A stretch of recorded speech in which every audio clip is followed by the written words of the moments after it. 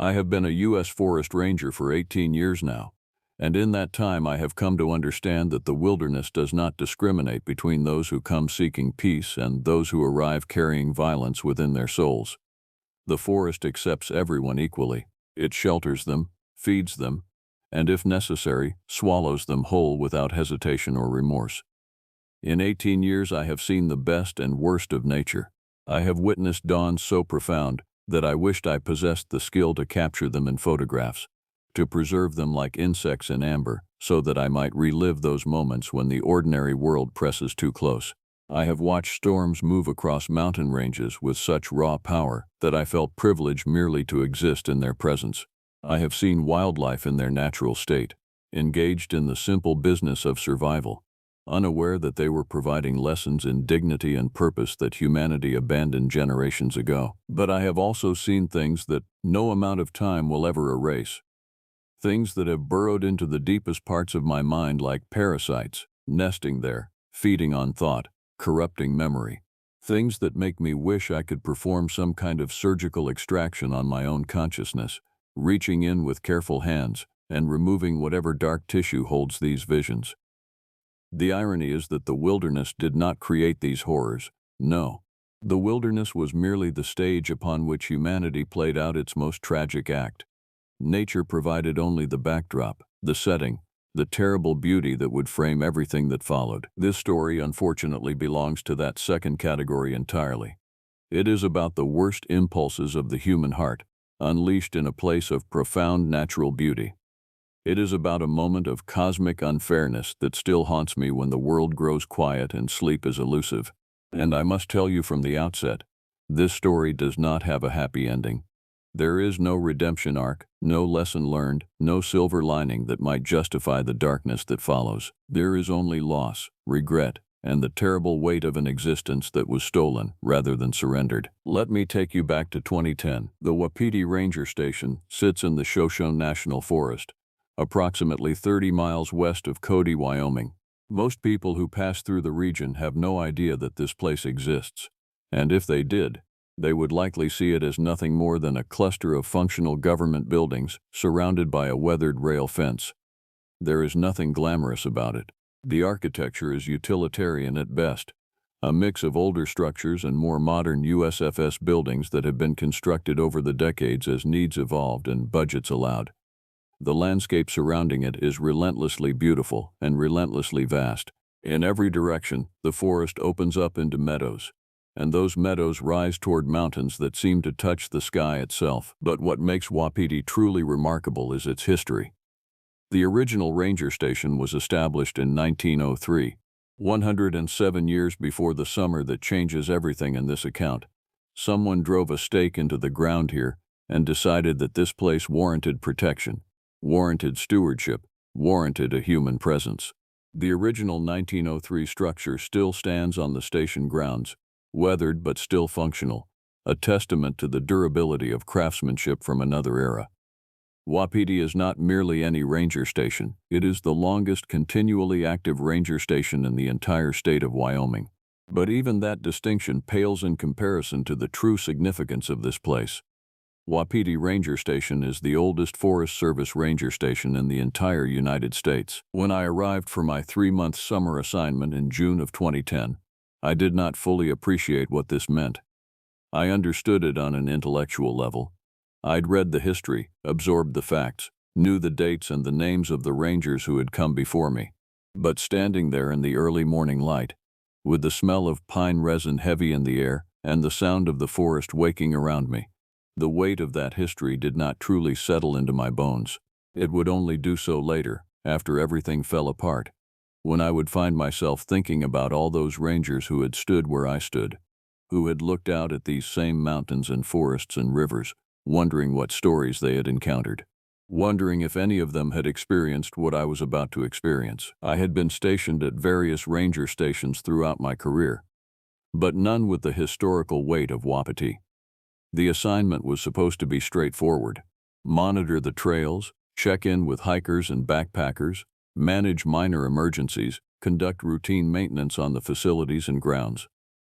During the summer months, we would see dozens of people passing through, day hikers heading out for a few hours in the forest, backpackers embarking on week-long journeys into the wilderness, families with children on relatively tame trails that offered good views without requiring exceptional athleticism or skill. Some of the hikers would stop by the station to ask questions. They wanted to know about water sources, about which trails were most scenic, about whether bears were active in particular areas, about proper food storage, about weather forecasts and trail conditions. These interactions were generally pleasant. Most people, when they stepped into the presence of someone who actually worked in the forest, seemed to undergo a subtle shift in consciousness.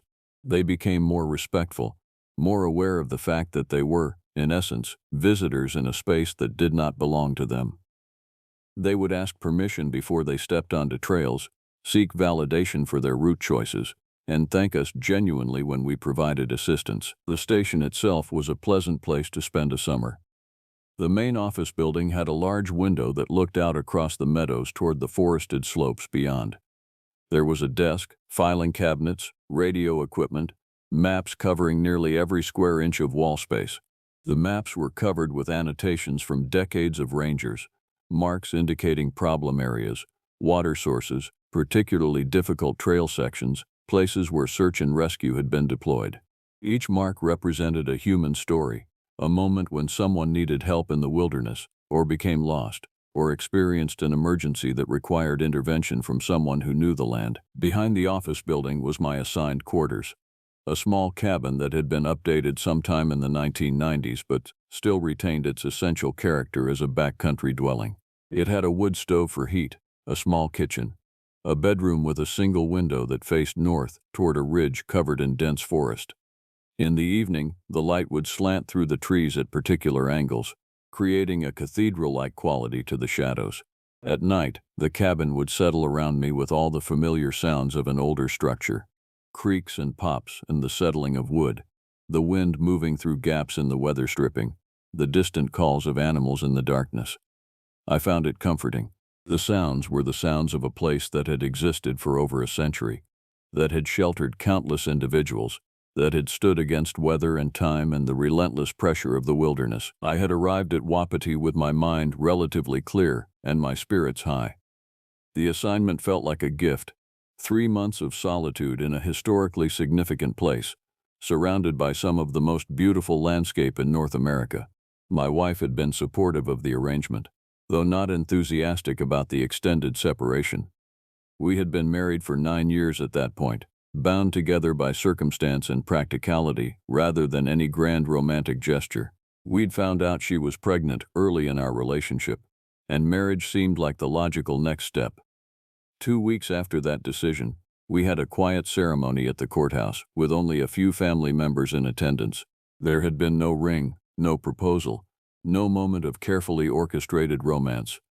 Just the acknowledgement that our lives had become entangled and that legal formality would make certain aspects of our future simpler. And so perhaps that is why I found myself so moved by the couples who came through the station, seeking directions to the beauty spot. I envied them, even as I admired them for what they were about to do. They were willing to put it all on the line, to orchestrate a moment of vulnerability and hope, to ask the question and accept whatever answer came back in response. There was a courage in that which I had never possessed. The beauty spot they were looking for was located approximately 2 miles from the station, in a direction northwest through mixed forest that transitioned to alpine meadow as the elevation increased. The trail to reach it was well maintained and not particularly challenging, though the final approach did require some scrambling over loose rock. The spot itself was extraordinary, a small hilltop that crested above a gentle slope that descended toward a stream valley. Beyond the stream, a wide meadow opened up, filled with wildflowers that bloomed in sequence throughout the season. Depending on the month, you might see lupines, Indian paintbrush, alpine forget-me-nots, wild roses, and dozens of other species, all competing for space and sunlight, all contributing to an ensemble of color that seemed almost impossible in its natural perfection. For marriage proposals, it was ideal. The view was expansive, the setting was intimate, and the natural beauty provided an almost overwhelming backdrop to the emotional intensity of the moment.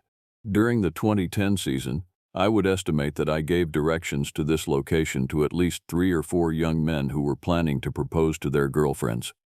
It was a regular occurrence, a seasonal rhythm that I had come to expect and appreciate. Every time, I would see the nervous excitement in the man's face, the way his hands would shake slightly as he held the map, the way he would glance at his girlfriend in an attempt to ask directions without her noticing, which was always endearing in its futility. And every time, I would feel a small swell of hope. Here was someone taking a risk, someone willing to be vulnerable, someone placing their future on the line, in the belief that their love was reciprocated. I admired them for it, truly. Even when I was giving them directions, even when I was nodding and smiling and offering whatever words of encouragement I thought might help, part of me was thinking about the courthouse marriage, about how different things might have been if I had possessed even a fraction of the courage these young men displayed. The summer progressed at its usual pace. June was cool, with rain in the afternoons that would clear by evening, leaving the forest impossibly fresh and the air thick with the smell of wet earth and growing things. July was warmer, with more stable weather and increasing numbers of hikers on the trails. August brought the heat that the high elevation could never fully prevent, though the nights would still cool dramatically, requiring a jacket even in the middle of the summer season. I fell into the rhythm of the work. Morning patrols to check on trail conditions, afternoon hours at the desk reviewing reports and updating records, evening hours listening to radio traffic and monitoring weather patterns. I would occasionally encounter hikers on the trails, and these meetings were usually pleasant. I would ask where they were headed, offer suggestions about water sources or alternative routes if the direct path was proving difficult, and pass along any information about recent bear activity or storm predictions. Most people were grateful for the information. Some were so absorbed in their own experience of the wilderness that they barely registered my presence before moving on. There was an isolation to the work that I appreciated. The station was not remote by true wilderness standards. I could drive into Cody within an hour if absolutely necessary. But during the summers when I was assigned to the field, I spent most of my time alone.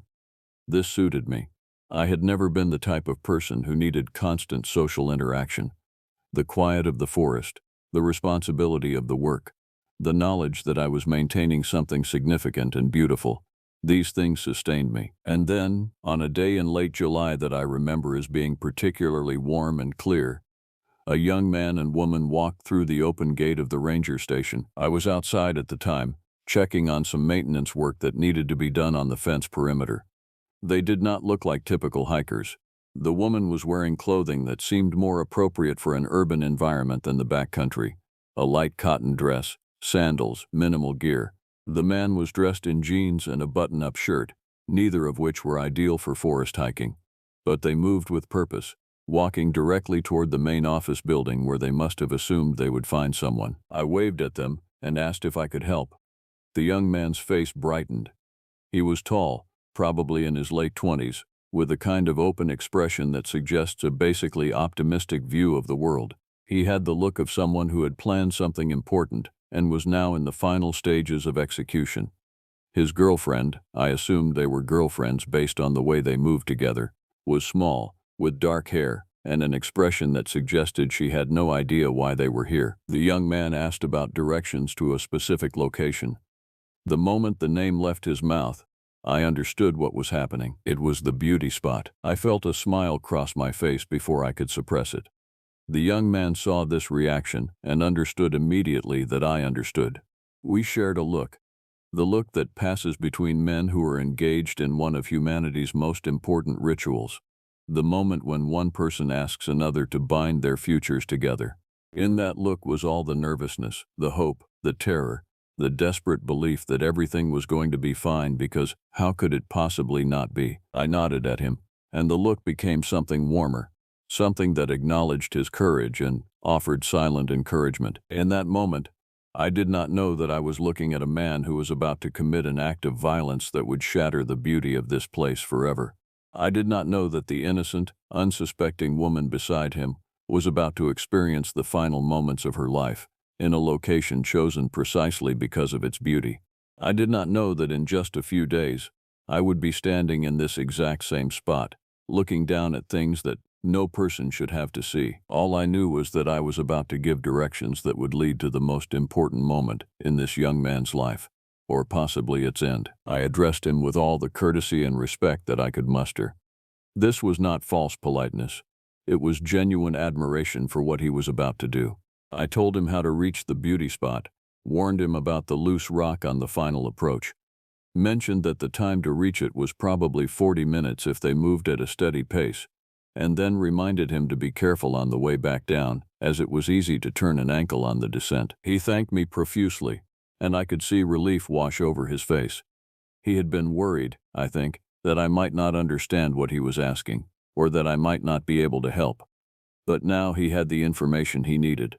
He had the roadmap to the moment that would define his future. He took his girlfriend's hand and began walking back toward the tree line where I assumed they had left their vehicle. I watched them go. The woman was smiling now, though she still seemed to have no idea what was about to happen. The man was walking with a different kind of purpose, the purpose of someone who had just been given permission to proceed with something tremendously important. That was the last time I saw them alive. 2 days later, I was sitting at the desk in the office building, reviewing some reports and updating the log of hikers who had passed through the station during that week. The weather had remained clear and warm, perfect conditions for hiking. The trails were likely crowded with people enjoying the tail end of July and the beginning of August, that window of opportunity when the weather is most stable and reliable. I heard a knock on the door. When I opened it, I found a man standing on the other side of the threshold. He was middle-aged, with a kind of weathered face that suggests a life spent in law enforcement. He wore the gray uniform of the state police, and his eyes had that particular quality that I have come to recognize in people who spend their careers dealing with the worst aspects of human behavior. They were eyes that had seen things, processed things, carried things that cannot be easily set down. He told me that he was a missing persons detective, and he was investigating a case that had brought him to the Shoshone National Forest. He showed me a photograph. A young woman, dark-haired, smiling at the camera in what appeared to be a casual snapshot. I recognized her immediately. She was the woman who had been standing beside the young man when he asked about directions to the beauty spot. The same woman who had been wearing the cotton dress and sandals. The same woman whose face I had observed as her boyfriend carefully orchestrated what was supposed to be the most romantic moment of their lives. The detective said that he had been able to track her last known location to the forest. He asked if I had seen her, if I had any information about where she might have gone, if there was anything unusual that I could remember about her or the person she was with. My stomach tightened. I told him yes, I had seen her. I had seen her just 2 days ago, standing right where he was standing now. I walked him to the trail that led to the beauty spot. As we walked, I told him about the proposal tradition, about how this location was popular among young men who were planning to ask their girlfriends to marry them. I told him that I thought they were probably fine, probably camping out somewhere nearby, probably too caught up in post-engagement euphoria to check in with anyone in the outside world. I remember laughing when I said this, remember thinking that it was a reasonable explanation, a logical outcome. I remember the detective smiling at my words, but I also remember that the smile did not reach his eyes. The eyes stayed cold. They stayed haunted. They stayed fixed on something in the distance that I could not see, as though he already knew what we were about to find. The walk to the beauty spot took us roughly 45 minutes, accounting for the pace at which we moved, and the fact that the detective seemed to be observing the landscape as we traveled, noting details, taking in information. The forest was beautiful that day. The light filtered through the canopy in geometric patterns, creating a sense of cathedral-like stillness beneath the trees. The air was cool in the shade, and we could hear the sound of the stream ahead before we reached the crest of the meadow. When we reached the hilltop, the view was exactly as I remembered it. The small hill crested above a gentle slope that descended toward a stream with a meadow full of wildflowers beyond it. It was the kind of place that made you believe in the possibility of happiness. It was the kind of place where a man might imagine himself on his knees, holding an engagement ring, waiting for the woman he loved to say yes to a shared future. The detective and I both looked down, and there, lying on the soft soil beneath us, were 2 bodies. The girl was positioned slightly forward, her head tilted at an angle that no living head should tilt. Part of her skull had been opened by the impact of a bullet fired at close range. Her dress, the same light cotton dress I remembered from 2 days ago, was soaked with a darkness that I understood immediately was blood. She had been shot in the head. The wound was catastrophic. There would have been no survival, no recovery, no possibility of the woman ever opening her eyes again and looking at the world through anything but the absolute finality of death. The man was positioned behind her, one arm extended across the space that separated them. He had no obvious external wounds, but I would learn later from the detective's investigation that he had shot himself in the stomach, taking the slower and infinitely more agonizing path toward death. He had lain there in the wildflowers, watching his girlfriend's corpse, feeling his own life drain away into the soil, and come to the understanding that he had destroyed everything in a moment of wounded pride and rage. The image of him is what stayed with me. The position of his body, the expression frozen on his dead face. He looked like he was in agony. Not the agony of physical pain, though there must have been plenty of that as blood loss slowly claimed him, but the agony of realization. The realization that the moment had passed, that the question had been asked and rejected, that whatever response she had given to his proposal had been enough to make him decide that the only answer he could accept was no at all. The detective was already on his radio, already calling in backup, already treating the scene like what it was, a crime scene. I stood there, unable to process what I was seeing, unable to integrate the memory of the hopeful young man from 2 days ago with the corpse in front of me, unable to reconcile the beauty of the location with the ugliness of what had happened here. The detective asked me if I was all right. He asked if I needed to sit down. He asked if this was something I had encountered before. I told him no, and in that moment, I meant it. I had not encountered this before. I had encountered the wilderness in all its terrible beauty and indifference, but I had not encountered humanity at its very worst, laid out in the wildflowers like a final accusation. The summer continued after that. The station continued to operate. Other hikers came through, asking for directions and advice. I gave it to them, but something had shifted inside me. The forest no longer felt like a place of pure beauty. It had become a place where violence was possible, where the worst impulses of the human heart could be acted upon with the full blessing of natural surroundings. A week after the bodies were discovered, I made the walk back to the beauty spot.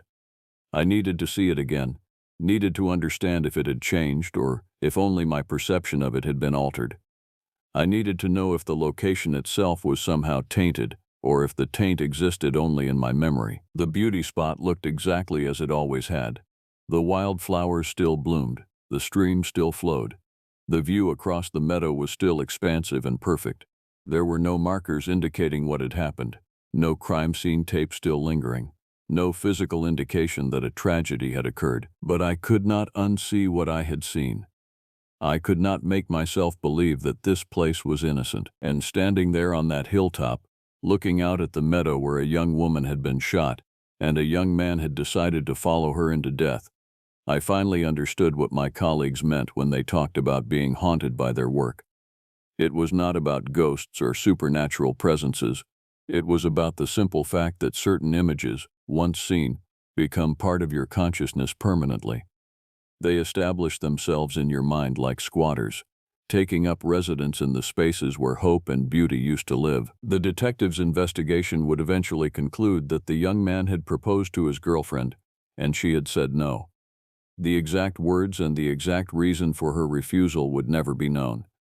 What was known was that the young man had been unable to accept her decision. In his mind, perhaps, the answer was supposed to have been automatic. He had orchestrated the perfect moment, taken her to the perfect location, presented the perfect romantic gesture. The answer was supposed to be yes, but it was not. And rather than accept that answer, rather than walk away with some fragment of dignity intact, he chose violence. He chose to express his pain and rejection and wounded pride through the mechanism of a firearm. He chose to take her life and then his own, to transform the beauty spot from a location of potential happiness into a location of absolute tragedy. I did not feel sympathy for him. I did not believe he deserved pity or understanding or anything other than the consequence of his actions. The girl, the young woman whose life had been stolen from her, she was the one who deserved everything. She was the one who had gone up that hill with no idea what was waiting for her at the top. She was the one who had been given no choice in the matter.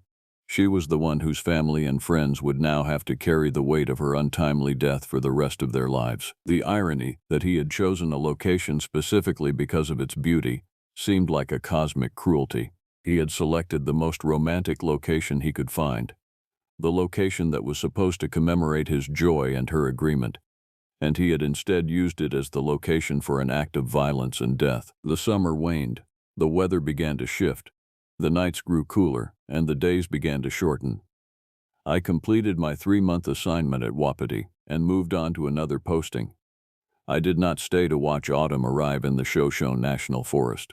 I did not return to see how the mountains looked when the aspen began to turn gold and the first snow began to fall on the highest peaks. But I thought about it often. I thought about the beauty spot, about the wildflowers, about the way the light fell across the meadow at particular times of day. And I thought about the young woman whose life had ended there, who had gone up that hill not knowing that it would be the last hill she ever climbed, not knowing that she was about to meet a version of her boyfriend that she had probably never imagined could exist. I thought about the unfairness of it, the cosmic, profound unfairness of existing in a world where beauty and violence could occupy the same location, where romantic intention could be transformed into murderous rage, where the answer no could be enough to trigger an act of killing. Years passed, decades in a way. I moved to other stations, worked in different forests, encountered hundreds of hikers and experienced thousands of patrols through wilderness that seemed to stretch infinitely in all directions. And yet the memory of that summer at Wapiti never truly faded. It only settled deeper, becoming part of the foundation of my understanding of the world and human nature. A while back, after I was no longer stationed at Wapiti or anywhere in the Shoshone National Forest, I made a phone call. I called the station and asked to speak with whoever was currently assigned there. When a ranger came on the line, I asked about the beauty spot. I asked if anyone had been up there recently, if anyone had left any kind of memorial or marker, if the location had become known among the local population as a place of tragedy. The ranger I spoke to was familiar with what had happened. He knew the story. It was the kind of story that gets passed along in ranger stations, whispered about during training sessions, brought up as a cautionary tale about what can happen when human beings bring their worst impulses into the wilderness. He told me that the last time he had been up to the beauty spot, he had found a bouquet of wildflowers. Someone had picked them from the meadow itself and arranged them at the crest of the hill, at the exact location where I imagined the couple must have stood when the proposal was made and rejected. A bouquet of wildflowers, a memorial, a physical manifestation of the fact that this young woman had mattered, that she had been loved by people who wanted to remember her, that she had not simply been erased by her death. I like to think it was family who left those flowers, a sister perhaps, or a close friend, someone who had walked that same path that she had walked, who had stood at that same crest and looked out at that same meadow, and decided that the best way to memorialize her was to use the flowers from the location where she had died. It was a kind of beautiful reclamation of that space, a way of saying that the location did not belong to the violence, that it could be something other than a crime scene, that flowers and beauty could still occupy the same ground where tragedy had occurred. But it was also heartbreaking. It was heartbreaking because it meant that she had family, that she had people who loved her enough to make the difficult journey to the place where she had died and leave something to mark that she had existed, that she had mattered, that her death was significant enough to warrant remembrance. I found myself hoping that it had been quick. I found myself hoping that when she said no, when she gave whatever response made her boyfriend decide that death was preferable to rejection, that perhaps she had not understood what was about to happen, that perhaps the shot came before she could process that the romantic moment had transformed into something murderous and final. I found myself hoping that she had not suffered, that she had not been afraid for long, that her last moment of consciousness had not been filled with pain and terror and the knowledge that the man she trusted had decided her life was forfeit because she had not said yes to his proposal. These hopes are probably futile. The reality is probably much worse, but they are the hopes that I carry with me, and they are part of what keeps me going when the memories of that summer threaten to overwhelm everything else. The beauty spot remains. The wildflowers continue to bloom. The stream continues to flow. New hikers arrive every year, asking for directions, hoping to propose to their girlfriends, believing that the beauty of the location will somehow guarantee a happy ending. I am no longer there to give them directions, but someone else is. Someone else is manning the ranger station at Wapiti, the oldest ranger station in the United States, the location that has stood for over 100 years and will probably continue to stand for 100 more. And someone else will encounter what I encountered. Someone else will be asked for directions to the beauty spot. Someone else will smile and nod and feel that small swell of hope and admiration. But the memory of that summer will remain with me. The image of those two bodies lying in the wildflowers will remain. The cold eyes of the detective who already seemed to know what we would find will remain.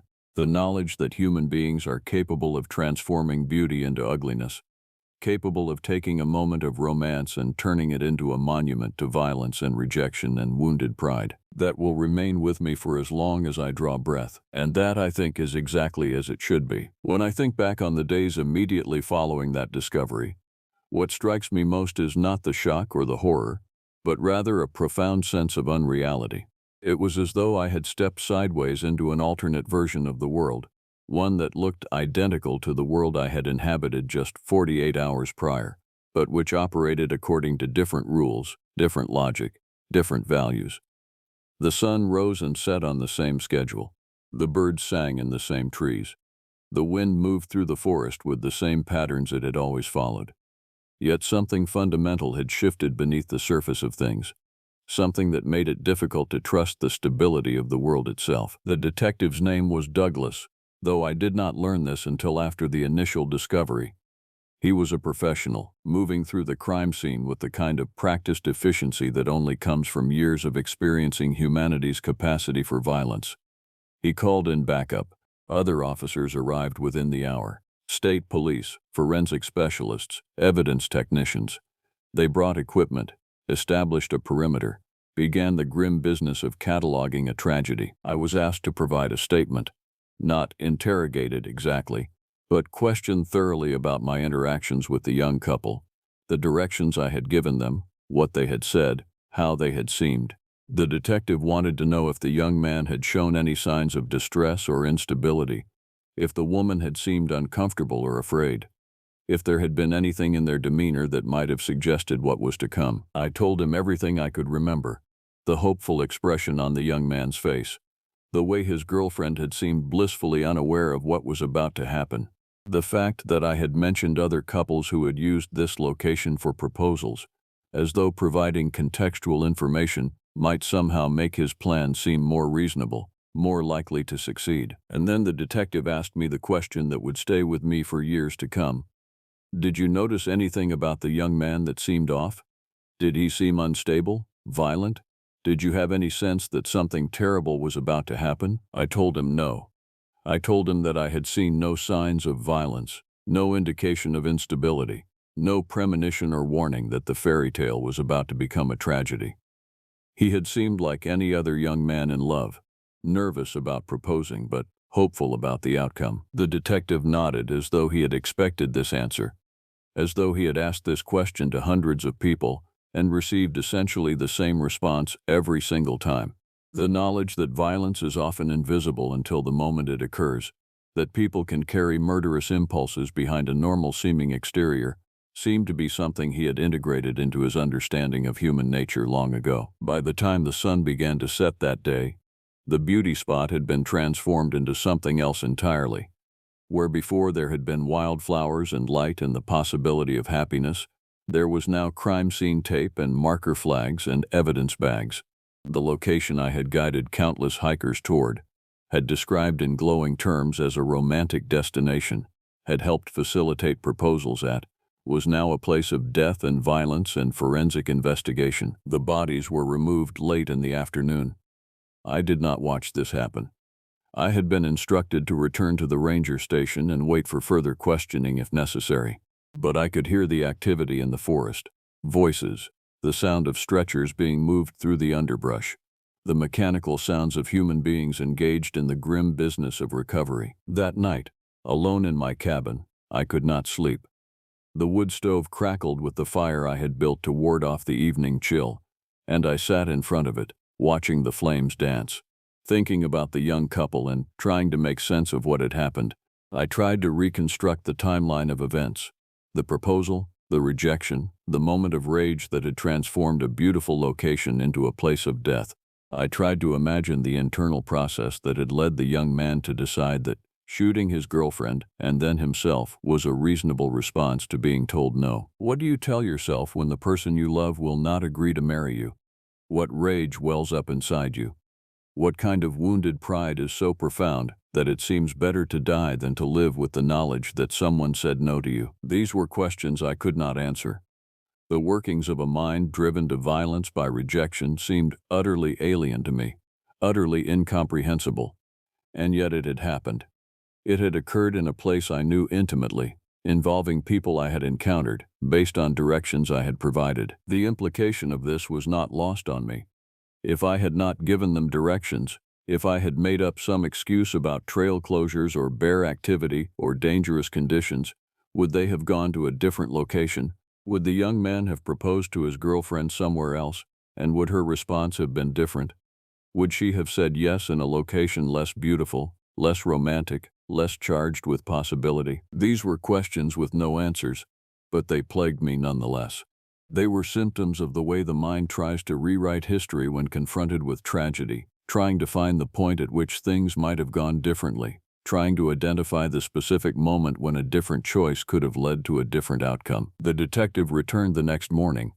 He wanted to walk through the entire sequence of events again, wanted me to retrace our steps to the beauty spot, wanted to understand my perspective on the location itself. As we walked through the forest, I found myself noticing things I had never paid attention to before. The way certain trees grew at odd angles, as though fighting against some invisible force. The way the forest floor dipped and rose in patterns that seemed almost intentional, almost as though the earth itself was expressing something about the landscape's history. We reached the crest of the hill where the beauty spot opened up before us. The crime scene tape was still there, fluttering in the breeze.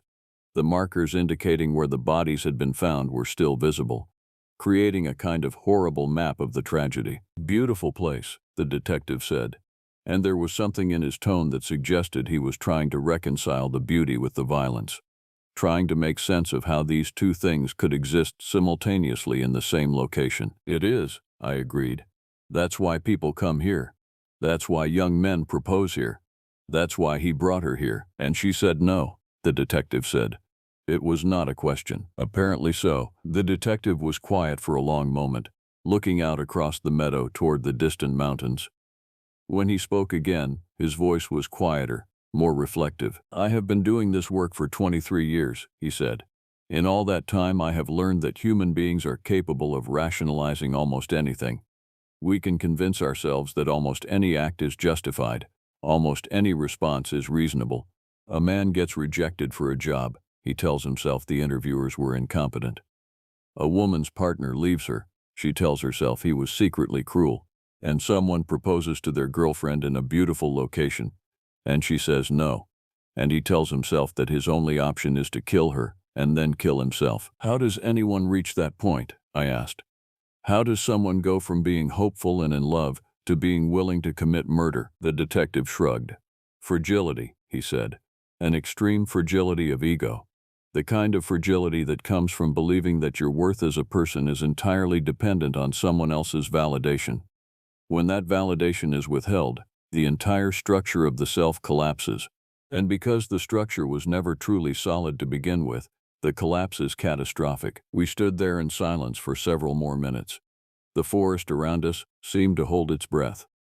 There was no wind, no animal sounds, no sense of the usual vitality that characterized the wilderness. It was as though the place itself was in mourning. "The young woman," I said. "Did she have family?" "Yes," the detective said. "A mother, a sister, a father who died when she was young. She was 23 years old. She had graduated from college 2 years ago with a degree in environmental science. She worked for a local conservation organization. By all accounts, she was a good person, 23 years old." I tried to reconcile this age with the person I remembered, the woman in the photograph. The girlfriend who had stood beside her boyfriend and asked for directions to a beautiful location, completely unaware that she was walking toward her own death. "What about him?" I asked. "The young man?" "27, the detective said.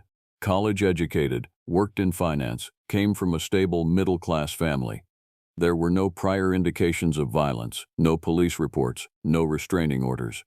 As far as anyone who knew him can tell, this came out of nowhere. This was the first and only time he ever acted violently. He was planning to propose," I said. "He came here convinced that she would say yes. He had probably been carrying the ring for weeks, imagining this moment, building it up in his mind to be something perfect and transformative. And when it wasn't," the detective said, "when she didn't validate that narrative, he couldn't handle it. The version of the future he had been carrying in his head suddenly collapsed, and he couldn't build a new version. He couldn't adapt. He couldn't accept that sometimes people say no. Sometimes love isn't reciprocated. Sometimes the answer is not the answer you expected." I thought about this as we walked back toward the ranger station. I thought about the fragility of the human psyche, about the ways that we construct narratives about our lives and then become trapped within those narratives when reality diverges from them. I thought about all the young men who had come to the ranger station over the years, asking for directions to the beauty spot, confident that their proposals would be met with yes, with embraces, with the beginning of a shared future. How many of them, I wondered, had harbored that same kind of fragility? How many of them would have responded with violence if their proposals had been rejected? It was a disturbing thought, one that colored my perspective on all future interactions with hopeful young men asking for directions. The days following the discovery were filled with administrative tasks and procedural necessities. There were reports to file, questions from superiors to answer, briefings about what had happened and how the situation had been handled. The station continued to operate, but with a changed atmosphere. The other rangers who had been stationed at Wapiti at the time seemed to move through their duties with less enthusiasm, less joy in the work. On the fourth day after the discovery, I saw a group of hikers come through the gate of the ranger station. A family, it looked like. 2 parents and 3 children ranging in age from perhaps 7 to 12. They seemed energetic and excited, carrying backpacks and wearing hiking boots, clearly ready for an adventure in the forest. Part of me wanted to ask them to sit down, wanted to tell them about what had happened just a few miles away, wanted to warn them that beauty and danger could exist in the same location, that the most romantic places in the world were also the most vulnerable to tragedy. But I did not say these things. I gave them directions, answered their questions about trail conditions, reminded them to bring plenty of water, and I watched them head back into the forest with the same sense of dread I would come to feel toward the end of my time at Wapiti. The beauty spot continued to exist. The wildflowers continued to bloom. The stream continued to flow. And every day, hikers would come through the station asking for directions. Some would be couples, some would be families, some would be individuals seeking solitude in the wilderness. I would give them all the same directions, the same advice, the same warnings about trail conditions and loose rocks. But something had shifted in me.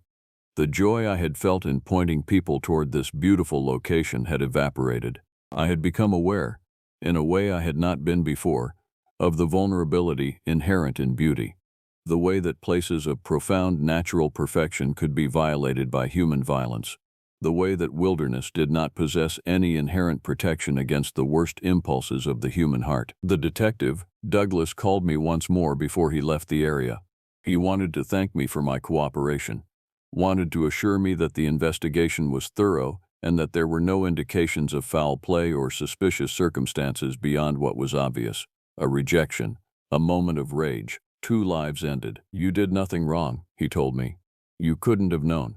There is no way you could have anticipated what was going to happen." But even as he said this, I did not fully believe him. There was a weight settling onto my shoulders, a sense of complicity that was perhaps irrational but nonetheless real. I had given the directions, I had smiled and nodded and encouraged him. I had pointed him toward a location that would become the place where his and her life ended. That was perhaps the beginning of my understanding about the relationship between beauty and tragedy, about the way that locations of natural perfection could become locations of human violence, about the way that a smile and an encouragement could be the last positive human interaction before someone decided to end a life. The summer continued. I did my job. I maintained the trails, checked on hikers, provided information and assistance to anyone who asked for it. But I moved through it all with a sense of distance, a sense that I was observing my own life from somewhere outside of it, watching myself perform the role of a ranger without being fully present in that role. At night, I would sit in my cabin and think about the young woman. I would try to imagine what her last moments must have been like. I would try to construct a narrative that might explain why she had said no. Whether she had had doubts about the relationship, whether she had known that the proposal was coming and had already decided what her answer would be, or whether it had been a moment of sudden clarity in which she realized that she did not want to spend the rest of her life with this person. These thoughts were perhaps not productive, but they were compelling nonetheless. They demanded to be thought, to be examined, to be turned over in my mind until I had extracted whatever meaning might be available to them. And with each passing day, I became more aware of a certain quality that the beauty spot now possessed. It was no longer simply a place of natural beauty. It had become a place of significance, a place where the boundary between ordinary human existence and tragedy had been breached. It had become haunted, not by ghosts or supernatural presences, but by the knowledge of what had occurred there. I wonder sometimes if other hikers, who eventually discovered what had happened at that location, experienced the same shift in their perception of it. I wonder if they still found it beautiful, or if the beauty had been permanently altered by the knowledge of the tragedy. I wonder if they saw the wildflowers and thought only of death. I wonder if they stood at the crest of the hill and imagined the scene, the proposal, the rejection, the moment of violence, playing out over and over in their minds. The summer began to wane. The days grew shorter. The temperature dropped in the evenings. The forest began to shift toward autumn, the green starting to fade, the first hints of gold and red appearing in the aspen groves on the higher elevations, and I found myself relieved, in a way, that my assignment at Wapiti was coming to an end. I was ready to leave this place, ready to move on to another station, another forest, another set of mountains and meadows and trails. I was ready to put some distance between myself and the beauty spot, ready to stop giving directions to young men who thought they knew exactly what was going to happen when they asked their girlfriends to marry them. But I also knew that I would never fully escape this summer. The images would follow me. The knowledge that beauty and violence could occupy the same location would stay with me. The understanding that people were fragile, that human beings were capable of rationalization and violence, and the sudden transformation of love into murder. This would become part of my permanent worldview. The beauty spot had done something to me. It had changed the way I understood the world. It had revealed something true about human nature that I had previously only understood intellectually rather than viscerally, and that knowledge, once gained, cannot be unknown. As my time at Wapiti came to an end, I made one final visit to the beauty spot. I wanted to see it one more time, to stand at the crest of that hill and look out across the meadow and try to understand what lingered there, what remained of the tragedy that had occurred. The wildflowers were beginning to fade. It was late August, and the peak bloom had passed. The flowers that had been so vibrant earlier in the summer were now turning brown at the edges, preparing for dormancy. The stream still flowed, clear and cold, down toward the valley below. I tried to imagine what the space must have looked like on the day of the tragedy. I tried to picture the young man on one knee, the ring in his hand, the question hanging in the air between them. I tried to imagine her face when he asked, tried to understand what she must have been feeling when she gave her answer, and then I tried to imagine what happened next. The moment when the question was rejected, the moment when hope transformed into rage, the moment when love became violence, but I could not truly imagine it. The transformation was too profound, too alien to anything I had experienced.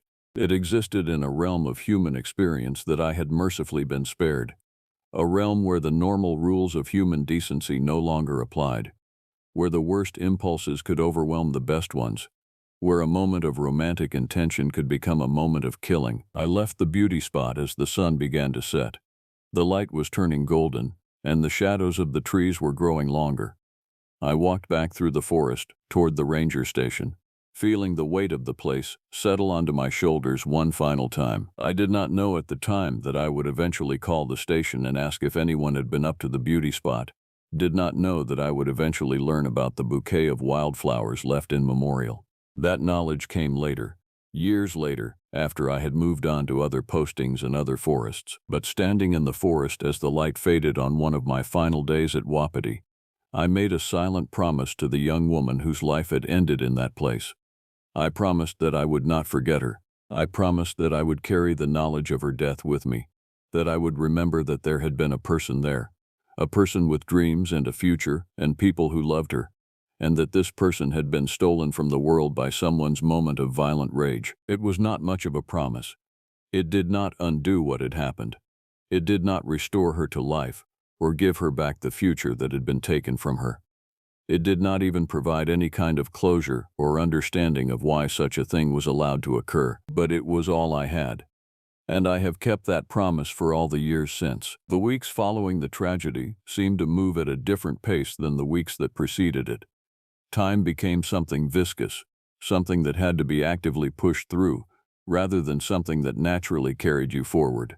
A day that should have lasted 24 hours felt like it could have been 48. An hour could contain the weight of a week. The detective, Douglas, had left the area within days of the initial investigation's conclusion, but his presence lingered long after his physical departure. I would find myself thinking about conversations with him, rehashing the details he had shared about the young woman and the young man, trying to understand the events from a perspective informed by his decades of experience with human violence and tragedy. What struck me most was the utter ordinariness of it all. The young man had no history of violence. There were no warning signs that might have predicted what he would become. There was no mental illness diagnosis, no substance abuse problem, no pattern of controlling or abusive behavior. He was a college-educated young man with a job in finance and a family that loved him. He was the kind of person that you might pass on the street without a second glance, a person whose normalcy would allow him to blend seamlessly into any crowd. And yet that same ordinary person had been capable of standing on a hilltop in the most beautiful place and ending 2 lives in the space of moments. This realization was perhaps the most disturbing aspect of the entire situation. It meant that violence was not something that telegraphed itself, that announced itself in advance, that could be predicted by observing the right warning signs. It meant that violence could emerge suddenly and completely from within a person who appeared to be entirely ordinary. It meant that anyone, absolutely anyone, might be capable of committing an act of terrible violence if circumstances aligned in just the right way. If wounded pride combined with access to a firearm and a moment of poor emotional regulation, I began to notice this quality of ordinariness in everyday interactions. A father arguing with his teenage daughter at the grocery store. Was there rage there that might one day transform into violence? A man shouting at someone who had cut him off in traffic. Was this the kind of person who might, under different circumstances, express his anger through a weapon? A woman crying alone on a park bench. Was she processing disappointment in a healthy way? Or was she experiencing the kind of rejection that might lead to desperate measures? I know this was probably an unhealthy way to process what had happened. I know that the vast majority of people who experience anger or rejection do not respond with violence. I know that there is a difference between anger and murderous rage, between disappointment and the kind of psychological breakdown that leads to killing. But having seen what I had seen, I could not unknow what I knew. I could not go back to viewing the world as a place where violence was an anomaly. It had been revealed to me as a possibility that existed within ordinary human experience. Something that could happen to people who seemed perfectly normal, perfectly reasonable, perfectly incapable of harming anyone. 2 weeks after the bodies had been found, I was sitting at the desk in the office building when I noticed something on the ground just outside the window. At first I thought it was simply debris, a pine cone, a leaf, something the wind had blown into the area in front of the station. But when I stood up and looked more carefully, I realized it was a hiking boot. It was a woman's hiking boot. Relatively new, still in good condition. It was lying on its side about 10 feet from the window, placed as though it had been deliberately set down rather than accidentally dropped. I went outside to investigate. The boot was indeed a hiking boot, a quality brand that would cost perhaps $200 new. There was something unsettling about its presence there, something that suggested it had been placed deliberately rather than accidentally abandoned. I looked around the station grounds to see if there was a matching boot, if there was a hiker nearby who might have dropped it, but I saw nothing else out of the ordinary. The boot simply sat there on the ground, a single item of footwear in front of the ranger station, inexplicable and strange. I called out to see if anyone was around, if there was a hiker in distress who might have shed a boot and needed assistance. The forest around the station was quiet, though that was not unusual. It was the middle of the afternoon, and many hikers would be actively engaged in their hikes rather than lingering around the station area. After waiting for a few minutes and receiving no response, I picked up the boot and brought it inside. I examined it more closely, looking for any identifying marks that might indicate who it belonged to. There was nothing inside, no name tag, no monogram, no indication of ownership. It was simply a well-maintained hiking boot with no history. I placed the boot on a shelf in the office building, thinking that perhaps the owner would return looking for it, that perhaps I would be able to reunite them with their lost property. But no one came looking for it. Days passed, then weeks, and the boot sat on the shelf, a silent monument to something I did not understand. I mentioned it to another ranger when they passed through the station a few days later, asked if they had heard of anyone reporting a missing hiking boot, if there had been any accidents or emergencies involving hikers in the area. They had not heard anything, said that it was odd but not unprecedented for hikers to abandon gear during a hike if it was causing them problems, or if they had decided to change their route. But the timing of the boot's appearance, just 2 weeks after the tragedy on the hill, seemed too significant to dismiss as coincidence. It was as though the forest itself was commenting on what had happened, as though the landscape was expressing something through this strange gift of footwear left on the steps of the ranger station. I did not mention this to Detective Douglas when he called to check in. I did not mention it to anyone. It seemed like the kind of thing that would require explanation, that would demand that I try to construct a narrative connecting the boot to the tragedy, and I had no such narrative. I only had the feeling that the boot meant something, that it was a message from somewhere or someone, a commentary on loss and abandonment and the way that people could vanish from the world leaving only their belongings behind. The days continued to pass. August gave way to the end of August, and I could feel the season beginning to shift. The forest took on a different quality in the waning days of summer. There was a sense of preparation, a sense that the landscape was girding itself for the transition to autumn and the hard months that would follow. I began to receive more hikers at the station, as people took advantage of the remaining days of stable weather to get out into the wilderness. Some were day hikers, planning to be back before nightfall. Others were beginning multi-week backpacking trips, attempting to maximize the remaining good weather before the season shifted. Each time I gave directions to the beauty spot, I felt a tension inside myself. I found myself wanting to warn people away from the location, found myself wanting to tell them about what had happened there, found myself wanting to prevent anyone else from being associated with that place in any way. But I did not do this. I gave directions just as I had always given directions. I smiled and nodded and offered encouragement, and I watched them walk away into the forest with a sense of foreboding that I could not fully explain. One afternoon, I was on a trail patrol about a mile from the station when I encountered a young couple hiking in the opposite direction. They looked to be in their late 20s, physically fit, equipped with quality hiking gear. They seemed happy, moving together along the trail with the kind of easy companionship that suggests a long relationship and deep familiarity. As they approached, the man asked me about trail conditions ahead, wanted to know what elevation they would reach if they continued on their current path, asked about water sources and camping locations. I provided the information he requested, pointing out where there was a reliable stream, mentioning a meadow about 5 miles ahead where there was adequate space for camping. As I was giving this information, I found myself studying their faces, searching for any signs of tension or conflict, any indication that this was a couple in distress rather than a couple enjoying each other's company. I saw nothing but contentment. They were smiling at each other. The woman's hand was on the man's arm. They seemed to exist in that perfect state of romance that characterizes the early stages of a committed relationship. I wanted to ask them about their relationship, wanted to know if they were engaged, if they were considering getting married, if there were any doubts or hesitations or points of conflict between them. I wanted to know if the man had ever considered proposing in a beautiful location, if he had fantasies about grand romantic gestures, if he harbored that particular fragility of ego that would make him respond badly to rejection. But I did not ask these things. I simply gave them the information they needed and watched them continue down the trail. Later that evening, I sat in my cabin and thought about that couple.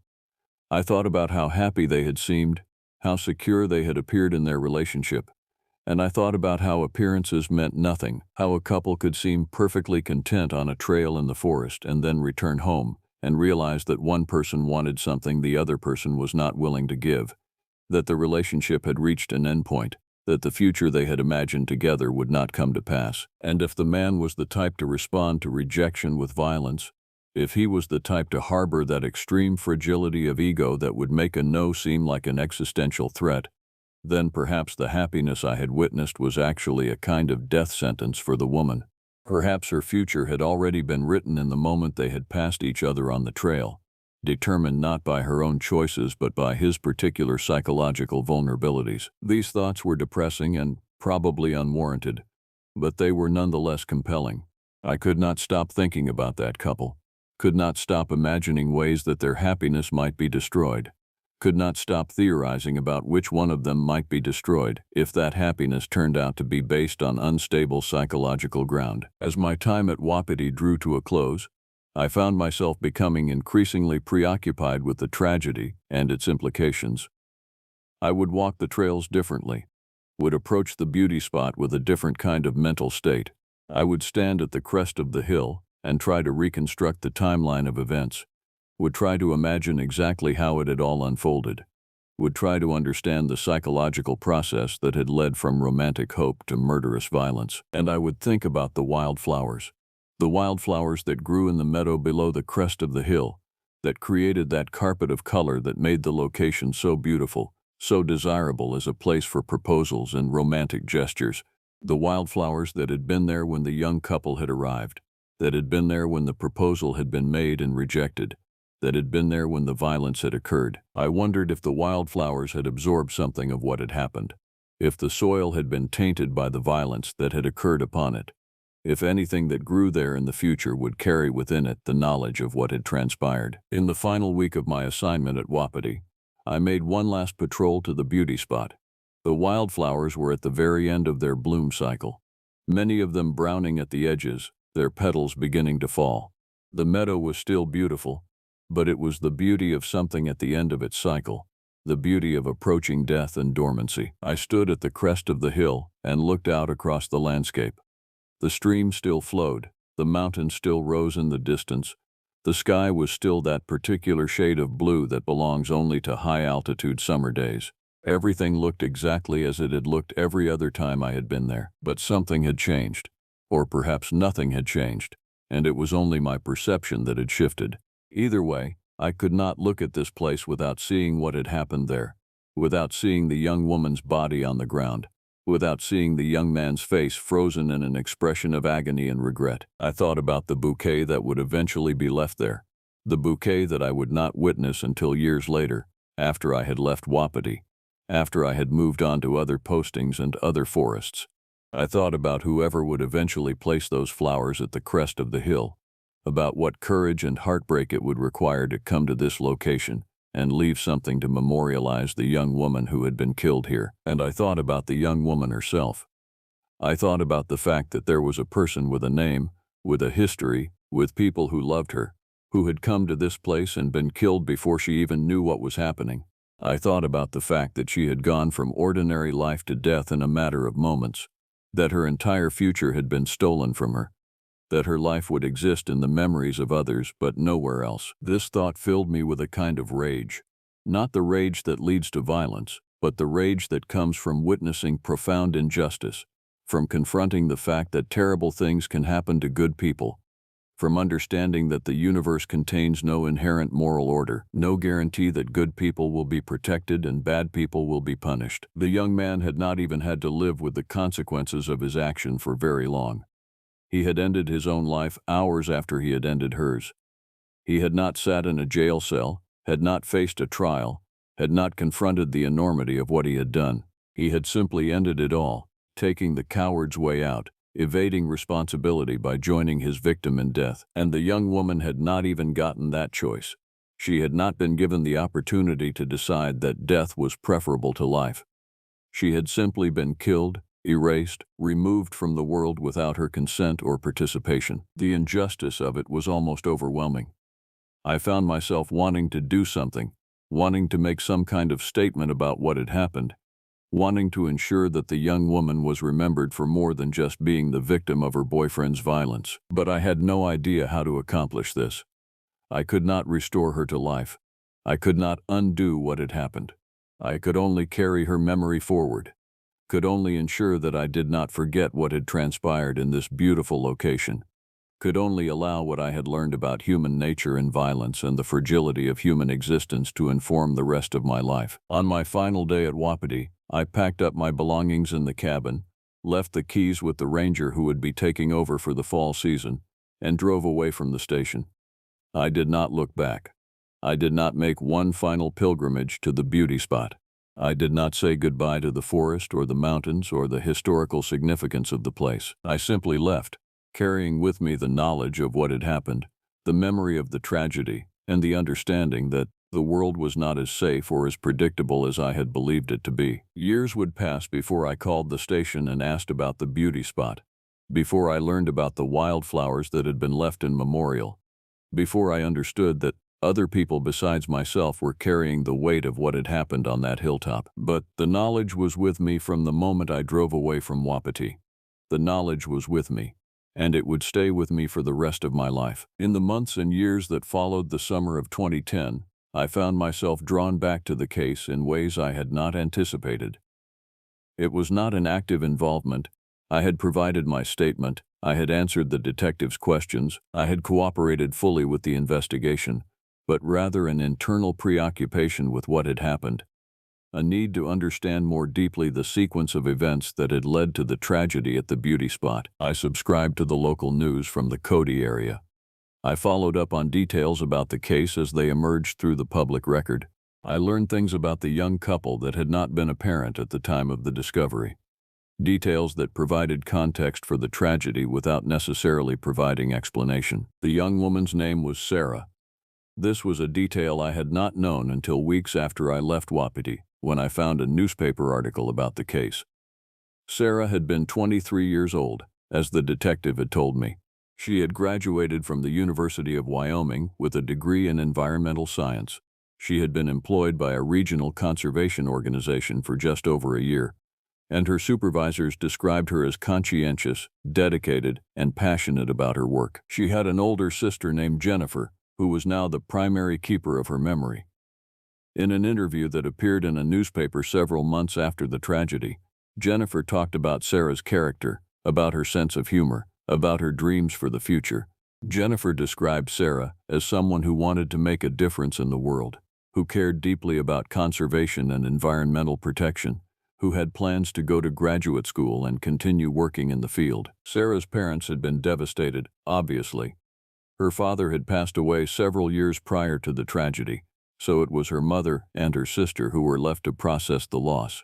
In the interview, Sarah's mother described how Sarah had called her regularly from wherever she was hiking or working, how she had been excited about outdoor activities, how she had always seemed happy and content with her life. But the most striking part of the article was a quote from Jennifer. "I want people to understand that Sarah was not just a victim of violence," Jennifer said. "She was a person. She had dreams and hopes and plans for her future. She wanted to do important work. She wanted to fall in love with someone who truly appreciated her. She wanted to have a life that meant something. And all of that was taken away from her in a moment because someone couldn't accept rejection." Reading this, I felt the weight of responsibility settle more heavily on my shoulders. I had been simply another character in this tragedy, the ranger who had given directions, who had facilitated the journey to the location where the violence would occur.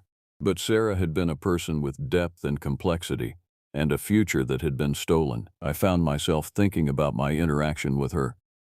I had not spoken to her directly. All of my conversation had been with her boyfriend, asking about directions and then providing them.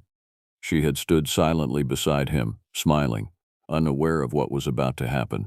Had she known that he was planning to propose? Had this been a complete surprise? Or had she sensed something in the air that day, some indication that something significant was about to occur? The investigating detective, Douglas, did not make any public statements about the case. His work was internal, focused on establishing the facts and building a comprehensive understanding of what had occurred. But through the public records and news reports, certain facts became clear. The firearm used in the deaths was a handgun that the young man, whose name I learned was Marcus, had owned legally for several years. There were no indications that he had purchased it recently, no evidence that the tragedy had been premeditated over a long period. The gun had simply existed in his possession, a potential instrument of violence that had remained dormant until the moment of emotional crisis. The police reconstructed the timeline based on the positions of the bodies and the condition in which they were found. Sarah had been shot first, at close range, in the head. She had been killed quickly, probably instantly, though there was no way to be absolutely certain of her psychological state in those final moments. Had she understood what was happening?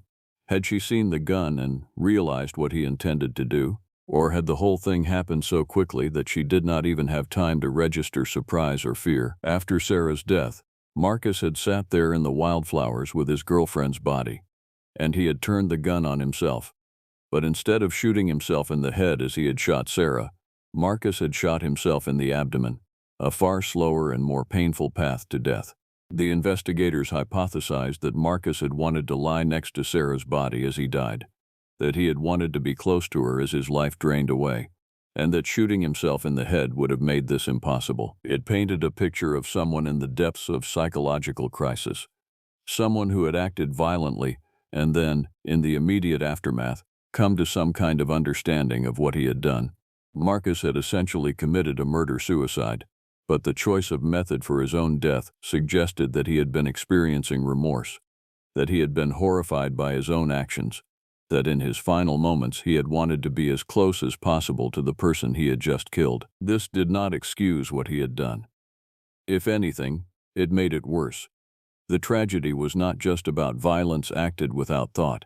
It was about violence acted in a moment of rage, followed by remorse, followed by the victim's murderer lying in the wildflowers next to his girlfriend's corpse, bleeding out slowly, presumably thinking about what he had done and what could never be undone. As I read these details over the months following the tragedy, I found myself experiencing a complex mixture of emotions: anger at Marcus for what he had done, for the presumption that made him think he could end Sarah's life because she had not said yes to his proposal, sadness for Sarah for the fact that she would never graduate school, would never make the difference in the world that she had wanted to make, would never experience the full breadth of what her life could have been, and something else too, a kind of resignation, a recognition that this was what human beings were capable of, that violence and rejection and wounded pride could combine to create catastrophic outcomes. I wondered sometimes what Sarah would have said if she had been given a choice in how to memorialize her death. I wondered if she would have wanted the wildflowers, if she would have wanted to be remembered primarily for being a victim, or if she would have wanted her memory to be tied more directly to the work she had been doing, the environmental causes she had been championing, the future she had been building. But these were questions with no answers. Sarah no longer had the ability to express preferences or desires. She existed only in the memories of people who had known her, in the news articles that had been written about her, in the investigation files that documented her death, and in my own memory. In the memory of the ranger who had given the directions that would lead her and her boyfriend to the location where her life would end. In the memory of someone who had not known her, who had not been able to protect her, who could only bear witness to what had happened and carry forward the knowledge that good people could be killed for reasons that had nothing to do with anything they had done or said. In the year following the tragedy, I requested a transfer away from the Shoshone National Forest. I did not explicitly state my reasons to my supervisors, but I made it clear that I was not interested in renewing my assignment at Wapiti or anywhere else in that region. I needed to move away from the forest that contained the beauty spot. needed to establish some geographical distance between myself and the location where Sarah had been killed. I was transferred to a ranger station in a different part of the state, a location far removed from Cody and the Shoshone National Forest. The new station was in a landscape that was geologically and ecologically distinct. Different trees, different wildlife, different elevation and climate patterns. It was not that I thought a change of location would erase the memory of what had happened. I knew that nothing could accomplish that. But I thought that being in a different forest, in a different landscape, might provide some kind of psychological relief. Some sense that I had moved away from the location where the tragedy had occurred. It did not provide as much relief as I had hoped. The memories followed me. The image of Sarah's body and the wildflowers followed me. The knowledge of what human beings were capable of when their pride was wounded and they had access to weapons followed me. These things had become part of my consciousness, and no amount of geographical relocation could extricate them. I became more careful in my interactions with hikers who came to the station. I became more observant about their emotional states, more attuned to any signs of tension or conflict or instability. When young men asked for directions to particularly scenic locations, I found myself wondering what they were planning, whether they were taking their girlfriends to romantic spots with intentions that were pure or intentions that were darker. I know this was probably an unhealthy way to process the tragedy. I know that I was probably projecting my fear and trauma onto innocent people. But having seen what violence could do, having seen how quickly human beings could transform from seeming normal to committing terrible acts, I could not simply return to trusting people's intentions or accepting their narratives about themselves at face value. 5 years after the tragedy, I made the phone call to Wapiti that I mentioned in the earlier account. I wanted to know if anyone had visited the beauty spot, if anyone had left anything there, if the location had continued to be a place where people came to propose to their girlfriends, or if it had become something else in the years since the tragedy. The ranger I spoke with was a younger man, perhaps in his early 30s, someone who had come to Wapiti after I had left. He knew about the tragedy. It was the kind of thing that would be told to every ranger who came to work at the station, the kind of cautionary tale that would be part of the institutional memory of the place. He told me about the wildflowers. Someone had come to the beauty spot and left a bouquet of wildflowers at the crest of the hill, had arranged them carefully as though creating a shrine. The ranger said that he had seen them himself about a year after the deaths, and he assumed that they had been placed by someone close to Sarah, a family member or a close friend who wanted to memorialize her at the place where she had died. "Do you think people still go there to propose?" I asked. The ranger was quiet for a moment. "Some do," he said. "We've had a few couples ask for directions to the beauty spot since then. At first I wondered if I should tell them about what happened there, if I should warn them away from the location. But then I thought, is it really my place to prevent people from going somewhere just because something terrible happened there? Should we allow tragedy to dictate which locations we avoid?" It was a fair question, one that I had wrestled with myself. The tragedy had occurred at the beauty spot, but the beauty spot had not caused the tragedy. The location had simply been the stage upon which a human drama had played out. The mountains and the trees and the wildflowers and the stream had done nothing wrong. They had simply existed in their usual state of natural beauty. But the weight of what had happened there could not be ignored. The location carried with it now a different kind of significance, a different kind of meaning. It was no longer simply a place of beauty and romance.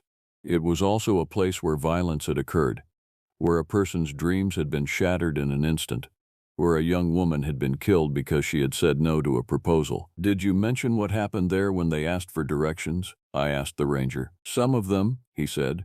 "Some couples I just gave them the directions without saying anything, figuring that people have the right to make their own decisions about where they want to go. But others, especially if I got the sense that something might not be quite right about the relationship, I mentioned it. I gave them the facts about what had happened and let them decide whether or not they wanted to go to a location where something like that had occurred." I appreciated this approach. It seemed like an appropriate middle ground, providing information without making the decision for people, allowing them to exercise agency in determining where they wanted to go and what they wanted to do. After I hung up with the ranger, I found myself thinking about the bouquet of wildflowers again. I found myself imagining who might have placed it there. Sarah's sister Jennifer, perhaps, or Sarah's mother, or a close friend who had been devastated by her death. I found myself imagining the courage it would have required to make that journey, to go to the place where she had been killed, to stand at the crest of that hill and think about what had happened there. And I found myself grateful that someone had done this, that someone had gone to the trouble of commemorating Sarah at the location where she had died, that someone had insisted that the location not be allowed to exist purely as the site of a tragedy, but also as a place of remembrance and honor for the person who had been lost. The years continued to pass. I remained a forest ranger. I moved through a series of postings at different stations in different forests. I encountered countless hikers, gave directions to countless locations, helped people navigate the wilderness that I had devoted my professional life to protecting and maintaining. But the memory of Sarah, the memory of that summer at Wapiti, the knowledge of what human beings were capable of doing to each other, this stayed with me through all of it. It had become part of the foundation of my understanding of the world. It had made me more cautious, more skeptical, more aware of the ways that beauty and violence could exist in the same location, could occupy the same moment in time. And I had come to accept this as part of the price of the work that I did, the price of being in the forest, of encountering human beings at their best and worst, of witnessing both the beauty of the natural world and the ugliness that human beings could impose upon it. I had learned that the wilderness did not discriminate. It sheltered everyone equally, the person seeking peace and solitude, the person trying to kill someone they loved, the person trying to escape consequences through self-destruction. The forest did not judge. It simply existed, indifferent to the dramas that unfolded within it. And the beauty spot remained beautiful, even after what had happened there. The wildflowers bloomed every summer, indifferent to the fact that human beings had died in that location. The stream continued to flow. The view from the crest of the hill remained expansive and perfect, but for me it would never be quite the same. The tragedy had transformed it into something more complicated, something that contained both genuine beauty and the residue of genuine horror. It had become a location where two realities existed simultaneously, the reality of natural beauty and the reality of human violence, and I carried both of those realities with me always. Years passed, enough years that I began to think of the tragedy as something that had occurred in another lifetime, in another version of the world where I had been a younger person, less experienced in the ways that human beings could hurt each other. I progressed through my career in the Forest Service, taking on positions of greater responsibility, managing stations, training younger rangers, maintaining the intricate network of trails and facilities that allowed people to access and enjoy the wilderness. But the older I got, the more I found myself thinking about Wapiti. Perhaps it was because I had reached an age where I was more aware of my own mortality, more conscious of the fact that my years as an active ranger were limited. Perhaps it was because the specificity of the memories had not faded the way that I had hoped. They had only become sharper, more detailed, more vivid, or perhaps it was something else entirely. Perhaps it was the beginning of a haunting, in the psychological sense, where the location and the tragedy were becoming so intertwined in my consciousness that I could not think of one without experiencing a visceral reaction to the other. I began to read more extensively about the case. I accessed police reports through Freedom of Information requests. I saved newspaper articles and magazine pieces about the tragedy and its aftermath. I became something of an amateur specialist in the details of what had happened, studying the timeline, the evidence, the aftermath with an intensity that probably exceeded what was healthy or productive. What I found was a tragedy without clear answers, a situation where the facts were established but the understanding remained elusive. Why had Sarah said no? This was the question that seemed to haunt me most. Had she known he was planning to propose and had already decided what her answer would be? Had the proposal been a complete surprise, and had she made a split-second decision that resulted in his violent response? Had she said no because she did not love him, or had she said no for some other reason, because she wanted to focus on her career, because she sensed something about his temperament that troubled her, because she simply was not ready for marriage? The investigators had interviewed Sarah's friends and family members, but none of them had provided clear answers to these questions. Sarah had never mentioned any plans that Marcus was making. She had not expressed doubts about the relationship.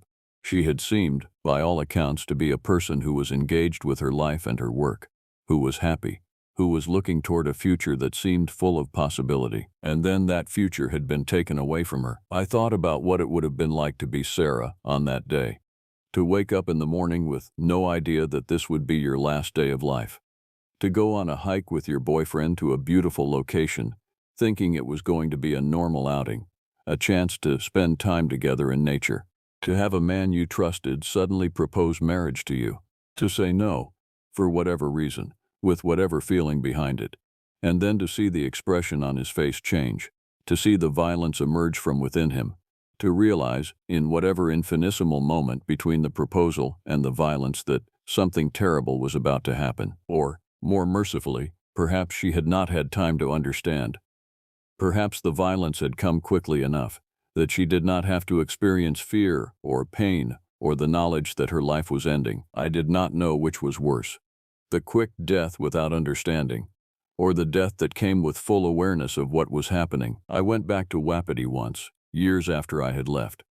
I was not stationed there anymore. I was not stationed anywhere anymore, actually, having taken a desk job at a regional headquarters office where I managed administrative aspects of the Forest Service rather than working directly in the field.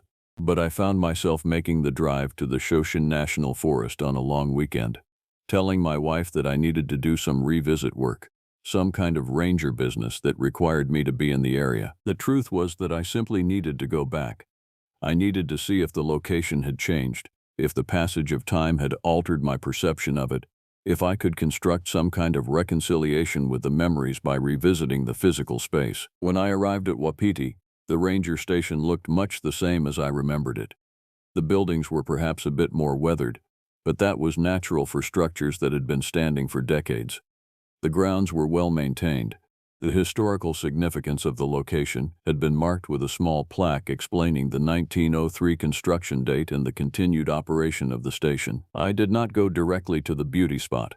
Instead, I spent time at the station, reacquainting myself with the layout of the buildings, remembering where I had spent my evenings, where I had sat at the desk reviewing reports, where I had looked out the window at the meadows beyond. The ranger on duty was a woman in her mid-40s, experienced and professional.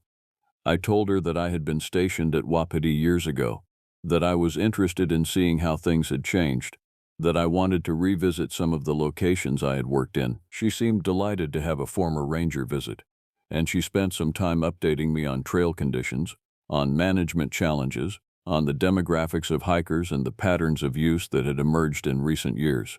The conversation was pleasant and professional, the kind of exchange that characterizes interactions between people who are united by a shared profession and understanding of the work. I did not mention the tragedy. I did not mention Sarah or Marcus or the beauty spot. I let the conversation flow without introducing the subject that had been weighing on my mind for years. But after I had left the station and was driving toward the trail that led to the beauty spot, I found myself thinking about whether the current ranger knew about what had happened there, whether it had been part of her training, whether it was something that was discussed when new rangers arrived at the station, whether the tragedy had become integrated into the institutional memory of Wapiti in the way that I assumed it would. I parked at the trailhead and began the walk to the beauty spot. The forest was familiar, the same trees, the same understory vegetation, the same sounds of wind and water and wildlife. But it also seemed different, as though the passage of years had altered something fundamental about the landscape. Though I knew this was probably only a change in my own perception. The trail was well maintained, and I made good time to the crest of the hill. The view was exactly as I remembered it. The gentle slope descending toward the stream, the meadow full of wildflowers beyond it, the mountains in the distance. It was late August, and many of the flowers had already passed their peak bloom. But there were still enough flowers present to create a sense of beauty and color. I stood at the crest of the hill for a long time, looking out across the landscape, and I thought about Sarah, about the fact that she had stood here years ago with a man who would kill her moments later. I thought about the fact that she had died in the presence of extraordinary beauty, that her last moments had been framed by this view. There were no markers at the location indicating what had happened there. The crime scene tape was long gone. There was no memorial visible, no physical indication of the tragedy that had occurred.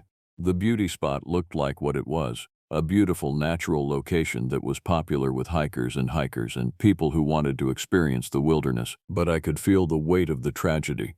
I could feel the presence of Sarah, or perhaps not her presence exactly, but the absence of her, the void that had been created when she was killed.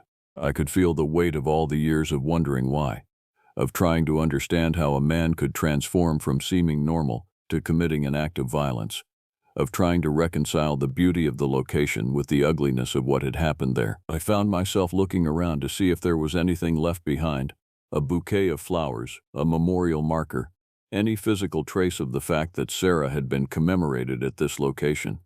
But I saw nothing.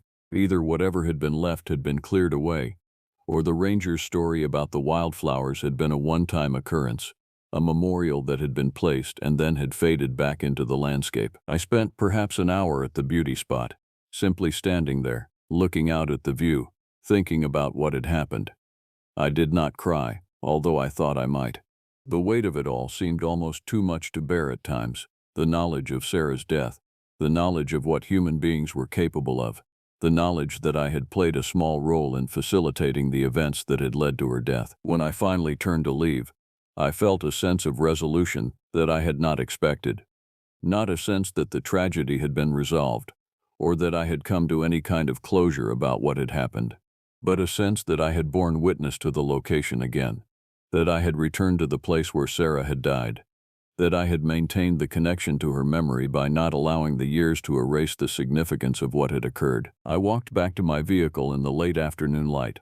The forest around me was beautiful, full of the particular golden quality that characterizes the tail end of summer in the high mountains.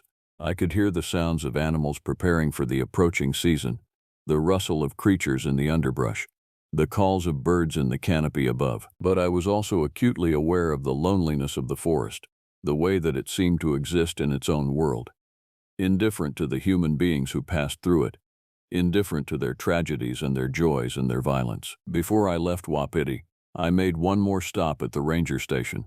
I asked the female ranger if she had heard about what had happened at the beauty spot years ago. She nodded, said that she was aware of the tragedy, that it had been part of her training when she arrived at the station. "Do you ever warn people away from the location?" I asked. "Sometimes," she said.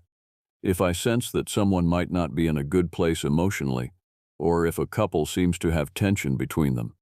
But mostly I just give people the information they ask for and let them make their own decisions about where to go." "That seems fair," I said. She looked at me with an expression that suggested she understood that this was more than just a casual question, that there was something personal about my interest in how people were directed to the beauty spot. "Did you know the people involved?" she asked gently. "No," I said, "but I was stationed here when it happened. I gave the young man directions to the beauty spot. I didn't know what was going to happen, but I was the last person who interacted with him before everything fell apart." The ranger nodded. "That must be difficult," she said, "knowing that." "It is," I agreed, "but it's also something I've had to come to terms with. It wasn't my fault. I had no way of knowing what he was planning, what he was capable of. But knowing that intellectually hasn't really helped with the emotional weight of it." "I think that's normal," the ranger said. "I think most people who work in search and rescue or law enforcement eventually accumulate experiences like that, moments where you're tangentially connected to a tragedy, where you feel like you might have been able to prevent it if you'd only known or said something different. It's part of the work, unfortunately." I thanked her for the conversation and headed out. The drive back to where I was staying took me through familiar territory, past locations I remembered, along routes I had traveled years ago. By the time I arrived at my hotel in Cody, the sun had set and the temperature had dropped significantly. I sat in my hotel room and thought about the ranger's comment about search and rescue personnel accumulating these kinds of experiences. She was right, of course. The work of managing wilderness and assisting people who came to use that wilderness meant that you would eventually encounter tragedy. You would eventually have to stand over bodies or at accident scenes, or in locations where people had done terrible things to each other, and you would have to find a way to carry that forward, to integrate those experiences into your understanding of the work and the world, without allowing them to destroy your ability to function or to continue doing the work. This was perhaps the most important lesson that I had learned during my decades as a forest ranger. Not the technical skills of trail maintenance or wildlife management or emergency response, but rather the emotional and psychological skills necessary to witness human tragedy and violence and continue to function, continue to show up for work, continue to believe that the work mattered despite having seen the worst of what human beings were capable of. I would not have chosen this lesson if I could have gone through my career without witnessing the tragedy at the beauty spot. Without carrying the knowledge of Sarah's death with me, I probably would have chosen that path. But the choice had not been available to me. Instead, I had been given this particular combination of experiences, this particular weight to carry, this particular knowledge about what human beings could do to each other and about the relationship between beauty and violence, and I had survived it. I had continued to work. I had continued to show up, to do my job, to maintain the wilderness and assist the people who came to use it. I had not destroyed myself with guilt or despair, though I had certainly wrestled with both, but I had endured, and perhaps that was all that anyone could ask for. To witness the worst of human nature and to endure it, to continue living and working and finding meaning despite having seen things that should not be seen, despite knowing things that perhaps should not be known. As I fell asleep in that hotel room in Cody, I thought about Sarah one more time. I thought about the future that had been stolen from her, the plans she had made that would never come to fruition, the difference she wanted to make in the world that she would not now have the opportunity to make. And I thought about the wildflowers that had been left at the crest of the hill, flowers that had been picked from the same meadow where she had died, arranged carefully as a memorial, a way of insisting that her death was significant, that her life had mattered, that she would not be forgotten. It was a small gesture in response to a catastrophic tragedy, but it was something. It was a way of reclaiming the beauty spot from pure tragedy, of insisting that it could be a place of remembrance and honor, as well as a place where violence had occurred. I fell asleep thinking about that bouquet of wildflowers, thinking about whoever had placed it there, thinking about all the ways that human beings tried to memorialize loss and process grief and find some kind of meaning in meaningless tragedy. And in my dreams, I walked through a meadow full of wildflowers that bloomed in impossible colors, that never faded or withered, that existed in a state of permanent beauty. But even in the dream, I knew that wildflowers were temporary things, that they bloomed and faded and would bloom again next year, and the year after that, and forever into the future, that they existed in a cycle of death and renewal that was indifferent to the human beings who passed through the meadow where they grew. And somewhere in the meadow, though I could not see her clearly in the dream, Sarah was there. Not as a ghost or a supernatural presence, but as a memory, as an absence, as a life that had been stolen and would not return. The years that followed my return to Wapiti seemed to move differently than the years that preceded it. Time, which had previously moved at a relatively uniform pace, began to feel elastic, some periods expanding to fill enormous psychological space despite being brief in terms of days and weeks, while other periods seemed to compress and rush past, leaving little impression on my consciousness. I continued my work with the Forest Service, but I had begun to think about retirement. The prospect of leaving the work, of stepping away from the ranger stations and trails and emergency response teams that had defined my career for so many decades, created a kind of urgency. There were things I needed to understand, questions I needed to resolve, before I transitioned into whatever came next. One of these questions was whether I could finally achieve some kind of peace regarding the tragedy at the beauty spot. Not peace in the sense of forgetting what had happened. I had accepted that the memory would stay with me for the rest of my life. But peace in the sense of integrating the experience, of accepting my role in the events that had unfolded, of stopping punishing myself for having given directions to a location where violence would occur. To this end, I began to spend time looking into what had happened to Sarah's family after her death. This was partly enabled by the internet, by the ability to search for information and follow various threads that connected to the tragedy and its aftermath. It was partly enabled by my position within the Forest Service, which gave me access to certain information networks and resources. What I found was both heartening and heartbreaking. Sarah's mother had remained active after her daughter's death, working with organizations that focused on violence prevention and victim advocacy. Jennifer, Sarah's sister, had become involved in conservation work, seemingly inheriting or continuing her sister's passion for environmental protection. In this way, Sarah's life continued to have meaning and impact even after her death, not through her own work, but through the work that her family members did in her memory. I found an article that Jennifer had written for a conservation publication, discussing the connection between environmental protection and emotional well-being, between maintaining wild places and maintaining a sense of hope about the future. There was no mention of Sarah's death in the article, but I felt certain that the article was, in some way, connected to her sister's death, that Jennifer's work was informed by the knowledge of the tragedy. I found myself wanting to contact Jennifer, wanting to tell her that I remembered her sister, that I had been part of the events that had led to her sister's death, that I was sorry for what had happened. But I hesitated. I did not know if it would be helpful or harmful to contact her, if she would want to hear from the ranger who had given the directions, or if such contact would only dredge up painful memories. In the end, I did not contact her, but the knowledge that she existed, that she was continuing her sister's work, that she was channeling her grief into something constructive and meaningful, provided a small sense of comfort. It meant that Sarah's death had not been entirely meaningless, that the tragedy had not been allowed to destroy everyone it touched, that something of Sarah's spirit lived on in her sister's work. I also found information about Marcus's family. I discovered that his parents had suffered tremendously following their son's death. In a sense, they had lost both their son and their understanding of who their son had been. The man their son had revealed himself to be in the moments before his death, the man capable of murdering his girlfriend, was not the person they had thought they knew. This must have created an enormous cognitive dissonance, a rupture in their sense of their own family and their understanding of the person they had raised. I did not feel sympathy for Marcus, but I did feel sympathy for his parents.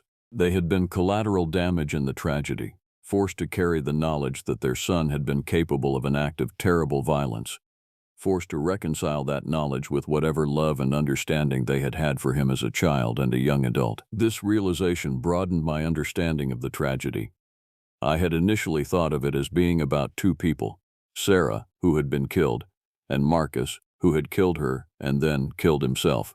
But the tragedy actually had ripple effects that extended to everyone connected to these two individuals: Sarah's mother and sister, Marcus's parents, friends and colleagues of both of them, the investigators who had to document what had happened, the rangers who worked at Wapiti and had to process the knowledge that such violence was possible even in beautiful, peaceful places. The tragedy had not simply ended with the deaths of the two people who had died on that hill.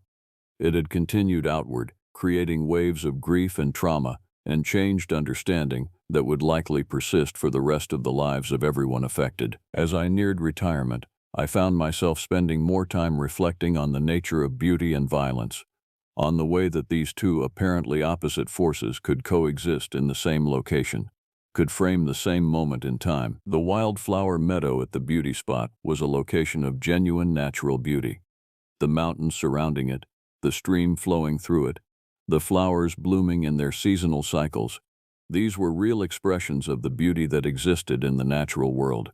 But that same location was also the location where a person had been murdered, where a moment of romantic intention had been transformed into violence. The beauty had not gone away. The violence had not tainted the beauty in a permanent sense. The wildflowers continued to bloom every year, indifferent to the fact that a person had been killed in the location. The mountains continued to rise in the distance, indifferent to human tragedy. The stream continued to flow, indifferent to the fact that blood had stained the soil at the location where it descended toward the valley. This was perhaps the most difficult aspect of the tragedy to come to terms with.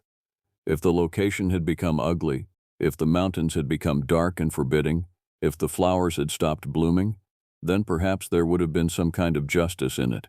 The external world would have mirrored the internal tragedy. Nature would have acknowledged what had happened by transforming itself. But the external world had not transformed. The beauty spot remained beautiful, and that beauty, continuing in the face of the tragedy that had occurred there, created a kind of cognitive dissonance that I had never fully resolved. In my final year as an active ranger, I made a decision. I decided to write a comprehensive account of what had happened that summer at Wapiti, to document not just the facts of the tragedy, but my own emotional and psychological journey through it. I wrote about Sarah, about what I had learned about her, about my hope that her life would be remembered for more than just the circumstances of her death. I wrote about Marcus, about trying to understand the psychology of someone who could commit an act of violence in response to rejection, about the complexity of carrying any kind of sympathy for a person who had done something so terrible.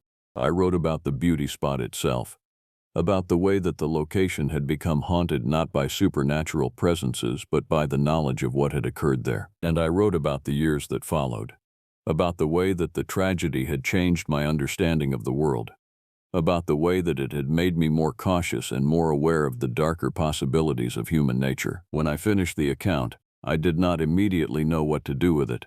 It was deeply personal, but it also felt like something that should be shared, something that might be useful to other people who had experienced similar traumas or who needed to understand how someone could survive bearing witness to tragedy. I decided to share it publicly, to tell the story in a way that was respectful to Sarah and her family, that did not glorify the violence that had occurred, that did not frame Marcus as anything other than a person who had committed a terrible act for which there was no excuse. In telling the story, I found some kind of peace. Not complete peace. I do not think such a thing is possible, but a sense that I had finally processed the experience, had finally integrated it into my understanding of myself and my life and the nature of the world. And I found that in telling the story, I was also honoring Sarah. I was insisting that she be remembered not just as a victim but as a person, someone who had cared about conservation, who had wanted to make a difference in the world, who had deserved a future that had been stolen from her. In the years following my retirement, I have thought often about whether I would go back to the beauty spot again. The truth is that I have not returned in person, though I have returned many times in my thoughts and in my dreams. I have continued to carry the memory of the place with me, continue to think about what happened there, continue to process the implications of the tragedy, but I have found that I do not need to physically return to the location to maintain my connection to the memory of it.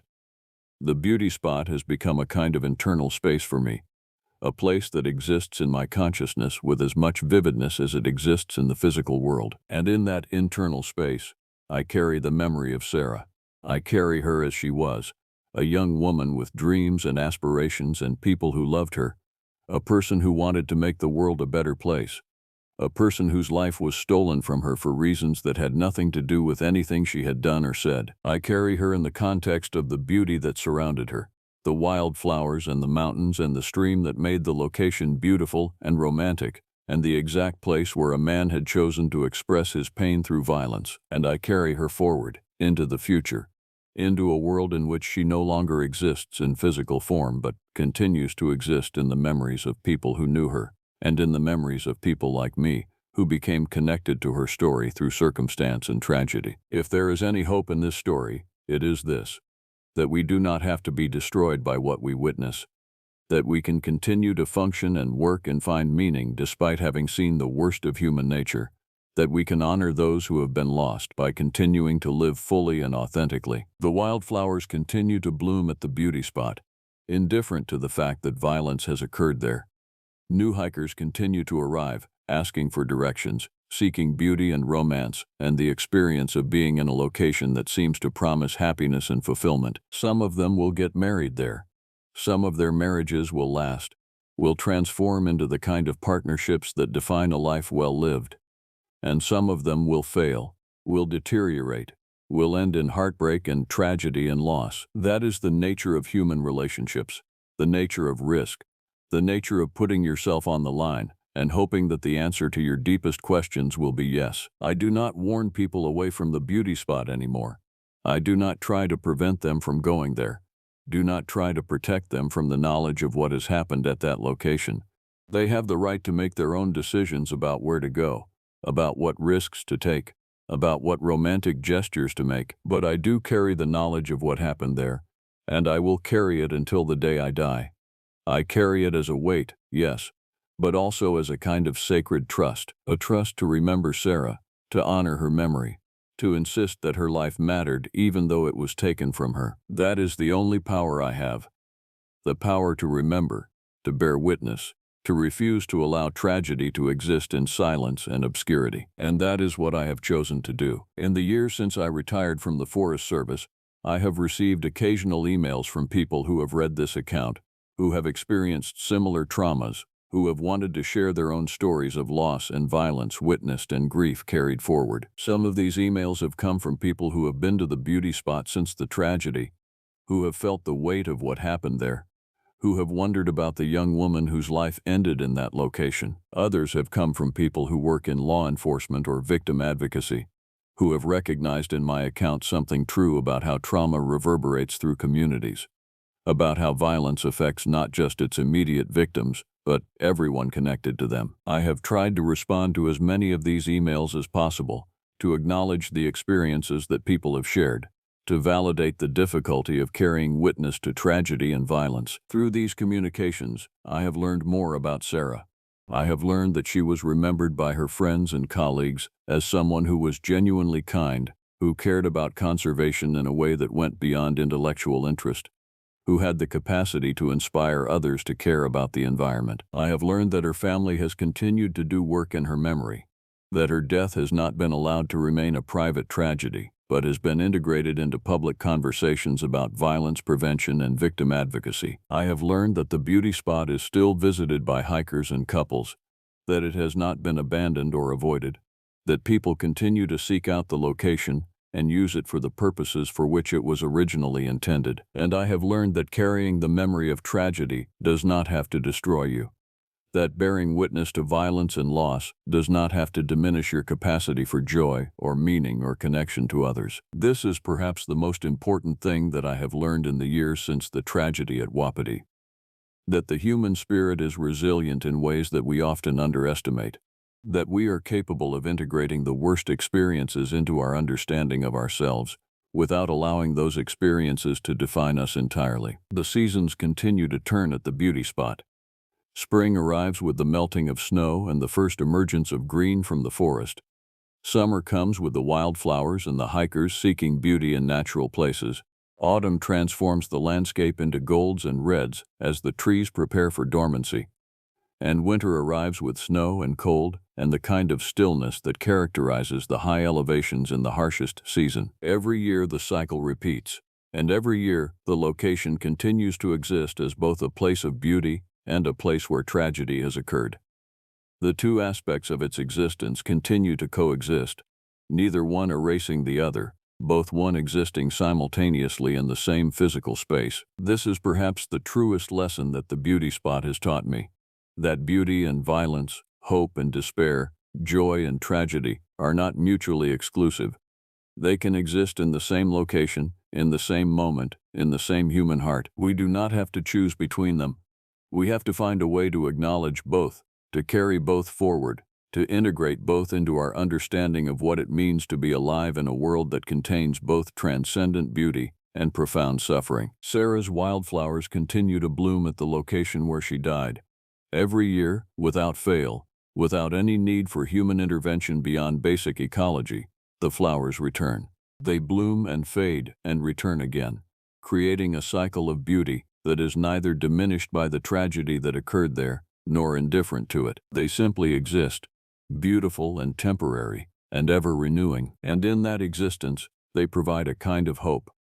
Not the naive hope that terrible things will not happen, that violence can be prevented through beauty alone, that love is always reciprocated and marriages always work out, but the hope that comes from witnessing something beautiful and enduring. The hope that comes from understanding that the world is capable of regenerating itself even after trauma. The hope that comes from the knowledge that every spring brings new flowers, new possibilities, new opportunities for life to assert itself against the darkness. This is the message that I carry forward from the summer of 2010, from the tragedy at the beauty spot, from the loss of a young woman whose dreams and futures were stolen from her. Not that everything is fine, that violence is acceptable, that rejection justifies murder, but that beauty and hope and the possibility of renewal persist even in the face of tragedy. That we are capable of being destroyed by what we witness, and yet continuing to function and to find meaning. That the memory of the dead can be honored not through silence or forgetting, but through acknowledgement, through storytelling, through the insistence that their lives mattered even if they were taken from us. The beauty spot remains beautiful. The wildflowers continue to bloom. And the memory of Sarah continues to exist in the hearts and minds of everyone who has known her story. And that is enough. That is all we have. And yet somehow, it is everything.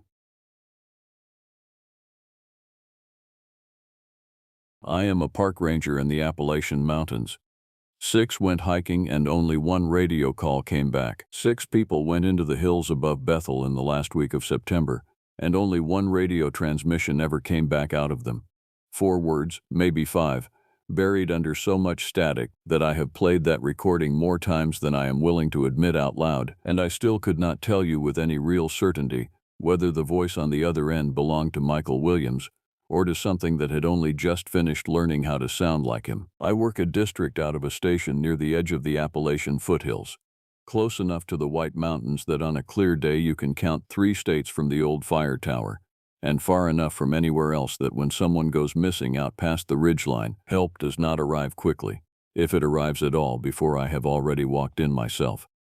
Most years the job is a twisted ankle, or a lost hunter who finds his own way back to the trailhead by sunrise, cold and humbled and grateful to see a truck with a state seal on the door.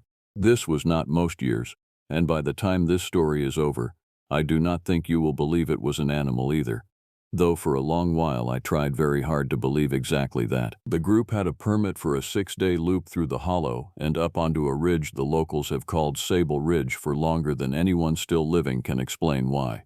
It was the kind of trip they told the station they had done every fall for 11 years running. The same 6 people, the same week. Close enough to the same route that the ranger who processed their paperwork barely had to ask them any questions at all. Michael Williams, 45, led it, the way he always led it, calm and sure-footed and just stubborn enough that nobody else ever really argued about the route. His wife, Jessica Garcia, 41, walked beside him the way she always walked beside him, close enough to talk, far enough to have her own thoughts. Jessica's younger sister, Amanda Clark, 36, was along for her first year, carrying a small handheld recorder she used for a modest nature program almost nobody outside of Bethel had ever heard of, narrating birdsong and wind and her own footsteps into a microphone clipped to her pack strap, like she was collecting proof that a place this quiet could still exist. Robert Wilson, 47, was Michael's oldest friend from college, a man who ran a business down in Portland and complained about his knees for the first 2 miles of every single trip, and then somehow came back for the 12th year in a row anyway, because underneath all the complaining, this was clearly the week he looked forward to more than any other on his calendar. William Rodriguez, 63, had lived near these particular woods longer than any of the other 5 had been alive, and he came along less as a hiker and more as a kind of insurance policy, the man who knew which slope still held ice in early October and which stream would run clean even after a hard rain. And Ashley Martinez, 47, Jessica's closest friend since college, joined the trip for the first time that year since her husband had passed the winter before, because Jessica had told her, more than once, that these woods were the only place grief ever seemed to loosen its grip on a person, even a little, even for a few days. William liked to say this particular group had kept the same small tradition since their 2nd year on the trail together, that whoever spotted the first moose of the trip earned the right to pick the music at the trailhead barbecue when everyone finally made it back down to the truck, and that Robert had won that honor 9 years running, mostly by shouting the word moose at every uncertain shape in the tree line, until, by simple odds, he was bound to be right eventually. It was a small thing, the sort of ritual 6 people build, without ever once sitting down and formally deciding to build it, and I only know about it at all because Jessica mentioned it to a trooper during an early interview, crying and laughing in the same breath, in a way that told me exactly how long these 6 had been doing this together, and exactly how little any of them had any reason to expect this particular September to look any different from the 11 before it. I want you to hold on to these 6 names, because before this story is finished, you are going to hear every one of them again, and I do not think you are going to hear them the same way I did, sitting alone with a recorder and a headlamp on a wet log with the light failing around me. Before I go any further, If this is the kind of story that gets under your skin the way it got under mine, I am going to ask you for something right now, while you are still thinking about it. Hit like on this video. Leave a comment and tell me if you have ever heard something out in the woods that you decided, in the moment, it was safer not to go looking for. And subscribe to this channel, because stories like this one only keep getting told if people like you are still here at the end of them. And I have a great many more files in the bottom drawer of my desk that I have never told anyone outside this channel about. The plan for that September was simple enough on paper. Drive out to the trailhead outside Bethel, hike the loop through the hollow and up onto Sable Ridge, camp 3 nights along the way, and be back at the truck by the 28th. They carried a satellite messenger for one scheduled check-in on day 3, more of a formality than anything, since William had walked that loop probably 40 times over the years without a single real incident to his name. The day 3 check-in came through exactly on schedule. It was the last completely ordinary thing about this case. The message itself arrived garbled almost past reading. 4 or 5 words stitched together out of a signal that had no real reason to drop in that terrain. Not under a clear sky, not with the elevation they were working from. Dispatch flagged it as a probable equipment malfunction and scheduled a routine follow-up for the next check-in point. That follow-up never came. By the time day 5 arrived with no contact, no movement on the truck at the trailhead lot, and no answer on repeated hails, I was already loading a pack before my supervisor had even finished the phone call telling me to. We left the station a little after noon under a sky the color of an old dish rag, wind coming down off the ridge in a way that promised a hard rain before evening. Possibly worse, an early season squall that had no business showing up before October in this part of Maine. My search partner rode with me in silence for most of the drive, both of us running the same quiet math we always run on a call like this. The math that says most overdue hikers are fine. Most overdue hikers simply lost track of a day. Most overdue hikers are not the reason a person keeps a folder of old case files locked in the bottom drawer of a desk that he never lets anyone else read. We reached the trailhead as the first real rain came in sideways off the ridge, cold enough to sting. Michael's truck sat exactly where the permit said it would, doors locked, nothing disturbed. A faded trail map still folded on the dash the way a man leaves it when he fully expects to need it again in 6 days.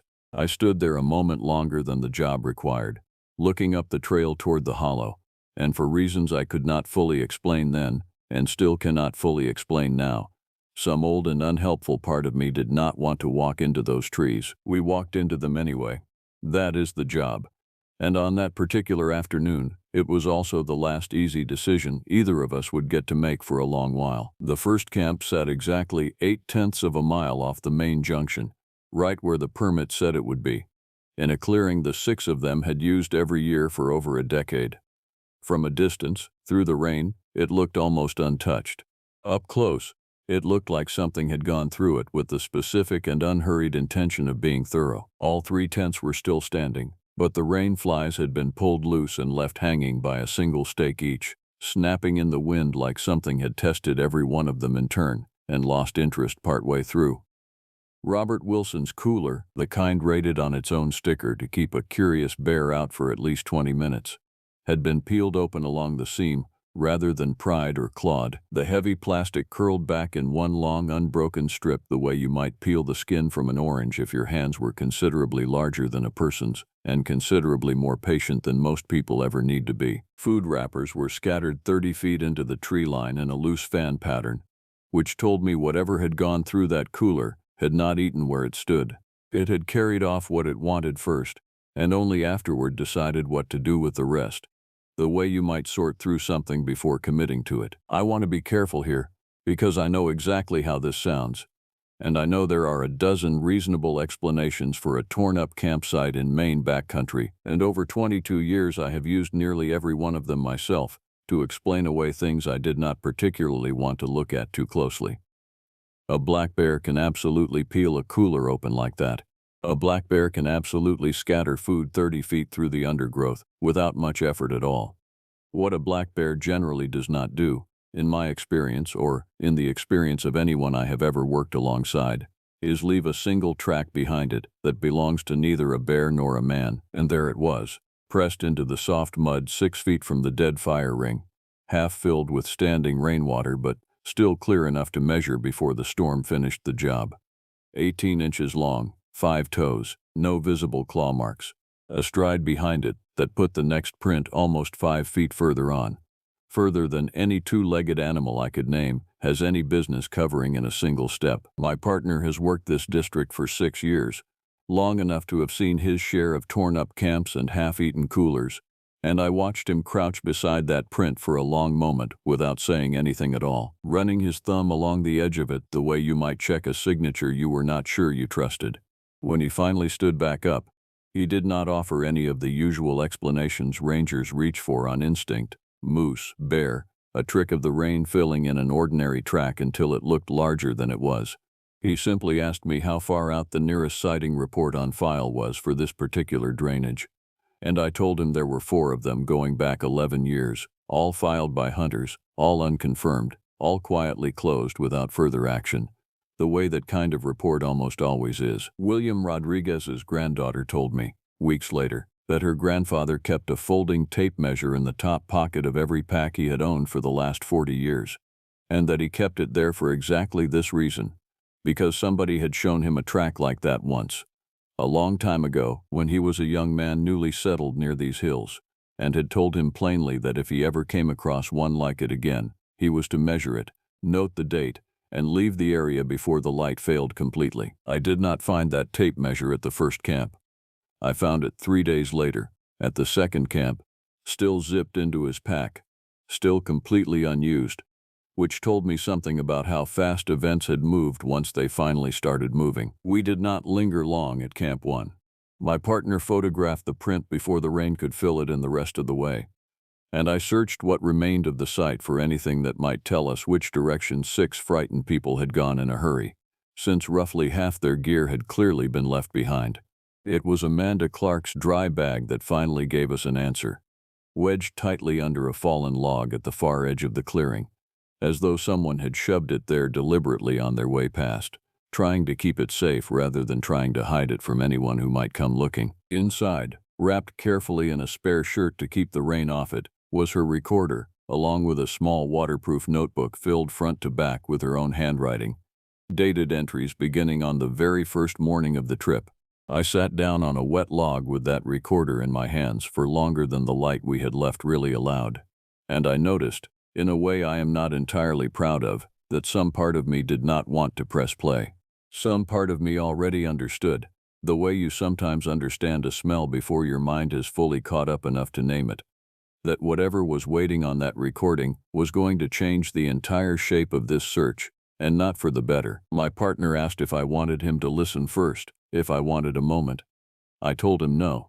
I pressed play myself, because that is the job, and because 6 names were still unaccounted for out there somewhere past the tree line, and every minute I spent hesitating on a wet log was a minute those 6 people did not have to spare. The first entry on Amanda Clark's recorder was time-stamped the morning they left the trailhead, and for nearly 11 minutes, it was almost unbearable to sit through, not because anything in it was wrong, but because everything in it was so completely, ordinarily right. You could hear Robert Wilson complaining about the weight of his own pack, in a tone that made it obvious he loved complaining about it more than he minded the actual weight.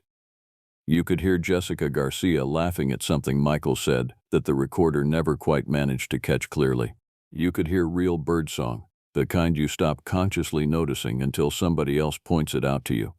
And Amanda pointed it out constantly, describing the color of the light through the spruce, the smell of the trail after the season's first real rain, the particular sound 6 pairs of boots make together on wet granite. For 11 minutes, that recorder held the voice of a woman who had absolutely no idea what was coming for her and the 5 people she loved most. That first night, at Camp 1, William Rodriguez told a story around the fire, and Amanda had the recorder running for that too, more out of habit than any real intention.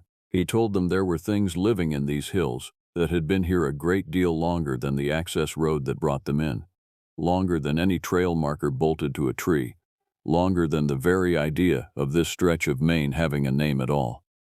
He said his own grandfather had told him, decades ago, about something that moved upright through country exactly like this. Something strong enough to snap a sapling clean in half at head height, just to mark the place it had passed through. Something that would answer a knock against a hollow trunk with a knock of its own from somewhere out past the firelight. And that the correct response, the only response a person could give it and still expect to walk away, was never, under any circumstance, to knock back. You let it have the silence, he told them. You let it believe you never heard it at all. William was not finished. Not entirely. And on the recording you can hear Michael ask him to go on, half joking. The way you needle a man for one more story before a fire burns down to coals. William told them the old-timers used to say you could tell how close it was by counting the seconds between a whistle and its answer. That a slow answer meant it was still deciding whether you were worth its time, and a fast one meant it had already made up its mind about you. He said his own grandfather claimed to have worked a logging camp not 40 miles from where they were sitting for 11 years without ever once laying eyes on the thing itself, and had still moved his family clean out of the county the same season a whistle came back to him in under 2 seconds flat. Robert laughed at that. On the recording, the easy, comfortable laugh of a man who has never once in his adult life had a genuine reason to be afraid of the woods around him. Ashley Martinez did not laugh. Ashley asked William, quietly, almost too quietly for the recorder to catch it clean, whether he had ever heard that knocking himself, out here, with his own ears. William said something back that the recorder did not pick up at all, something short, and then a log shifted in the fire and somebody, mercifully, changed the subject. Day 2 was where the recording changed color, if a recording can be said to have a color at all. Amanda's narration grew noticeably shorter. Gaps opened up between entries where there had not been gaps before. At one point, walking the ridge trail with the group strung out single file through close timber, she stopped mid-sentence describing a hawk overhead and did not speak again for almost 4 full minutes, though the recorder kept running the entire time, picking up nothing but footsteps and wind and, faintly, underneath both of those, something that might have been a branch snapping in a rhythm just a little too even to be the wind managing it on its own. When Amanda's narration picked back up after those 4 minutes of nothing but footsteps and wind, her voice had a different quality to it than it had carried at the start of the day, quieter, more careful, the voice of someone choosing her words with more attention than the moment strictly required. She said only that they had crossed a stretch of ground where nothing was growing in a rough circle maybe 20 feet across. No undergrowth, no saplings, nothing but bare needle litter pressed flat in a pattern none of them could account for, and that William had stopped there longer than anyone else, studying it in a way she did not yet have a word for, before he told the group, quietly, that they should keep moving and not linger. That evening at the second camp, the same camp where I would later find William's untouched tape measure, Amanda made one more entry after the others had already gone quiet in their tents.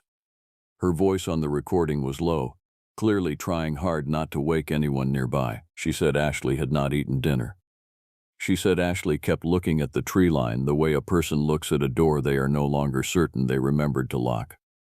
She said that she herself, Amanda, had gone down to the stream just after dusk to refill a water bottle, and had the very specific, very unwelcome sensation of being watched by something that was not any of the 5 people she had left back at the fire, and that she had chosen not to mention it to anyone else because she did not want to be the person who ruined a trip everyone else was still clearly enjoying over what might have only been a feeling. I am telling you now what I could not have possibly known then, sitting alone on a wet log with the light draining out of the sky around me. Amanda Clark was right to trust that feeling. I only wish, both for her sake and for the sake of the other 5 people asleep in those tents that night, that she had somehow been wrong about it instead. Day 3 began ordinarily enough on the recording. Birdsong again. Robert complaining again. The familiar rhythm of 6 people who had quietly convinced themselves overnight that a feeling was, after all, only a feeling and nothing more. It did not stay ordinary for long. At what the timestamp put at roughly 4 in the afternoon, Jessica's voice cut in sharp and fast over the ambient trail noise, asking if everyone else had heard that too, and Michael telling her it was probably only a moose working through the brush, and Jessica answering, in a tone that told me she had already made up her mind about it and had no interest whatsoever in being talked back out of it. that it did not sound like any moose she had ever encountered in her life. The recorder caught it as well, roughly 20 seconds later. A single sound, low and heavy and drawn out, that does not belong to any animal I have personally logged in 22 years of working these particular woods, followed almost immediately by 3 deliberate strikes against what I would guess, from the resonance alone, was a hollow standing trunk not far off the trail. Nobody on that recording laughed after that moment, not once, for the rest of what remained of the entry. It was somewhere inside the confusion that followed. 6 voices talking rapidly over one another, boots moving fast through underbrush, that Michael Williams keyed the satellite messenger and tried to send a message back to the station. I know that now, listening to it here, because I can hear him doing it, breathless, saying words I recognize now as the same 4 or 5 words dispatch received as unreadable static 2 days before I ever set foot on that trail myself. Only here, on Amanda's recorder, captured a half-second before the transmission itself, they are not static at all. They are perfectly clear. He was asking if anyone else could see it standing at the edge of camp. By the time we reached the second camp ourselves, the weather had turned fully against us. A cold rain that had started as mist and thickened steadily into something with real weight behind it. The kind that finds its way down your collar no matter how good your gear happens to be. We found William Rodriguez's tape measure exactly where his granddaughter said he always kept it, tucked into the top pocket of a pack left standing upright against a tree trunk, zipped closed, as though he had simply set it down for a moment and fully intended to come straight back for it. He never came back for it. None of them had. The second camp told a different story than the first one had. There was no scattered food here, no torn open cooler.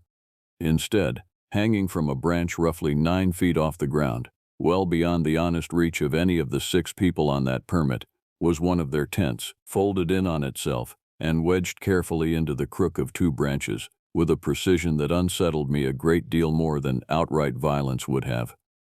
It had not been thrown up there in a fit of aggression. It had been placed, deliberately, the way a person places something they intend to come back and look at again later. On the ground beneath it, someone or something had leaned a rough standing structure together out of broken branches, wider at its base than a grown man, and taller than my partner by at least 2 feet. I had heard other rangers mention formations like this before, always late in an evening, always after a few drinks, always only to people they trusted not to write it down anywhere official, and I had always assumed, the way a person assumes things they have never once had to see with their own eyes, that they were the product of wind, or bored hunters, or simply nothing at all worth mentioning. Standing directly in front of one in the rain, soaked through and losing light fast, I found I could not manage to assume anything about it. We pushed on toward Sable Ridge as the last of the afternoon began failing in earnest, following a trail of broken undergrowth that 6 frightened people leave behind far more clearly than 6 calm ones ever would. That was when the knocking started. It came from our left first, a single hard strike against standing wood, close enough that my partner's head snapped toward the sound before I had even fully registered it myself. We stood still, both of us, breathing carefully. It came again a few seconds later, from further out, further than the first sound had any real business traveling in that short a span of time. Then a third strike, from behind us this time, back in the direction of the camp we had only just left. What struck me most in that moment, more than the sound itself, was everything underneath it going quiet to make room for it. There had been a thin, steady chorus of nightbirds working the tree line since we left the second camp, the ordinary background noise you stop hearing until it stops on its own, and somewhere between the first knock and the second, it had gone completely silent and did not start back up again for the rest of that evening. I have told myself, in the 2 years since that evening, that it might easily have been 3 separate sources working the terrain independently. On the nights I cannot manage to believe that particular version, I have also told myself that it might have been one single source moving through that ground far faster than anything that size has any reasonable right to move, circling the 2 of us patiently, the way you might circle something you had not yet fully decided whether to bother with. My partner wanted to fall back to the second camp and waited out until proper daylight returned. I understand that instinct a great deal better now than I did in that exact moment. standing there with 4 names still completely unaccounted for, one of them belonging to a woman who had lost her husband less than a year earlier and had come out here anyway, looking, I believe, for precisely the kind of quiet that Sable Ridge was very clearly not prepared to give her that particular September. We kept moving forward.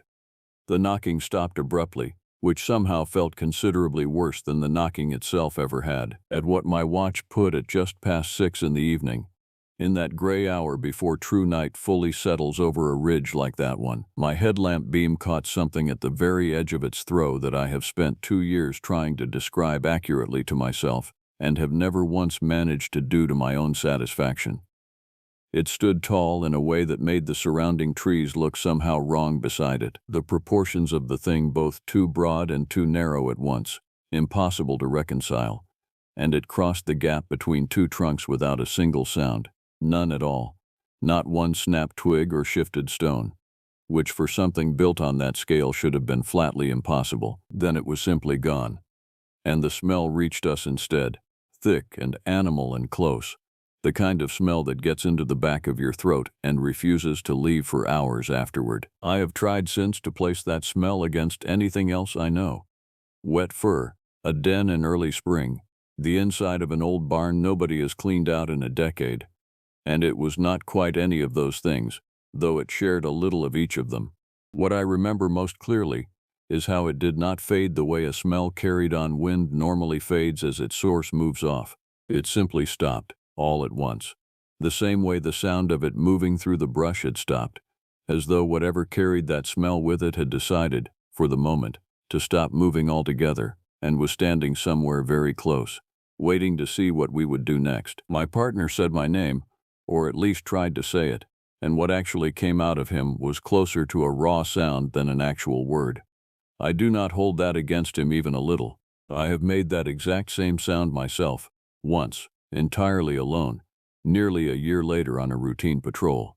And in that later moment I finally understood, with complete clarity, exactly what he had been trying and failing to tell me on that ridge. We found Ashley Martinez's boot print heading east off the main trail, fresh enough that the rain had not yet had time to fill it in completely, and past it, half hidden beneath a fallen limb, we found someone lying very still against the base of a boulder. It was William Rodriguez, and for one very long, very terrible second in the failing gray light, I genuinely could not tell whether he was alive or not. He was folded against the base of that boulder, with his knees drawn up tight against his chest, soaked completely through, his lips gone a color I still do not care to think about too often, and it took both my partner and me talking to him steadily, calmly, without stopping, for nearly a full minute before his eyes actually focused on either of us, rather than simply passing through us.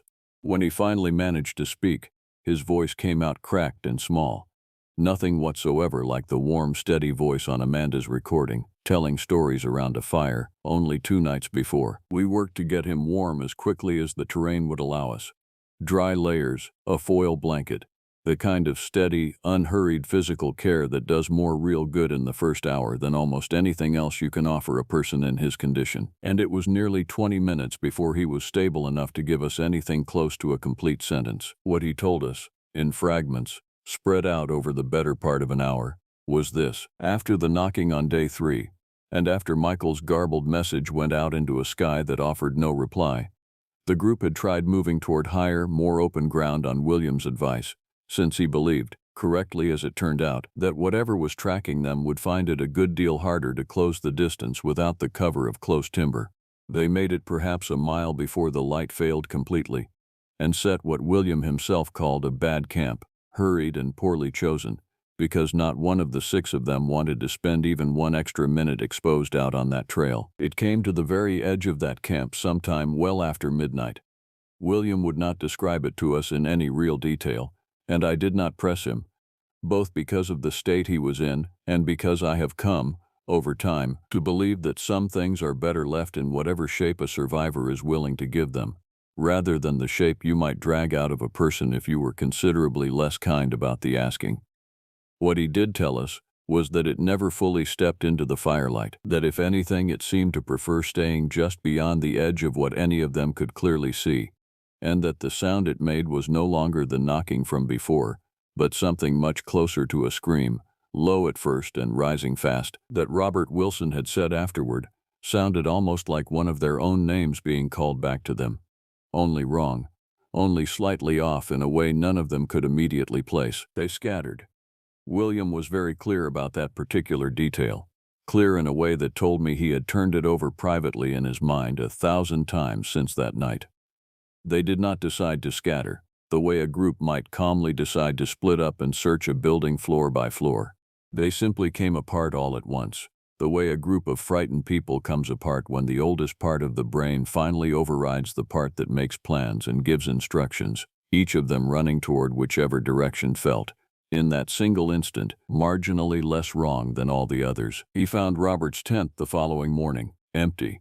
The fabric opened along one entire side the way you might open an envelope if your hands happened to be considerably larger and considerably less patient than any person's hands have ever been. He did not look at it for long, he told me, and this is the part of his account that still surfaces most clearly on the nights I cannot get to sleep. That he made a conscious choice that morning to stop looking closely at things around that camp, because looking closely was exactly how a person ended up seeing something they could not carry back out of those woods with them, not in a pack, and not in their own head afterward either. He told us one more thing about that morning, offered almost as an afterthought, in the flat voice of a man reciting something rather than remembering it. He said the ground around Robert's tent held no real sign of a struggle.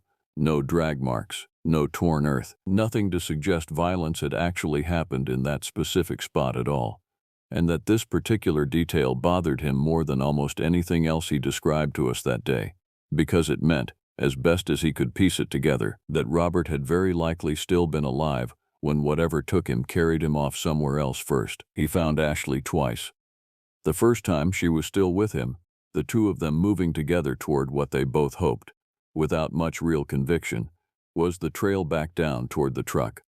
The second time, he heard her call out to him from somewhere off to the side, using his own name clearly, using it in a tone that made him stop walking and start to turn toward it, before some old, half-formed memory reminded him, just in time, what he himself had told the group 2 nights earlier, sitting around that first fire. You let it have the silence.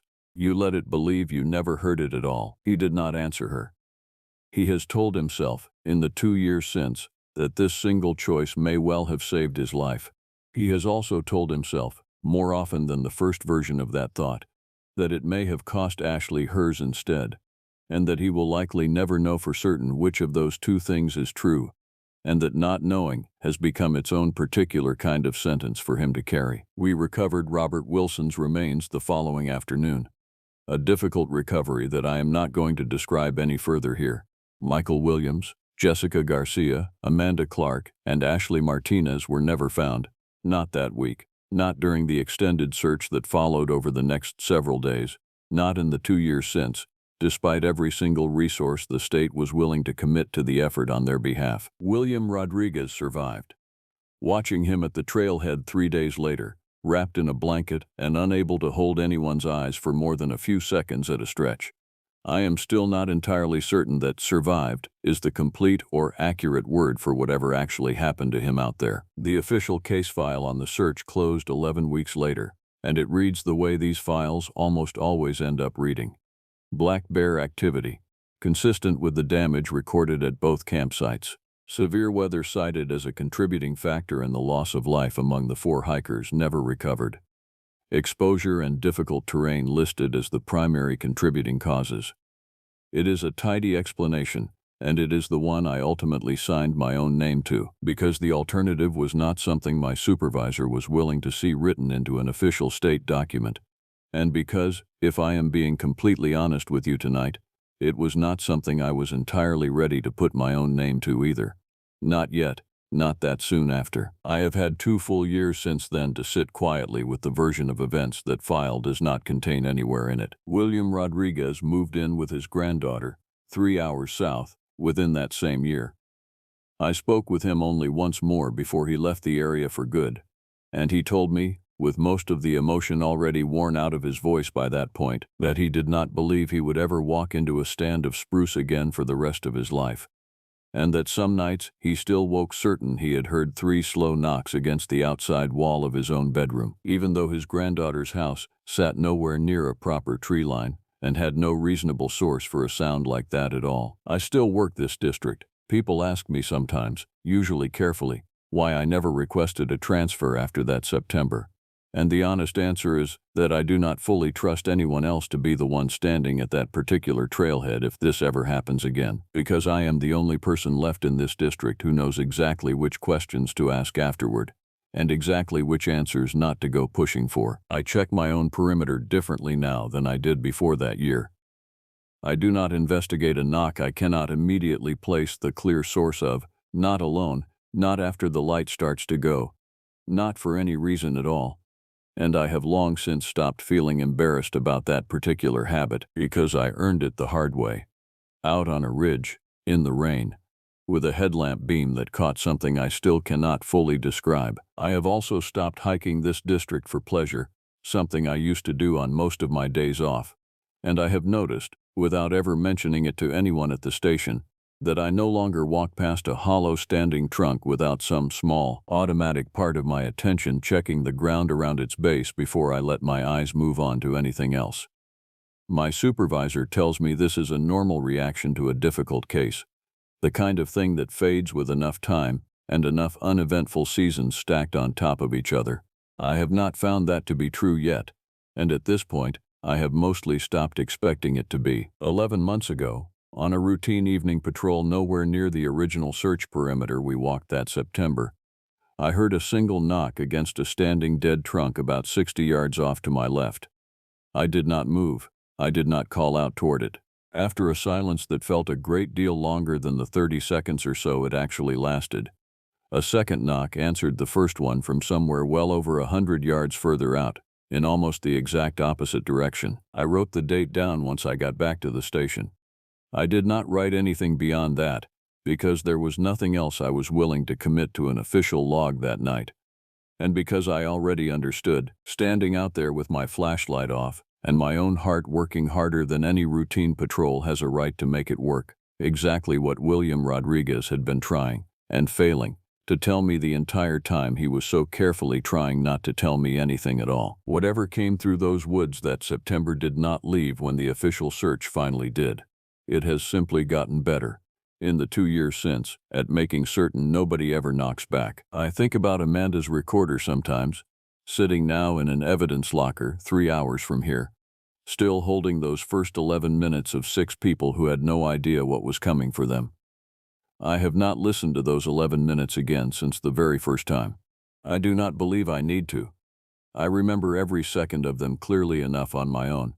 And some nights, I think that recording is the only piece of this entire case I would still call, without hesitation, a mercy. If you have stayed with me this far tonight, if you understand now why I still stop completely still every single time I hear something answer from 2 directions at once, I am going to ask you for the same 3 things I asked for at the start of this story. Like this video before you close it out.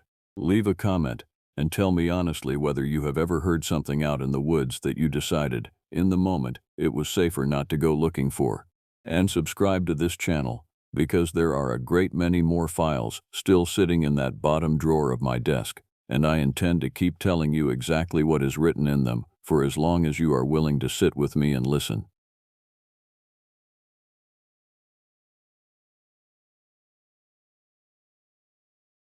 Four years ago, I lived in a very small one-bedroom house with one of my best friends, Mike. We couldn't afford anything bigger, so that's why we settled with a one-bedroom. I slept on the futon in the living room, and Mike slept in the actual bedroom. The house sat on the edge of town, tucked away on a quiet street lined with similar modest dwellings, most occupied by other 20-somethings struggling to make rent or elderly folks who'd been there for decades. Our little house had character, as realtors euphemistically say about places with structural issues. The floorboards creaked with every step. The windows whistled when the wind picked up. The plumbing groaned like it was in pain whenever someone turned on the faucet. But it was ours, or, at least, the landlord's property that we temporarily called home. I worked at the local hardware store, while Mike handled night shifts at a warehouse across town. Our schedules barely overlapped, which was probably for the best, given how cramped our living arrangement was. The living room doubled as my bedroom, with the futon serving as both couch and bed. My clothes lived in plastic storage bins tucked against the wall.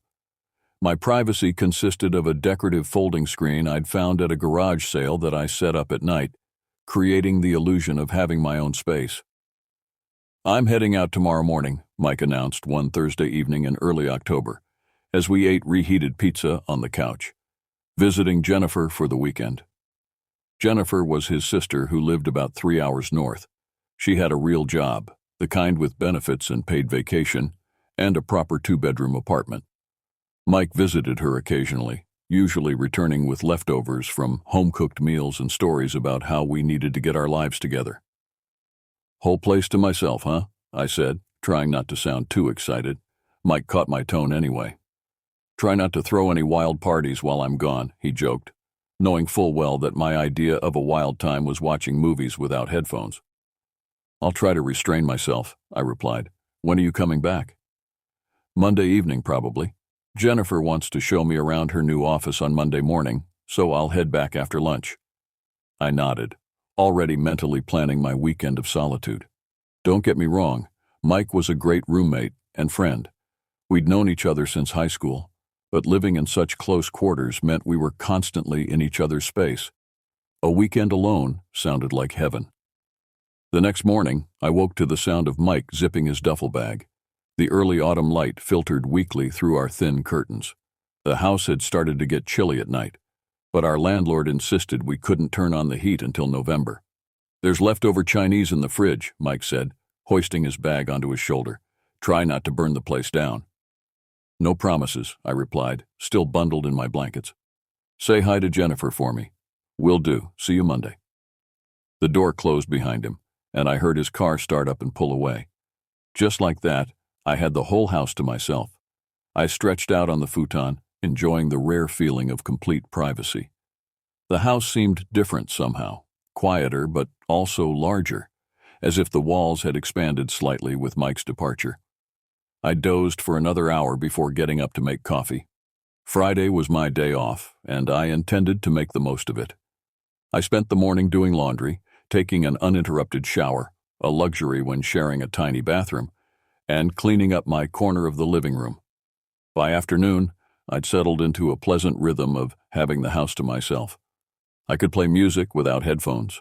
I could leave dishes in the sink without feeling guilty.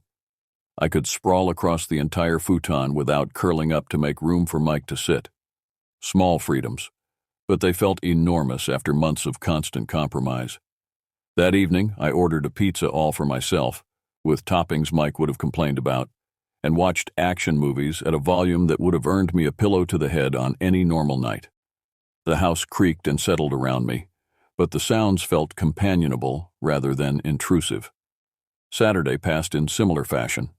I slept late, wandered around in my underwear just because I could, and spent hours playing video games without having to give up the TV. By evening, though, the novelty was starting to wear off. The house felt a little too quiet, a little too empty. I texted Mike. "Having fun?" His reply came an hour later. "Jennifer made lasagna. Your meal of microwave burritos suddenly seems sad, doesn't it?" I laughed and sent back a middle finger emoji. It was strange how quickly I'd gone from craving solitude to missing his company. Still, I had one more full day to enjoy the place to myself. Sunday morning brought a chill that seeped through the old windows. I bundled up in sweats and spent the first part of the day watching football, feeling lazy and content. By late afternoon, I realized I needed groceries. The refrigerator contained little more than condiments and a suspicious-looking yogurt well past its expiration date. As I grabbed my keys and wallet, I noticed the sun was already dipping toward the horizon. Fall days were getting shorter, and darkness came earlier each evening. A gusty wind had picked up, sending dried leaves skittering across our small front yard. Something about the gathering darkness made me hesitate at the door, a fleeting unease I couldn't explain. "Don't be stupid," I muttered to myself, locking the door behind me. I had no idea that when I returned, things would never be the same again. The grocery store's fluorescent lights felt harsh after the soft autumn twilight. I wandered the aisles somewhat aimlessly, dropping items into my cart: milk, bread, eggs, instant noodles, frozen pizzas. The Bachelor's Survival Kit. The store was mostly empty, just a few other Sunday evening shoppers finishing their errands before the work week began. "Cold front coming in tonight," the cashier commented as he rang up my items. "Supposed to drop below freezing." "Guess summer's officially over," I replied, watching the total climb higher than I'd expected. "You got that right. Better bundle up." By the time I pulled into our driveway, darkness had completely fallen. The wind had picked up even more, whistling through the trees that lined our street. I struggled to balance the grocery bags while fumbling with my keys. Our porch light was dim and yellowed, casting more shadows than illumination. Finally inside, I set the bags on the kitchen counter and went back to close the door. As I turned the deadbolt, I paused. Something felt different. I couldn't place it exactly. The house was exactly as I'd left it: TV remote on the arm of the futon, my coffee mug still on the table, the pile of laundry I hadn't bothered to fold sitting in the basket. Maybe it was just the temperature. The house felt colder than when I'd left, despite having been gone less than an hour. I adjusted the thermostat, then remembered our landlord's rule about the heat. Instead, I grabbed a hoodie from my laundry pile and pulled it on. As I put away the groceries, I kept glancing over my shoulder, unable to shake the feeling that something was off. The house had always made noises, settling sounds, creaking pipes, the hum of the refrigerator, but tonight they seemed louder, more insistent. "Get it together," I muttered to myself. "It's just empty house syndrome." By 7 o'clock, I'd made myself a sandwich and settled on the futon. Given the unusual circumstance of having the place to myself for one more night, I decided to stay up a little later and watch a movie, something with lots of explosions to fill the silence. I scrolled through options, finally selecting an action thriller I'd been wanting to see. As the opening credits rolled, I sank deeper into the cushions, trying to ignore the occasional gusts of wind that made the windows rattle. An hour into the movie, just as the protagonist was about to confront the main villain, there was a quiet thump from down the hallway. I looked over, not seeing anything, and figured it was just the house settling. Old buildings made noises, that was normal. I turned back to the movie, but found myself straining to hear above the dialogue. For the next 30 minutes, there were no other sounds, so the thump was completely insignificant and had fully left my mind. The movie reached its climax, a convoluted sequence involving a high-speed chase and improbable stunts. I tried to lose myself in it, but kept finding my attention wandering. When the credits finally rolled, I realized I'd barely registered the last 20 minutes of the film. Something about being alone in the house at night had me on edge. I'd spent Friday and Saturday nights alone without any issues. Why was tonight different? I checked my phone. 10:15 p.m. Mike wouldn't be back until tomorrow evening. I had work in the morning, so I needed to get to sleep soon anyway. After filling up my water bottle, I went back to the futon and pulled it out into a bed. The metal frame squeaked loudly in the quiet house. I arranged my pillow and blankets, then lay down, scrolling through my phone to distract myself from the persistent unease. Outside, the wind had died down, leaving an eerie silence in its wake. The usual ambient noises of the neighborhood, distant traffic, the neighbor's dog, people arriving home from evening outings, were absent. It was as if the whole world had gone still. I set my phone on the side table and turned off the lamp. Darkness enveloped the small living room, broken only by the green glow of the microwave clock in the adjacent kitchenette. I closed my eyes, trying to quiet my mind. Just as I was drifting off, I thought I heard something, a soft creak from the direction of the hallway, so faint I might have imagined it. My eyes snapped open, staring into the darkness. The silence stretched out, unbroken by any further sounds. Eventually, my eyelids grew heavy again, and I succumbed to sleep. I'm not sure how long I slept before something woke me. My eyes felt really heavy and my vision was blurry. The living room was pitch black except for the microwave's clock, 2:37 a.m. I blinked, trying to figure out what had disturbed my sleep. Then I heard it, a very faint sound from the other side of the house. wood creaking like someone carefully walking across the floorboards. My heart began pounding immediately, blood rushing in my ears. I sat perfectly still, straining to hear above my own breathing. There it was again, a distinct creak, the sound of weight being placed carefully on the old wooden floor. Mike wasn't due back until tomorrow. No one else had keys to our house. Someone was inside. I slid quietly off the futon, my bare feet touching the cold floor. My phone was on the side table.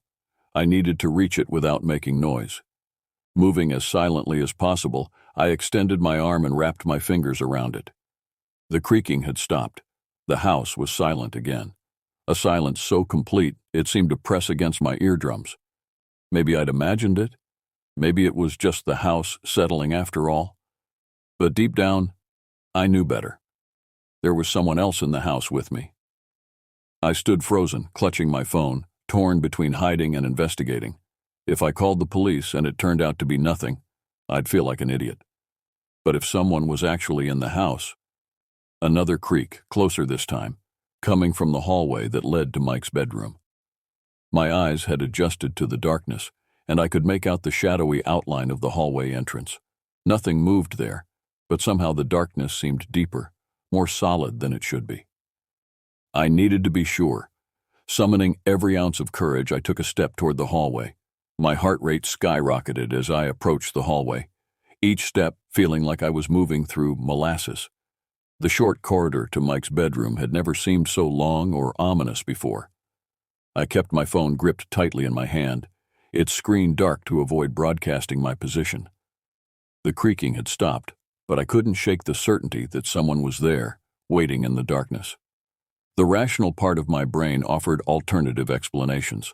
The house contracting in the cold night air, a stray animal somehow finding its way inside, my own imagination working overtime after a weekend of solitude. I reached the beginning of the hallway and paused, listening intently. Nothing. The silence was almost worse than the creaking. At least the sound had given me something to track. Now I was facing a void of information with nothing but my mounting fear to guide me. "Hello?" I called out weakly, immediately regretting it. If there was someone in the house, I'd just revealed my position and that I was awake. No response came, just the pressing silence. Taking a deep breath, I inched down the hallway, running my hand along the wall for guidance. The floorboards beneath my feet felt cool and seemed to amplify every slight movement. I tried to step where I knew the floor was less likely to creak, a skill developed over months of living in this old house. As I approached Mike's bedroom door at the end of the hallway, that feeling of wrongness intensified. The door was closed, which was normal when Mike wasn't home. What wasn't normal was the faint scent lingering in the air, something foreign to our usual household smells, something vaguely human but unfamiliar, a blend of unwashed clothes, stale sweat, and something else I couldn't identify. Standing before the door, I found myself paralyzed with indecision. If someone was inside, opening the door would alert them to my presence. But I needed to know for sure before calling the police. I leaned against the door, pressing my ear to the wood, and listened. It was quiet, not even a sound coming from inside. I slowly twisted the door handle and pushed it open a few inches, moving my eyes across the sliver of room revealed as I continued to open the door wider. Moonlight filtered through the thin curtains, casting the room in a pale, ghostly glow. At first glance, it looked empty, but I quickly noticed how messy the room was. There were things scattered around all over the floor and bed, Mike's belongings strewn about in a way completely unlike his usual neat habits. Clothes pulled from his dresser, books knocked from shelves, the contents of his desk drawer emptied onto the floor. Confused, I took a step into the room and flicked on the light. The sudden brightness momentarily blinded me, and as my vision adjusted, movement caught the corner of my eye, a figure shifting away from the gap between the closet doors. Pure adrenaline surged through my body. I jumped backward out of the room and slammed the door shut, then ran to get my phone as I heard the closet door sliding open and heavy footsteps moving into the bedroom. My hands trembled so badly I could barely grip my phone. I fumbled with it, trying to unlock the screen to dial 911. Behind me, I heard the bedroom door opening, followed by deliberate footsteps coming down the hallway. I ran to the back door, glancing over my shoulder to see a large man emerging from the hallway. In that brief moment, I registered only vague details: tall, bulky build, dark clothing, face partially obscured by what looked like a hood or mask. His presence seemed to fill the small living room, making the space I'd called home feel alien and threatening. I burst through the back door into the freezing night air, not bothering to close it behind me. Our backyard was small and opened onto a wooded area that separated our street from the next one over. I sprinted across the patchy grass, my bare feet stinging against the cold ground, expecting at any moment to hear pursuit. But the man didn't follow. I reached the tree line and ducked behind a thick trunk, gasping for breath, my trembling fingers finally managing to dial 911. 911, what's your emergency? The dispatcher's calm voice seemed surreal against the backdrop of my terror. Someone's in my house, I panted. There's an intruder in my house right now. Is the intruder still inside? Yes, I don't know. I ran out. He was hiding in my roommate's closet. The dispatcher took my address and assured me officers were being dispatched immediately. Are you in a safe location? She asked. I think so. I'm in the woods behind the house. Stay where you are. Do not re-enter the residence. Officers should arrive in approximately 5 minutes. Those 5 minutes stretched into an eternity. I stood shivering in the dark woods, scanning constantly between the trees and my house's back door, which remained open, spilling yellow light onto the yard. There was no sign of the intruder following me. Had he fled? Was he still inside? Was he circling around through the woods to find me? Every snapping twig or rustling leaf sent a fresh spike of fear through me. My feet had gone numb from the cold ground, and I huddled against the tree trunk, trying to make myself as small as possible. Finally, I saw flashing lights reflecting through the trees as patrol cars pulled up in front of my house. The dispatcher, who had stayed on the line the entire time, told me to identify myself to the officers. I emerged cautiously from the woods, waving my phone to show the call was still connected. 2 officers approached with flashlights while others entered the house through the front door, hands on their holstered weapons. Are you hurt, sir? One officer asked as they reached me. I shook my head, teeth chattering from both cold and fear. No, but someone's in there, in my roommate's bedroom. They escorted me to a patrol car, where I sat in the back seat with a blanket around my shoulders. More officers arrived, and I watched as they methodically searched the property, flashlight beams sweeping across the yard and through the trees. After what seemed like an hour, an officer approached the car. We've cleared the residence, he said. There's no one inside now. He must have run when I left, I said, relief mixing with lingering fear. We'd like you to come take a look. Tell us if anything's missing, or if you notice anything that might help us figure out who was in there. I nodded, though the thought of re-entering the house filled me with dread. Walking back inside felt surreal, like entering a place I'd never been before rather than where I lived. Officers stood in the living room taking notes and speaking into radios. My futon was exactly as I'd left it, blankets thrown back from my hasty exit. Your roommate's room is quite disturbed, one officer said. Was it like that before? I shook my head. No, Mike is very neat. Someone went through his things. They led me down the hallway to Mike's room. The chaos was even worse under the bright overhead light. Drawers emptied, mattress partially pulled off the bed frame, closet doors standing open to reveal clothes pulled from hangers. Any idea what they might have been looking for? The officer asked. I don't know, I replied honestly. We don't have anything valuable, just typical broke 20-something stuff. A female officer appeared at the doorway. We found the point of entry. Kitchen window had the lock jimmied. Pretty clean job. Probably used a credit card or thin tool to push back the latch. Any signs of the suspect outside? Asked the first officer. She shook her head. Nothing conclusive. Ground's too hard for footprints. We'll canvass the neighborhood tomorrow, see if anyone saw anything suspicious. I stood in the middle of Mike's violated room, arms wrapped around myself, still shaking slightly. Do you think he'll come back? The officers exchanged glances I couldn't quite interpret. We'll increase patrols in this area for the next few days, the female officer said. But it might be good to have someone stay with you tonight, or to stay somewhere else if you can. Reality crashed down on me then. It was nearly 4 a.m. I had work in just a few hours.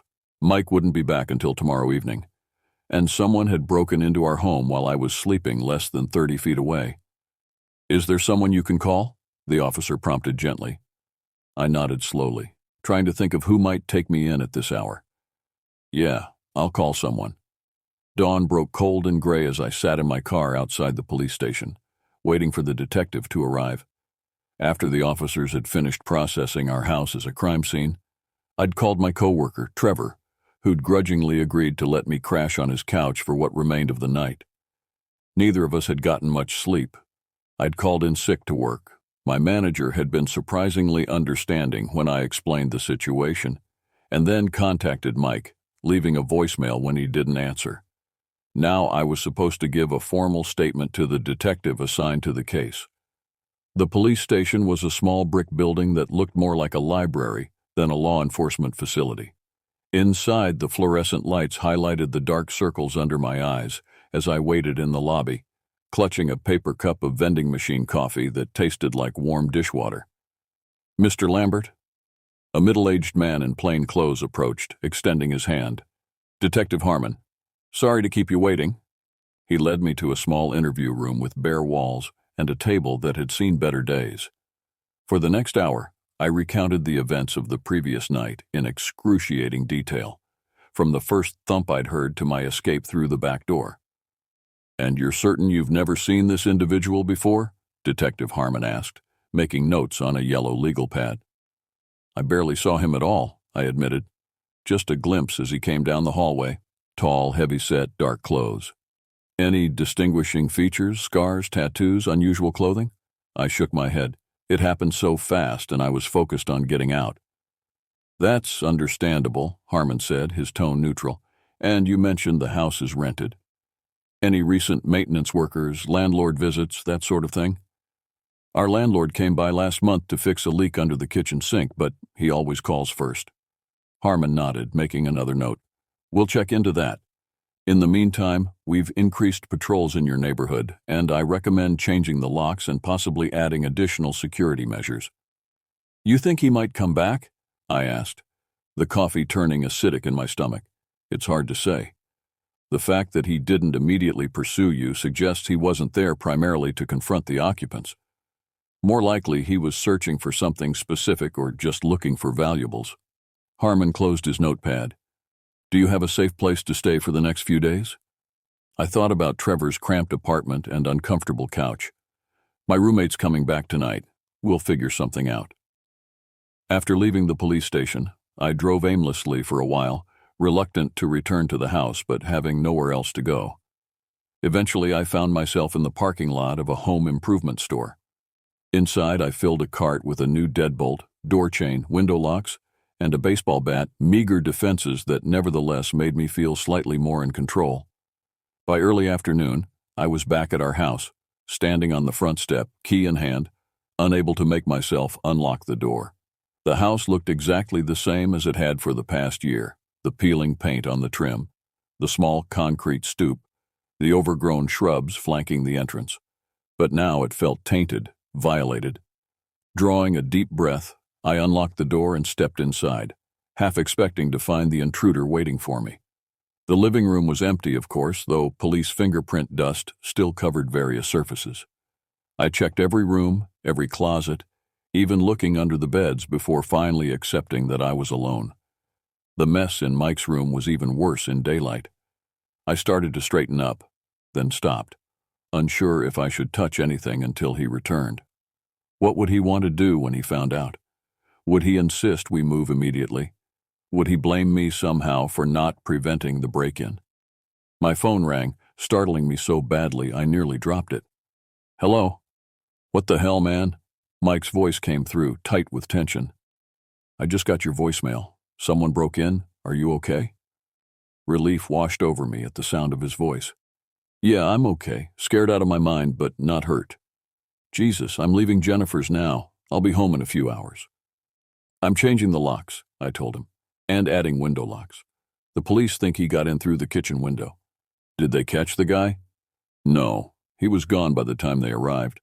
There was a pause. Did you see him? Barely. Just enough to know he was big, and definitely not someone we know. Mike exhaled audibly. Okay, stay there, I'm on my way. After we hung up, I set about installing the new locks with tools from our meager collection. The physical labor helped distract me from jumping at every sound, though I kept the baseball bat within reach at all times. By late afternoon, I'd replaced the front and back door locks and added reinforcements to all the windows. The house felt like a fortress now, or at least less vulnerable than before.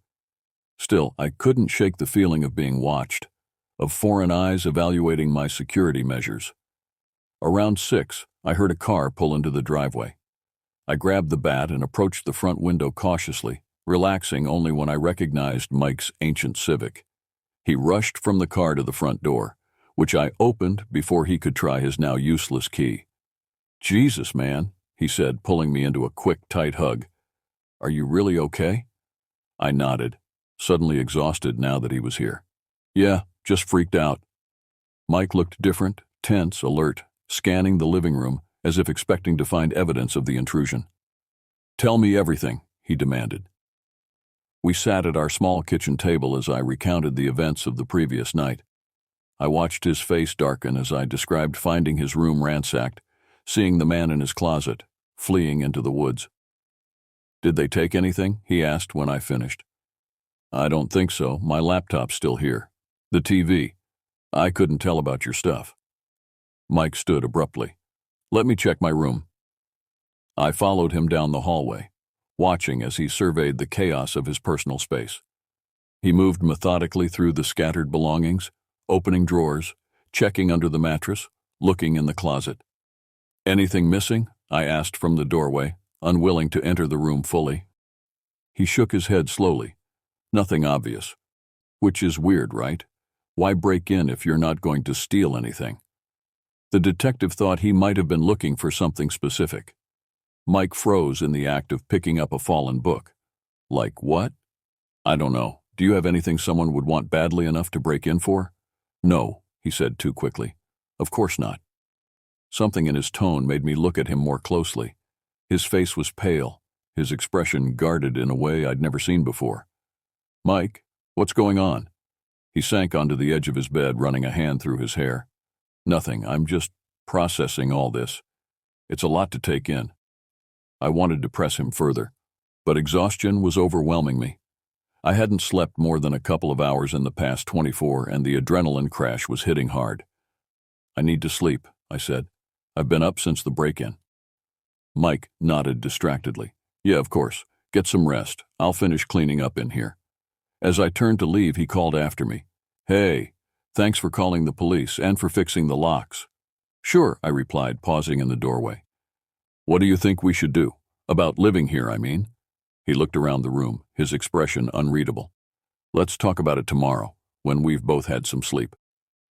That night, despite my exhaustion, sleep came fitfully. Every sound jolted me awake. The refrigerator cycling on, the heating system activating, Mike moving around in his room.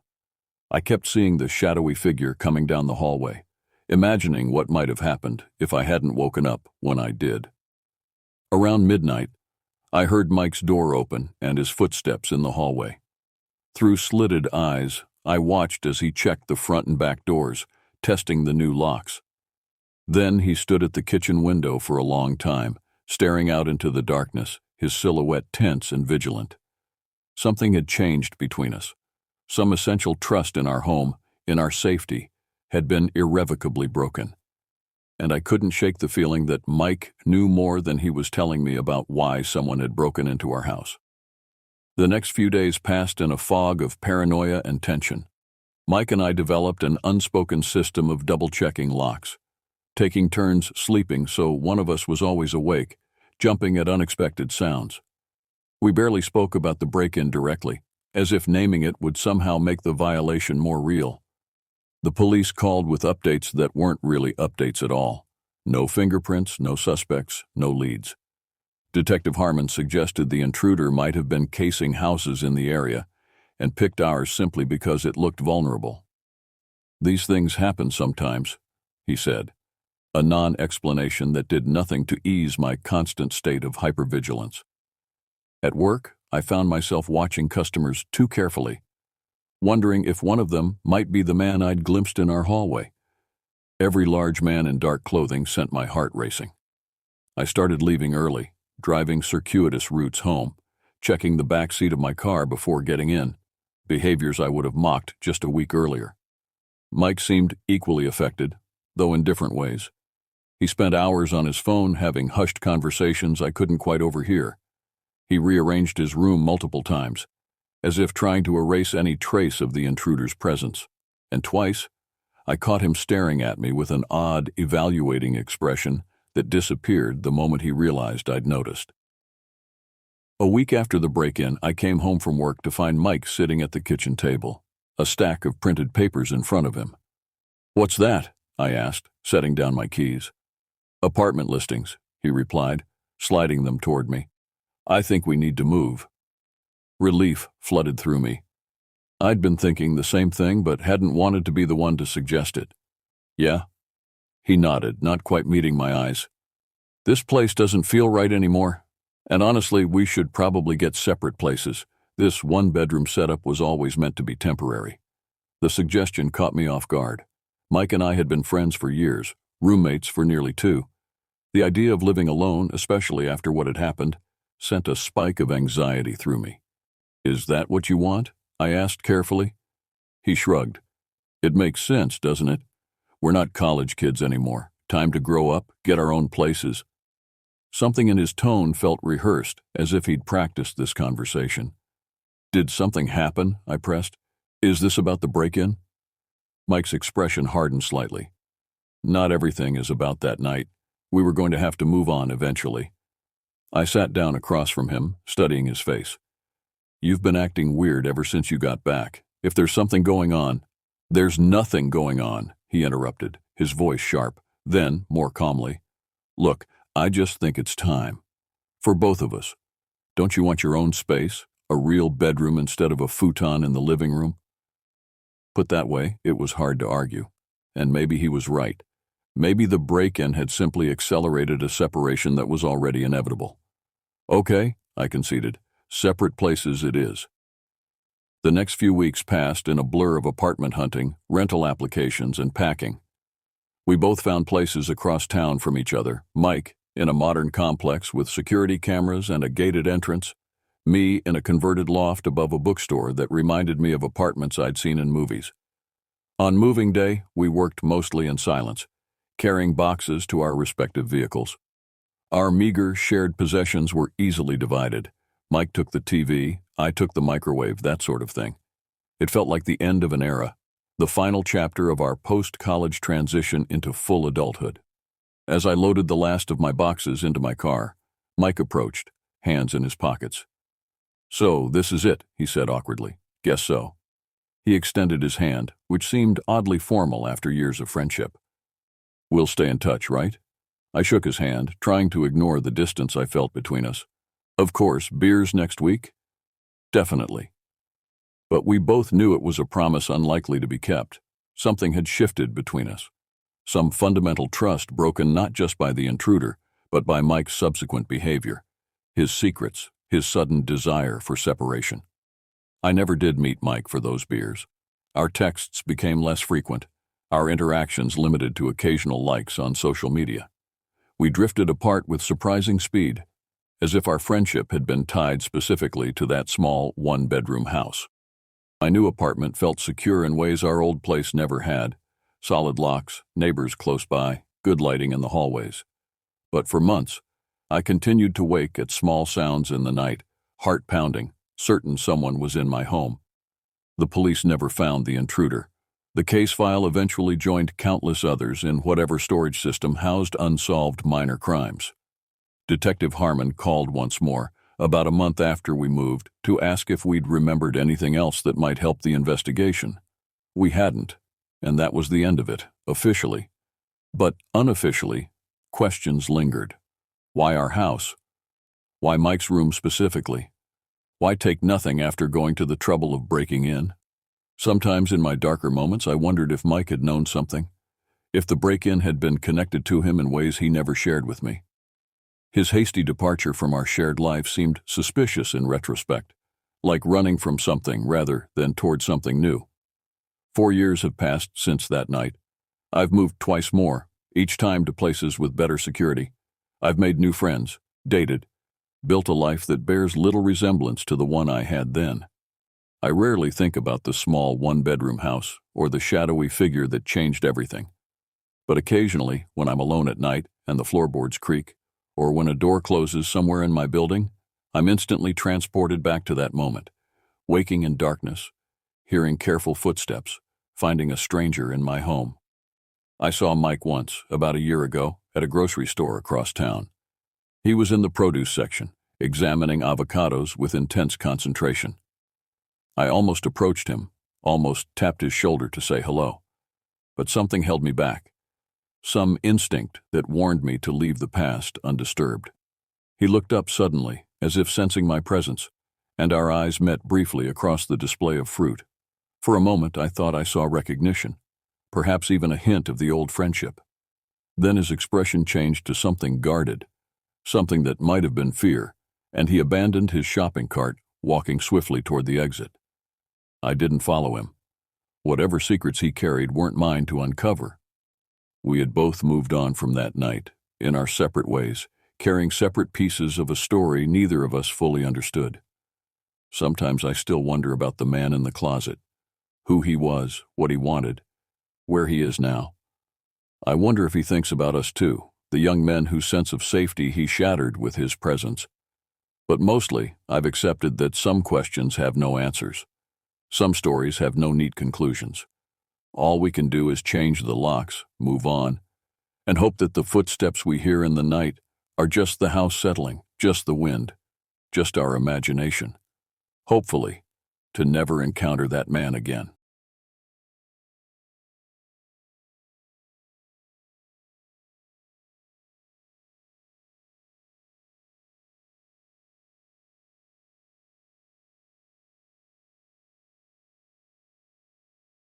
Devil's Night, October 30th, 2011. The air hung heavy with that peculiar mix of autumn chill and mischief that always seems to accompany the night before Halloween. I was 22 then, still young enough to crave the thrill of fear, but old enough to know better. The streetlights flickered as we cruised through town in my boyfriend's beat-up Chevy, the radio playing something low and bass-heavy that I can't remember now. "What's the plan tonight?" I asked, glancing at my boyfriend in the driver's seat. I'll call him Mark, tall with dark hair that fell across his eyes and a smile that had convinced me to do questionable things more than once. "No clue," Mark replied, tapping his fingers against the steering wheel. "Jason's got some ideas, though. Right, man?" Jason sat in the back, lankier than Mark, with a perpetual 5 o'clock shadow and eyes that always seemed to be looking for trouble. "Devil's Night means we got to do something worthy of the occasion," he said, leaning forward between the front seats. "Something that'll give us a story to tell." I turned to face him. "Like what?" "Ghost hunting," Jason said without hesitation. "It's practically obligatory tonight." The car rumbled beneath us as Mark took a turn too fast. "Where, though? The old cemetery is played out and the abandoned house on Maple got demolished last spring." Jason's face lit up with that look I'd come to recognize, the one that preceded his worst ideas. "The old TB hospital in Riverview. That place is legendary." My pulse quickened. I'd heard rumors about that place since high school. Originally built in the 1920s as a tuberculosis sanatorium, it had later been converted to a state psychiatric hospital before being abandoned in the 1980s.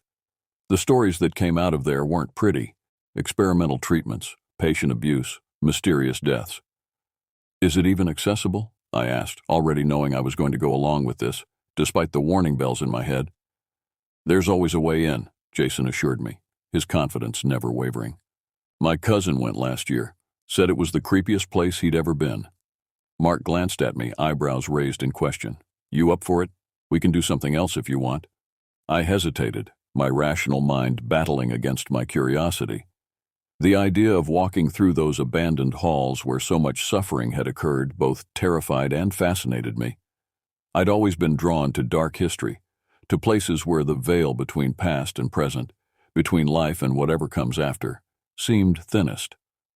"Let's do it," I said finally, ignoring the slight tremor in my voice. Mark smiled, that reckless grin I couldn't resist, and made a sharp U-turn toward the highway that led to Riverview.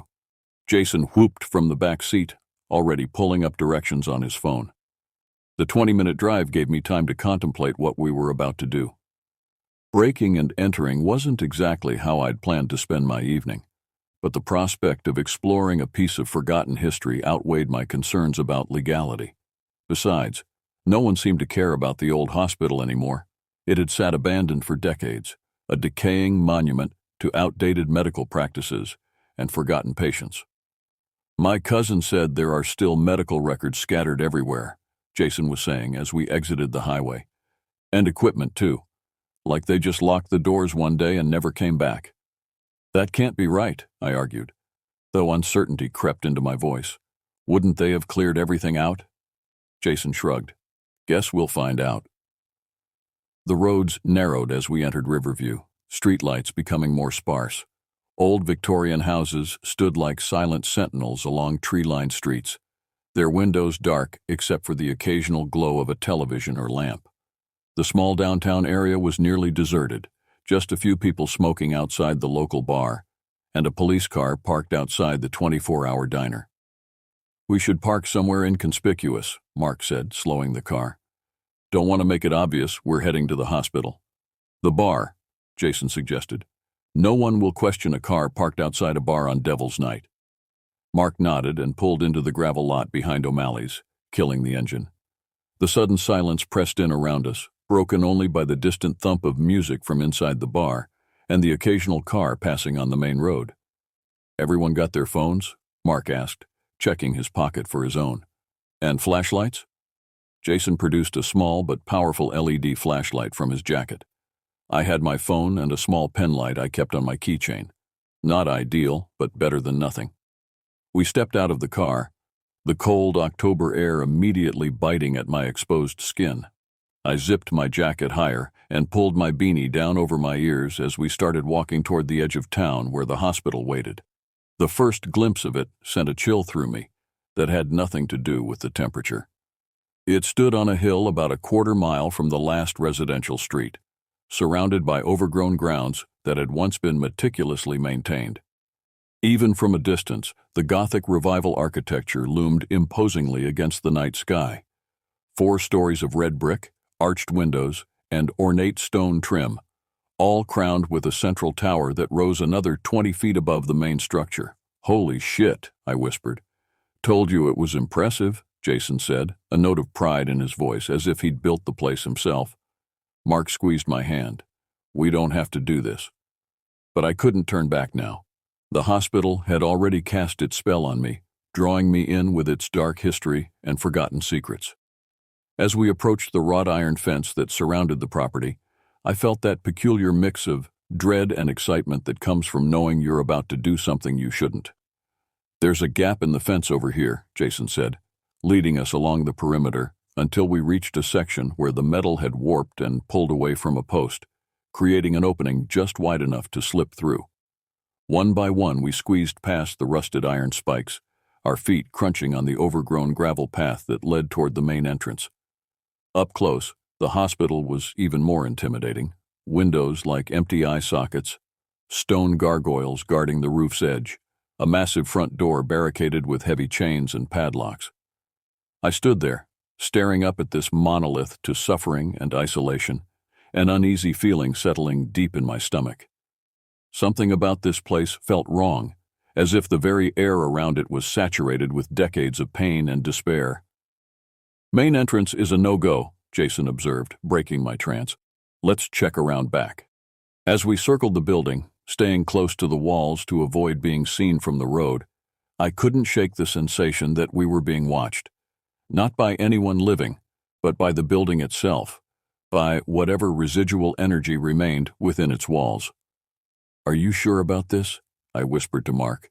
He looked at me, his face half-shadowed in the moonlight. "We can still back out." But before I could answer, Jason called out in a hushed voice from ahead of us, "Found a way in. And just like that, the decision was made. We were going in. Jason had discovered a ground floor window at the back of the building, its plywood covering loosened by previous trespassers or the elements. He was already working at the edges with a pocket knife, prying the nails loose one by one. "Keep watch," he instructed as he worked, the wood creaking under his efforts. Mark and I stood with our backs to him, scanning the darkness for any sign of movement or approaching flashlights. The hospital grounds stretched out before us, overgrown and wild, the few remaining pathway lights long since shattered or burned out. In the distance, I could make out the silhouette of a smaller outbuilding, perhaps a groundskeeper's cottage or maintenance shed, and beyond that, the faint glow from the town's street lamps. "Almost got it," Jason grunted, and I turned to see him pull the plywood panel away from the window frame, revealing a darkness deeper than the night around us. "Ladies first," Jason suggested with a grin. "Not a chance," Mark replied before I could. "I'll go in first, make sure it's safe." Mark approached the window, shining his flashlight into the opening. The beam revealed a drop of about 3 feet to a tiled floor, with dust and debris scattered across the surface.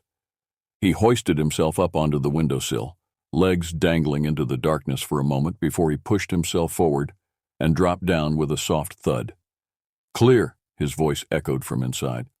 "Watch your step, though. There's broken glass." I went next, Mark's hands reaching up to steady me as I lowered myself into the hospital. The moment my feet touched the floor, an inexplicable wave of uneasiness washed over me, a visceral response so strong it nearly made me climb back out. The air inside was stale and damp, carrying the unmistakable smell of mold, rotting wood, and something else. Something metallic and vaguely clinical that made me think of old blood and antiseptic. "You okay?" Mark asked, noticing my expression. I nodded, not trusting my voice as I moved away from the window to make room for Jason. Jason's entrance was where everything started to go wrong. As he swung his legs through the window and prepared to drop down, something caught, his foot or his pant leg, and he twisted awkwardly, landing with a sickening sound and a sharp cry of pain. "Fuck," he hissed, immediately grabbing his knee. "Shit, shit, shit." Mark rushed to his side, helping him to a seated position against the wall. "What happened? Can you move it?" Jason grimaced, slowly extending his leg and then bending it again. "It's not broken, but damn, I twisted it good." He tried to stand, using Mark's shoulder for support, and managed to get upright, though he kept his weight off the injured leg. "Maybe we should go back," I suggested, that uneasy feeling intensifying. "This place isn't going anywhere. We can come back another time." "No way," Jason insisted, his face pale in the beam of Mark's flashlight. "I've been wanting to check this place out for years. I'm not missing the chance because of a stupid knee." Mark looked at me, his expression asking what I wanted to do. I hesitated, caught between concern for Jason and my own growing sense that we shouldn't be here. Yet that same sense made me reluctant to split up, to leave one of us alone outside while the others explored. "Can you walk?" I asked Jason. He took a tentative step, wincing but remaining upright. "Yeah, just have to take it slow. I'll be fine." While Mark talked quietly with Jason, assessing whether we should continue, I took the opportunity to examine our surroundings. We had entered what appeared to be a large reception area, with a high ceiling and grand proportions despite its state of decay. Rows of chairs were stacked along the walls, pushed there during some long-ago cleaning effort that was never completed. Dust covered everything, thick enough in places to show footprints from previous explorers. In the center of the room stood a solitary wheelchair, its leather seat cracked and peeling, one wheel slightly askew. Something about its placement felt deliberate, as if someone had positioned it there as a macabre welcome. "Why would there still be a wheelchair here?" I asked, my voice sounding too loud in the cavernous space. Mark shrugged. "Probably not worth the effort to move everything out when they closed down. Or maybe someone brought it in later." "Later? Who would bring a wheelchair here? Other explorers? Teenagers playing pranks? Who knows?" Jason had recovered enough to start hobbling forward. "Let's go deeper. There's supposed to be patient wards, treatment rooms, all kinds of stuff." I followed reluctantly, stepping carefully around debris and keeping close to Mark's stronger flashlight beam. We moved through a set of double doors into a long corridor lined with smaller rooms on both sides. Most of the doors stood open, revealing sparse interiors, metal bed frames without mattresses, built-in dressers with drawers hanging open, small windows with bars still intact. "Patient rooms," Mark whispered, though there was no need to be quiet. Jason nodded. "Check this out." He gestured toward the floor of one room, where a pile of charred papers lay scattered. "Patient files. Looks like someone tried to burn them." I knelt down, curiosity overcoming my apprehension, and picked up a partially burned folder. Inside were typed pages detailing a patient's history, treatments, and progress notes. The name and personal information had been blacked out with marker, but the clinical details remained. "Listen to this," I said, reading from the least damaged page. "Patient continues to exhibit extreme agitation and violent tendencies. Electroshock therapy increased to 3 sessions weekly. Hydrotherapy shows minimal improvement." "Jesus," Mark muttered. "There's more," I continued. "Patient claims to see figures at night, particularly a man in a doctor's coat who watches from the doorway. Clear signs of paranoid delusions. Recommend increase in sedation and restraint protocols." A shiver ran down my spine as I placed the file back among the others. The thought that someone had experienced such fear in this very room, had been dismissed and subjected to painful treatments rather than helped, filled me with a profound sadness. "This place was still operating into the 80s, Jason said, limping toward another room. "Can you imagine? This kind of treatment was happening while we were being born." We continued down the corridor, each room telling a similar story of suffering and neglect. Some contained more personal items: a hairbrush with strands still caught in the bristles, a tattered paperback book, a small stuffed animal hidden in the back of a drawer, abandoned remnants of lives that had passed through these halls. The further we progressed, the more I noticed small details that heightened my discomfort: a temperature drop that couldn't be explained by drafts alone, the occasional sound of something shifting in distant rooms, the way our flashlight beams seemed to be absorbed by the darkness rather than cutting through it. "The hospital was originally built for TB patients," Jason explained as we walked, his voice echoing slightly in the corridor. "That's why the ceilings are so high and there are so many windows. They thought fresh air and sunlight would help cure the disease." "And then?" I prompted, knowing there must be more to the story. "When antibiotics made TB hospitals obsolete, the state took it over in the 50s and converted it to a psychiatric facility. That's when the real horror stories started." Jason paused at an intersection of hallways, considering which way to go. This way should lead to the treatment wing. He was right. The next area we entered contained larger rooms filled with specialized equipment. A room with hulking metal tubs still bolted to the floor, the infamous ice baths used to calm agitated patients. Another with a chair fitted with restraints and electrical equipment nearby, the electroshock therapy room. In one particularly disturbing room, we found a metal examination table with leather straps hanging from its sides, and nearby, a tray of rusted surgical instruments. The walls were tiled in institutional green, many cracked or missing, and a large drain in the center of the floor suggested that whatever happened here often needed to be washed away. "I think I've seen enough of this room," I said, backing toward the door. As we exited, Jason pointed down another hallway. "That way leads to the cafeteria, and if we go right, we should find the elevators and stairs to the upper floors." The hallway terminated in a T intersection, just as Jason had described. To the left, through a set of swinging doors, I could make out the outlines of long tables and chairs, the cafeteria. To the right, a wider corridor led to a bank of elevators and a stairwell entrance. Something caught my eye along the wall, a dusty chalkboard, perhaps from when the hospital had educational programs for longer-term patients. Without thinking, I picked up a stub of chalk from the metal tray and wrote my name in large letters. As soon as I finished the final letter, I felt a shift in the air, subtle but unmistakable, like the change in pressure before a storm. I turned back toward the guys, who had continued a few steps ahead. "Did you feel that?" I asked. Mark looked back at me, brow furrowed. "Feel what?" Before I could answer, I noticed something that shouldn't have been possible. Above the elevator doors, an emergency exit sign had illuminated, casting a faint red glow over the corridor. And inside the elevator shaft, visible through the open doors where the car sat at the bottom level, small emergency lights glowed along the walls. "The lights," I whispered, pointing. "They're on." "That's not possible," Mark said, moving closer to examine them. "This place hasn't had power in decades."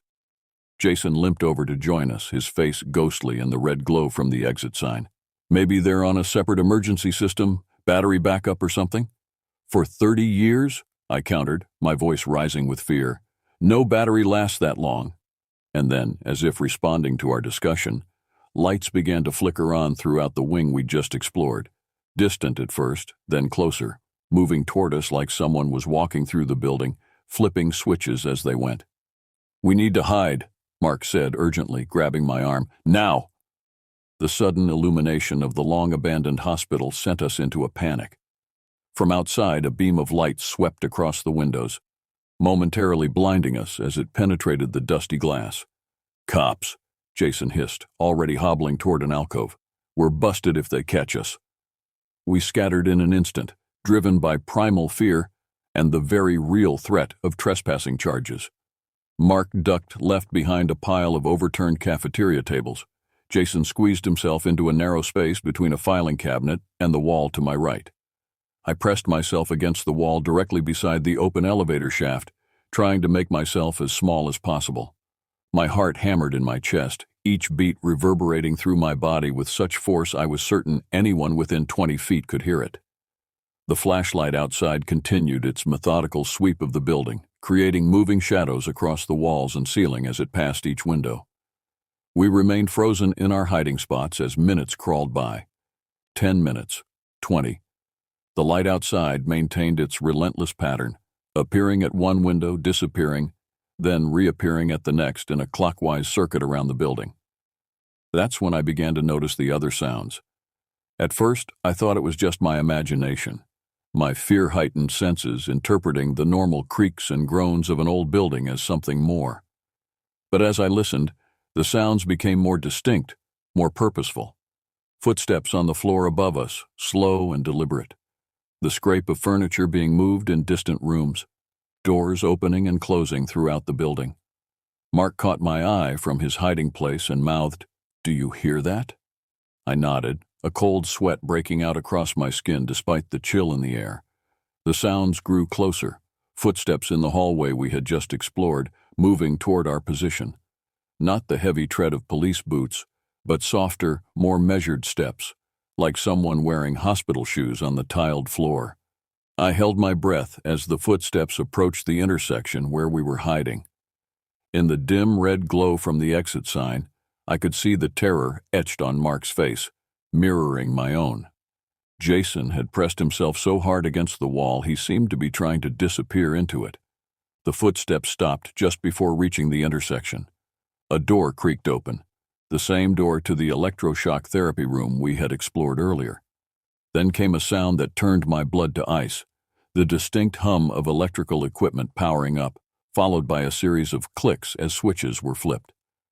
"That's impossible," I thought frantically. "There's no power, the building is abandoned." Yet the evidence of my senses contradicted what I knew to be true. The exit sign still glowed red above me. The emergency lights in the elevator shaft cast ghostly shadows across the floor. And now, from down the hall, came the unmistakable sound of electrical current. More footsteps joined the first set. Multiple people now, moving through the building with purpose.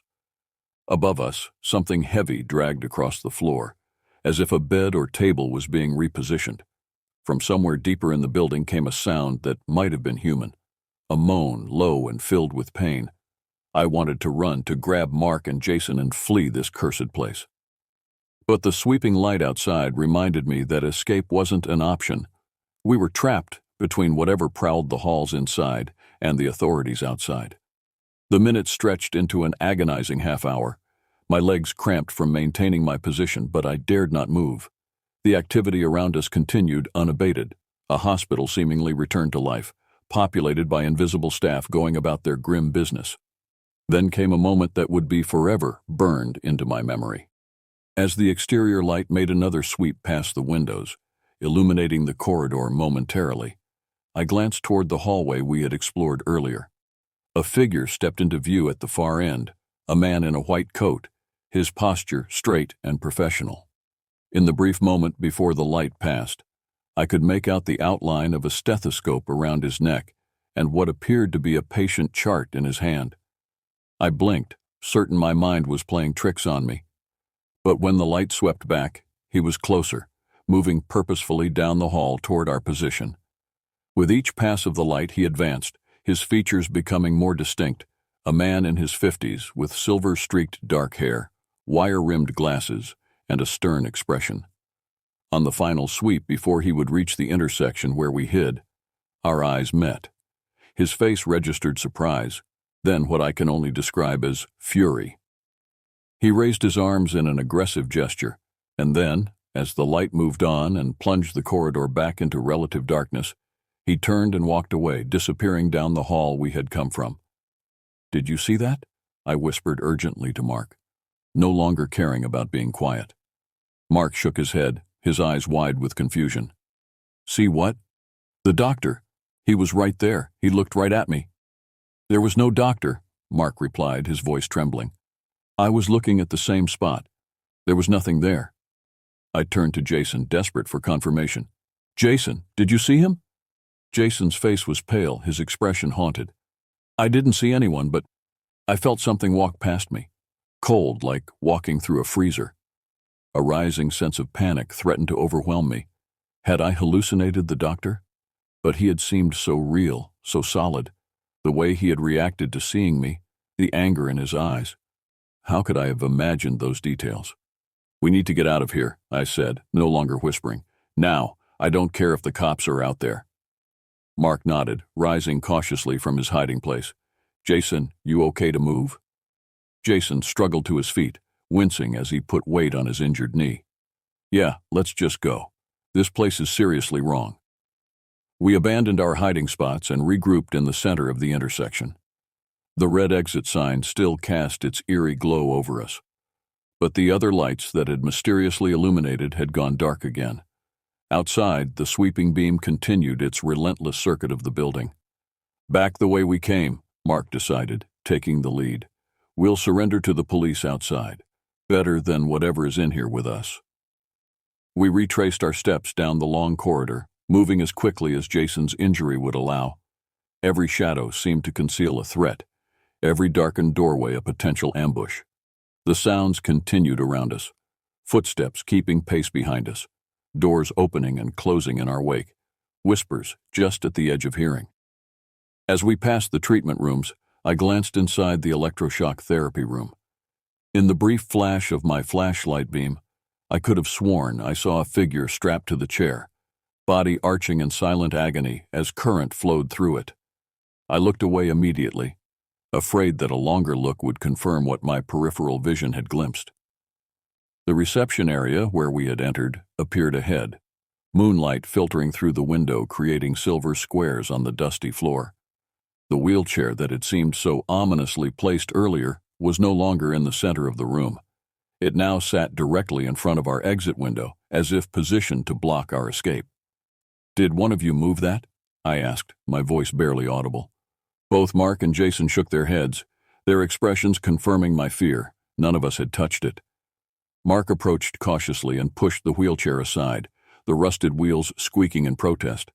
The sound echoed through the reception area, unnaturally loud in the tense silence. "I'll go first," Mark whispered, already climbing onto the windowsill.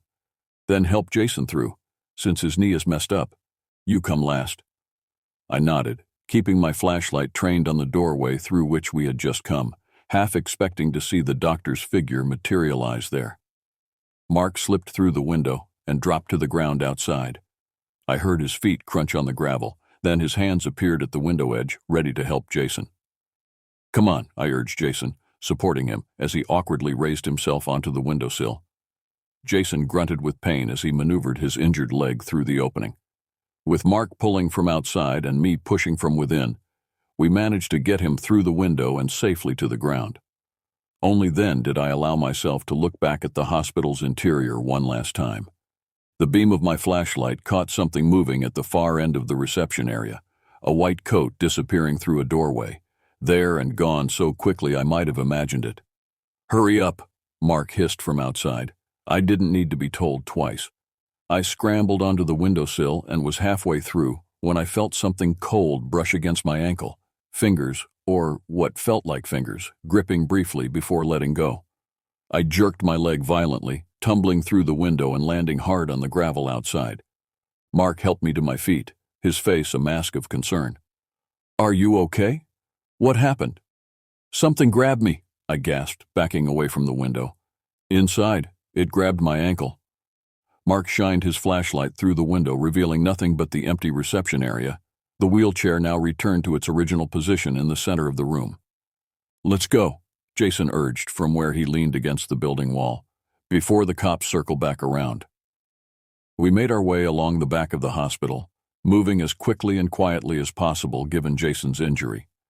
The sweeping beam of light continued its circuit of the building, and we timed our movements to avoid being caught in its glare. As we rounded the corner of the building, heading toward the gap in the fence where we had entered, we came face to face with the source of the light, a police officer holding a high-powered flashlight, his cruiser parked on the gravel road nearby. "Freeze!" he shouted, his free hand moving to the holster at his hip. "Hands where I can see them!" We raised our hands instantly, the instinctive response of guilty trespassers caught in the act. The officer's flashlight beam blinded us, making it impossible to see his face or read his expression. "Against the wall!" he barked. "Spread 'em!"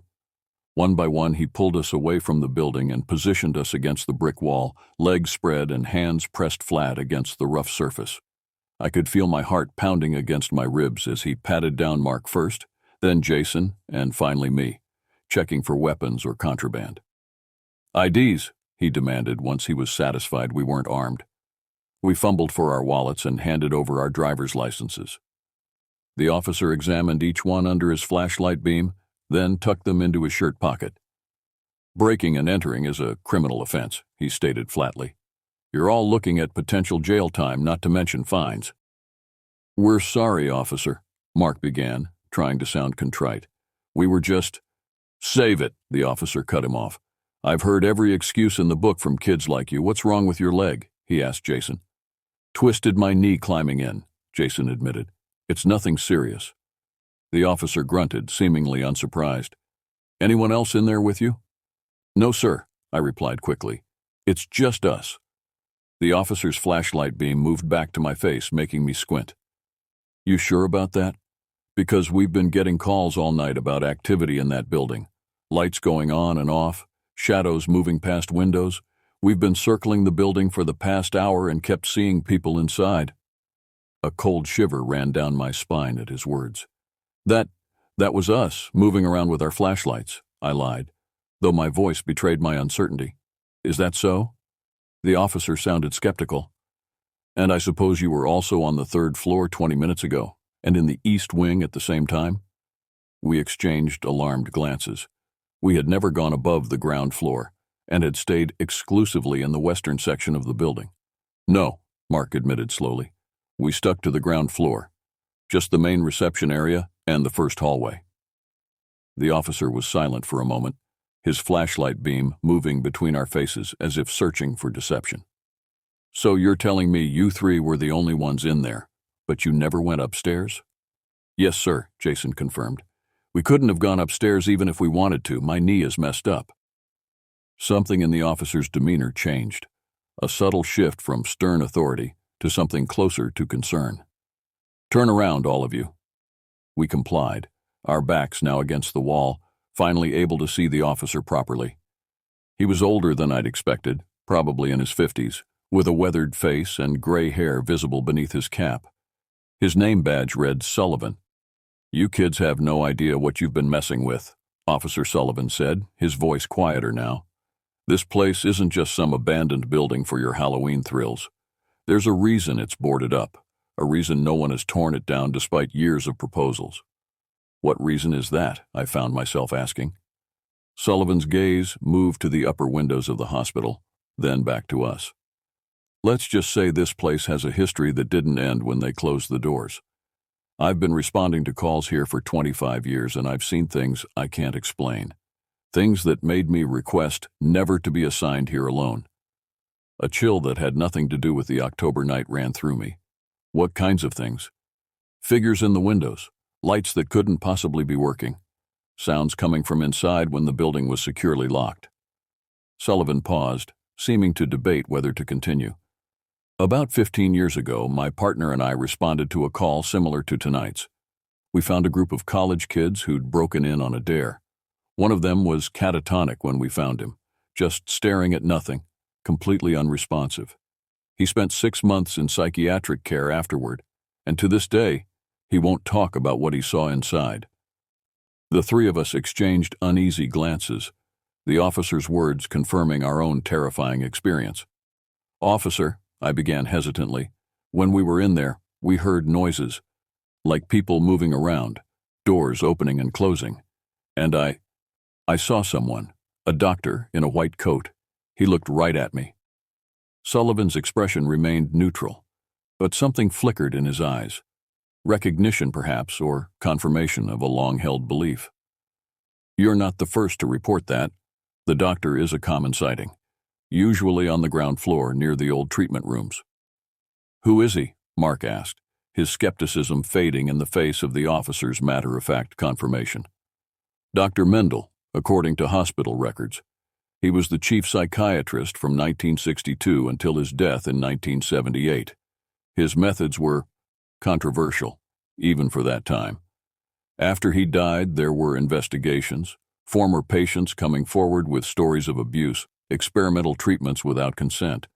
Nothing was ever proven conclusively, but the hospital's reputation never recovered. It closed 5 years later. He looked so real, I whispered. Not like a ghost from a movie, not transparent or floating. He was just there. "The stronger the emotion at death, the stronger the impression left behind," Sullivan said, his tone suggesting he'd given this considerable thought over the years. "And from what I've read about Dr. Mendel, he was not a man who would have accepted death easily." Jason shifted uncomfortably, wincing as he adjusted his weight off his injured knee. "So what happens now? Are you arresting us?" Sullivan sighed, seeming to remember his official role. "Technically, I should. Breaking and entering, trespassing on state property. Those are serious charges." He paused, then reached into his pocket and retrieved our IDs. "But I think whatever happened to you in there is punishment enough. Consider this a warning. If I catch any of you near this property again, I won't be so lenient." Relief washed over me as he handed back our driver's licenses. "Thank you, officer." "Don't thank me," Sullivan replied grimly. "Just stay away from this place.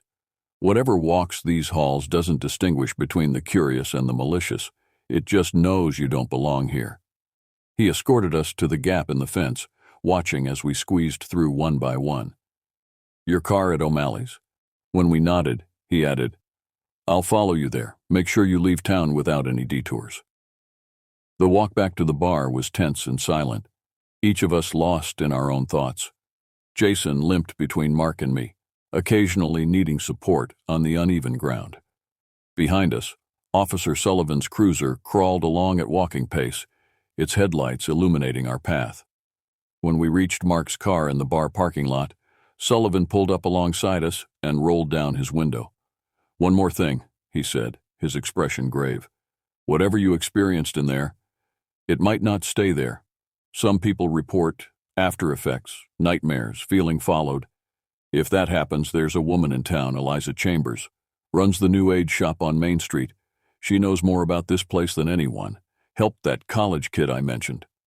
"After effects?" Mark repeated, a note of alarm in his voice. Sullivan nodded. "Just be aware. Safe travels." As his cruiser pulled away, we stood beside Mark's car, the weight of the night's events settling around us like a shroud. "Let's get out of here," Jason said, breaking the silence. "I've had enough of this town to last a lifetime." The drive home was subdued, each of us processing what had happened in our own way. Jason sat in the back seat with his leg elevated, occasionally breaking the silence with a wince when we hit a bump in the road. Mark kept glancing at me, concern evident in his eyes. I stared out the window at the passing darkness, replaying the image of Dr. Mendel in my mind, the fury in his eyes when he realized he was seen, the aggressive gesture, the way he had turned and walked away as if to fetch something or someone. And I couldn't shake the feeling that something had followed us out of that hospital. Something that even now watched from just beyond the reach of the headlights. 2 days later, I received a notice in the mail. Community service for trespassing, the result of Officer Sullivan filing a report despite his verbal warning. Mark and Jason received similar notices. We had gotten off lightly, all things considered. But as the days turned into weeks, I began to wonder if our punishment had truly ended when we left the hospital grounds. The nightmares started 3 days after our visit. Vivid dreams of endless hospital corridors, of being strapped to cold metal tables while figures in white coats loomed over me with instruments I couldn't identify. I would wake gasping for breath, the phantom sensation of icy hands on my skin lingering into wakefulness. And sometimes, in the liminal space between sleeping and waking, I would see him, Dr. Mendel, standing in the corner of my bedroom, watching with cold calculation, clipboard in hand, as if I were just another subject for his experiments. The human mind has remarkable defense mechanisms. As weeks passed following our encounter at the hospital, I found ways to rationalize what had happened, to file it away as an experience born of suggestion, darkness, and the power of Devil's Night to heighten perception. The nightmares gradually subsided, replaced by more mundane concerns, work, relationships, the day-to-day business of living. Mark and I broke up 6 months later, our relationship another casualty of that night, though neither of us would admit it. Something had changed between us, a shared trauma that paradoxically drove us apart rather than bringing us closer. He couldn't understand why I couldn't just get over it, and I resented his ability to dismiss what we had experienced as mere tricks of light and shadow. Jason moved away the following year, taking a job in another state. Before he left, he confided that he'd been to see Eliza Chambers, the woman Officer Sullivan had mentioned. She had performed some kind of cleansing ritual that Jason claimed had helped with his own nightmares. I nodded and wished him well, but didn't ask for Eliza's contact information. By then, I had convinced myself I was fine. Life moved on. I finished college, started a career, dated other people. The hospital became a story I occasionally told at parties when the conversation turned to supernatural experiences, though I edited out the more disturbing details, presenting it as a spooky adventure rather than the profoundly unsettling event it had been. And yet, despite my best efforts to normalize the experience, there were moments when the veil between my carefully constructed rationality and the truth of that night would thin, usually in October as Devil's Night approached, or when I would catch a glimpse of someone in a white coat from the corner of my eye. 4 years passed this way, with me balanced precariously between acknowledgement and denial of what had happened at the hospital. And then, on a rainy Sunday evening in 2015, the balance tipped. I was alone in my apartment, half watching a paranormal investigation show on television while scrolling through social media on my phone.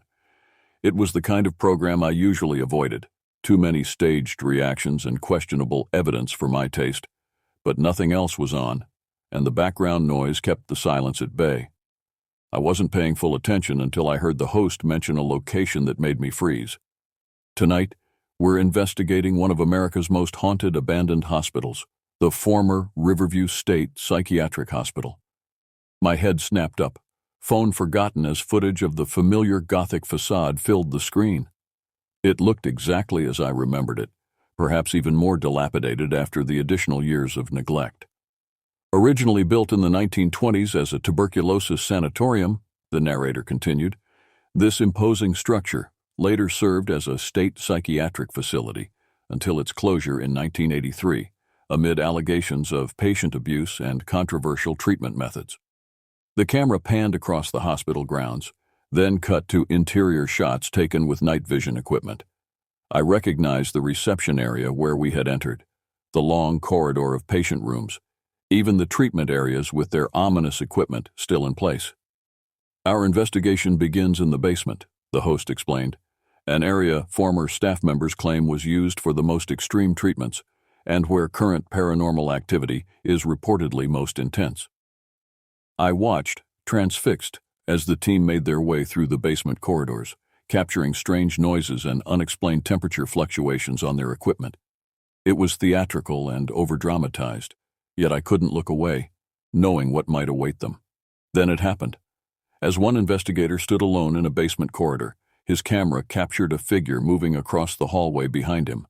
A solid-looking man in a white coat, moving with purpose from one room to another. "Oh my God," the investigator exclaimed when reviewing the footage with his team. "That's a full-bodied apparition." The show slowed down the footage, enhanced it, replayed it from different angles, and with each replay my blood ran colder. It was him, Dr. Mendel, the same stern expression, the same wire-rimmed glasses, the same purposeful stride, the same man who had locked eyes with me 4 years earlier. I fumbled for my phone, hands shaking so badly I could barely navigate to my contacts. Mark answered on the 4th ring, his voice wary. We hadn't spoken in over a year. "Turn on channel 11, I said without preamble. "Now." "What? Why?" "Just do it, please." I heard shuffling on his end, then the sound of a TV turning on. "The ghost hunting show? Since when are you into this fake—" "Just watch," I interrupted. "They're at the hospital, our hospital." Silence as he processed this, then, "I'll call you back in 5 minutes. Those 5 minutes stretched interminably as I continued watching the show, my entire body tense. When my phone finally rang, Mark's voice had lost all its earlier skepticism. "It's him," he said simply. "The doctor you saw. You believe me now?" I couldn't keep the accusation from my voice. Mark was quiet for a moment. "I never said I didn't believe you saw something. I didn't see him, so it was easier to think. That I was making it up, or crazy? No, not crazy. Just influenced by the setting, the stories, all of it." He sighed. "I'm sorry. Seeing him on video like that, it's hard to deny." We watched the remainder of the show together over the phone, commenting as the investigation team encountered more phenomena, disembodied voices captured on audio recorders, objects moving seemingly on their own, shadows moving against the flow of light. "Have you had any after effects?" Mark asked hesitantly when the show ended. "Like Sullivan warned about?" I considered lying, then decided against it. "Nightmares, mostly. They've gotten better over time. Sometimes I think I see him just for a second, but when I look again, there's nothing there." "Jason went to that woman Sullivan mentioned," Mark said it helped. "He told me. Maybe you should—" "I'm fine," I insisted, the old defensiveness rising. "It's been 4 years. If something was going to happen, it would have by now." But even as I said the words, a familiar chill swept through my apartment, raising goosebumps along my arms. On the television, now muted, the credits rolled over still images from the investigation, including a freeze frame of Dr. Mendel's figure in the basement corridor. After hanging up with Mark, I found myself unable to settle. I paced my apartment, checking locks, adjusting lights, anything to keep moving. When exhaustion finally forced me to bed, I lay awake for hours, listening to the normal sounds of my building with heightened awareness. In the days that followed, I researched the hospital obsessively, reading everything I could find about its history and, specifically, about Dr. Isaiah Mendel. The internet yielded surprisingly little. A few mentions in digitized newspaper archives, references in academic papers about the evolution of psychiatric treatment, but nothing substantial about the man himself. I expanded my search to include the paranormal investigation show, discovering that the episode featuring the hospital had generated significant online discussion. In one forum thread, a commenter claiming to be a former orderly at the hospital shared stories that aligned disturbingly well with our experience. Lights operating without power, sounds of hospital activity long after the facility closed, and multiple sightings of Dr. Mendel, particularly near his former treatment rooms. The commenter wrote, "Mendel believed mental illness was a physical disease that could be excised like a tumor. His treatments were designed to cut out the sickness through electroshock ice baths, even experimental surgical procedures. He kept detailed records of everything, believing he was on the verge of breakthroughs that would revolutionize psychiatry. When he died unexpectedly of a heart attack in 1978, he was in the middle of a treatment session. The patient survived, but was never the same afterward. The hospital tried to bury Mendel's more controversial work, burning records and dismantling equipment. But rumors persisted. Some say Mendel was so devoted to his work, so convinced of his methods, that death itself couldn't stop him from continuing his treatments. A chill ran through me as I read these words, remembering the burned patient files we had found, the equipment still in place as if waiting to be used again. Was it possible that what we had encountered was more than just a residual haunting, more than just energy impressed upon the environment? Could Mendel's consciousness somehow persist, continuing his work in some twisted afterlife? The question gnawed at me, making it difficult to concentrate on anything else. I found myself driving past the hospital whenever I was in the area, drawn to it despite the dread it inspired. I never went inside again. The memory of Officer Sullivan's warning and my community service experience was deterrent enough. But I would park across the street, watching the dark windows for any sign of movement. On one such evening, nearly 5 years after our original encounter, I noticed a small shop across from the hospital that I hadn't seen before, a converted Victorian house with a discreet sign reading, Chambers Metaphysical. Eliza Chambers, the woman Sullivan had mentioned. I sat in my car for nearly an hour, debating whether to go in. What would I say? "Hello, a police officer told me 5 years ago that you might be able to help with my ghost problem." It sounded ridiculous, the kind of thing that would earn me a pitying look and perhaps a recommendation for psychiatric help. Yet as I watched the hospital in the gathering twilight, I could have sworn I saw a light moving behind one of the third-floor windows, a flashlight beam perhaps, or something else entirely. Making my decision, I got out of the car and crossed the street to Chambers Metaphysical. A bell tinkled softly as I entered. The interior was not what I had expected, no crystal balls or gaudy mystical symbols, just a tastefully arranged shop with books, candles, herbs, and various metaphysical supplies.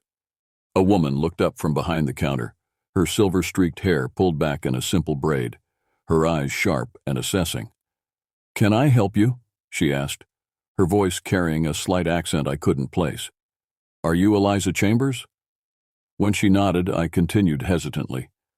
"Officer Sullivan from the police department. He mentioned you might be able to help with after effects." Understanding dawned in her eyes. "The hospital," she said simply. It wasn't a question. "Yes, 5 years ago on Devil's Night." Eliza glanced at the clock on the wall, then moved to the front door and turned the sign to closed. "Come to the back," she said. "We'll talk." I followed her through a beaded curtain into a small sitting area.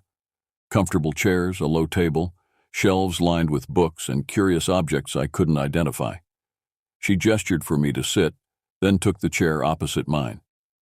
"Tell me everything," she said, "from the beginning."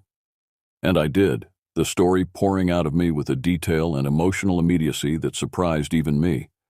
I told her about entering the hospital, Jason's injury, our exploration, the lights coming on, hiding from what we thought were police, seeing Dr. Mendel, the confrontation with Officer Sullivan, and the years of nightmares and glimpsed figures that followed. Eliza listened without interruption, her expression revealing nothing.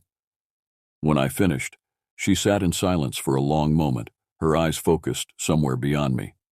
"Your friend, Jason, he came to see me before he left town," she said finally. "I performed a cleansing for him, severed the attachment. It seems to have worked. He hasn't reported any further incidents." "Attachment?" I repeated, the word sending a shiver through me.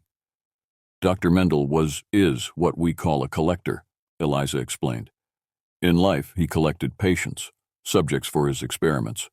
In death, he continues to collect, but now he's interested in minds that are receptive to the paranormal, individuals who can sense him, see him."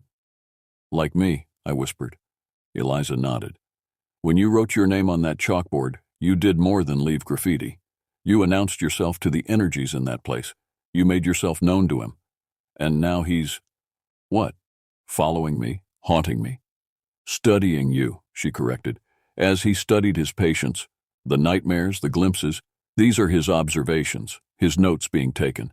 For what purpose I cannot say with certainty, but given what we know of the man's methods in life.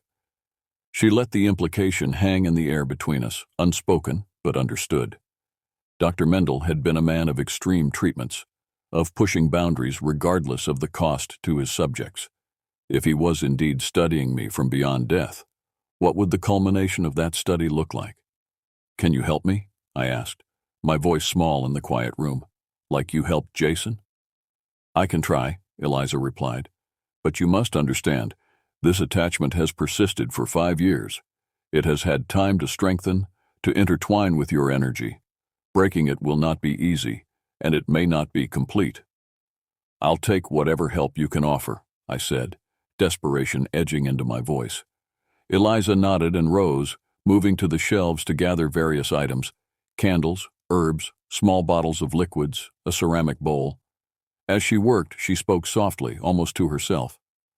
Mendel was brilliant in his way, ahead of his time in some respects, though his methods were cruel by any standard. He believed the mind and body were inseparable, that mental illness manifested physically in the brain. Not a radical concept now, but then. It challenged prevailing theories. His error was in believing these manifestations could be treated like tumors, cut away, or shocked into submission. She returned to the table with her collected items, arranging them methodically. The irony is that in death, he has proven his own theory wrong. His consciousness persists without a physical form, demonstrating that the mind is indeed separable from the body. I watched as she lit candles, mixed herbs in the bowl, and added drops from various bottles. The air filled with an aromatic smoke that made my head feel slightly fuzzy. "What happens now?" I asked. "I will attempt to create a barrier between you and Dr. Mendel's energy," Eliza explained.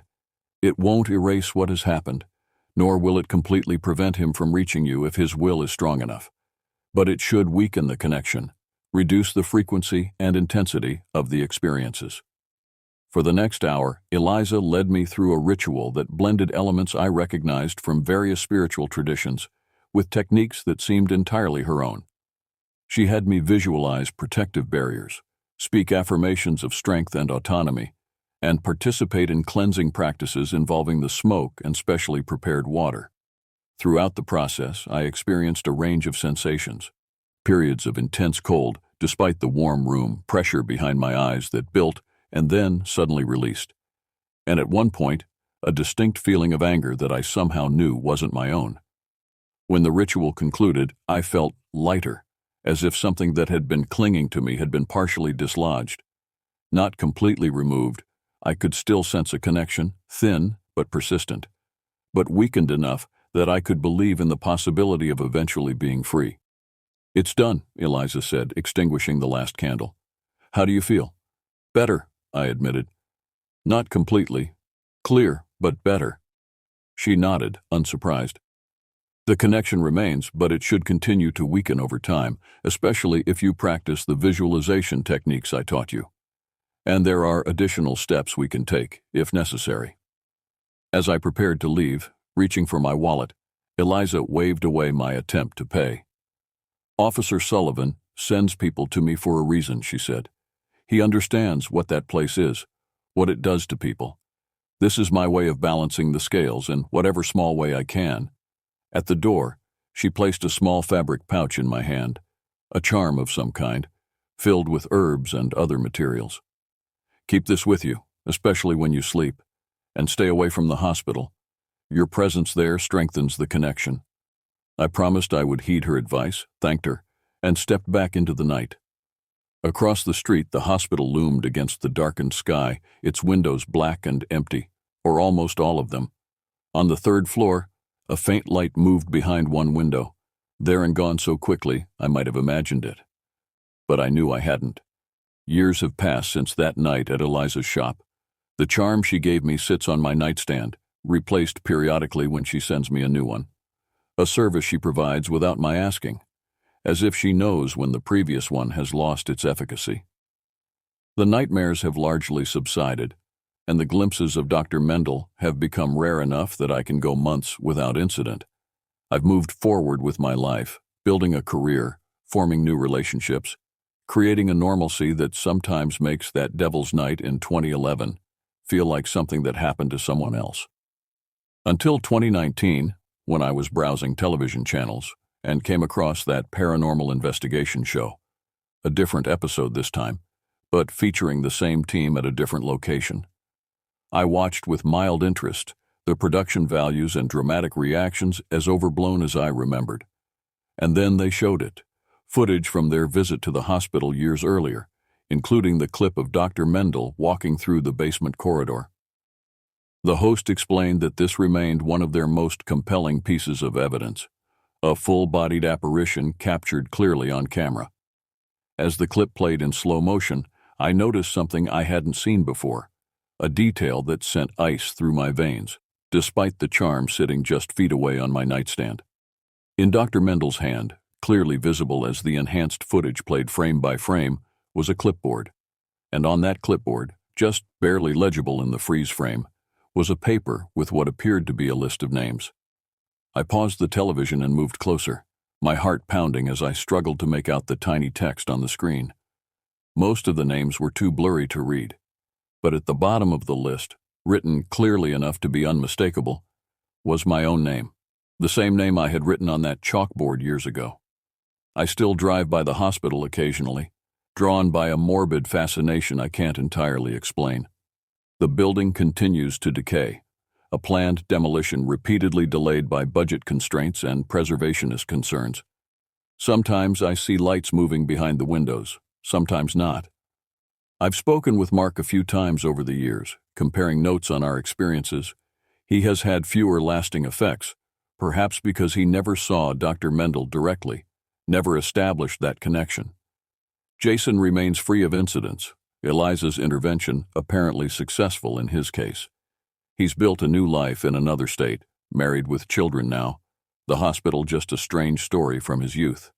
As for me, I exist in a liminal space. Not fully haunted, but not entirely free either. Dr. Mendel's presence in my life has diminished to a background awareness, like a radio playing in another room, too faint to make out the words but persistent enough to remind me it's there.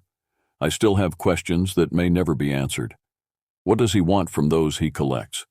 Why does he continue his work beyond death? Is he trapped in some form of purgatory, condemned to repeat his life's obsessions, or is he acting with purpose and intention? Perhaps some questions are better left unanswered. Perhaps some connections, once formed, can never be completely severed, only weakened, managed, lived with.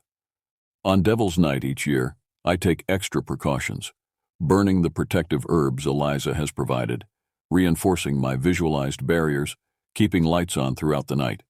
And each year, as midnight approaches, I feel him testing those barriers, searching for weaknesses, for a way back in. So far, the barriers have held. But sometimes in the moments between waking and sleeping, I think I hear the scratch of a pen on paper, taking notes on my condition, my progress, my resistance. And I wonder if, somewhere in that decaying hospital, in a file bearing my name, Dr. Mendel continues to document his longest-running case study, waiting for the day when his treatment plan can finally be implemented.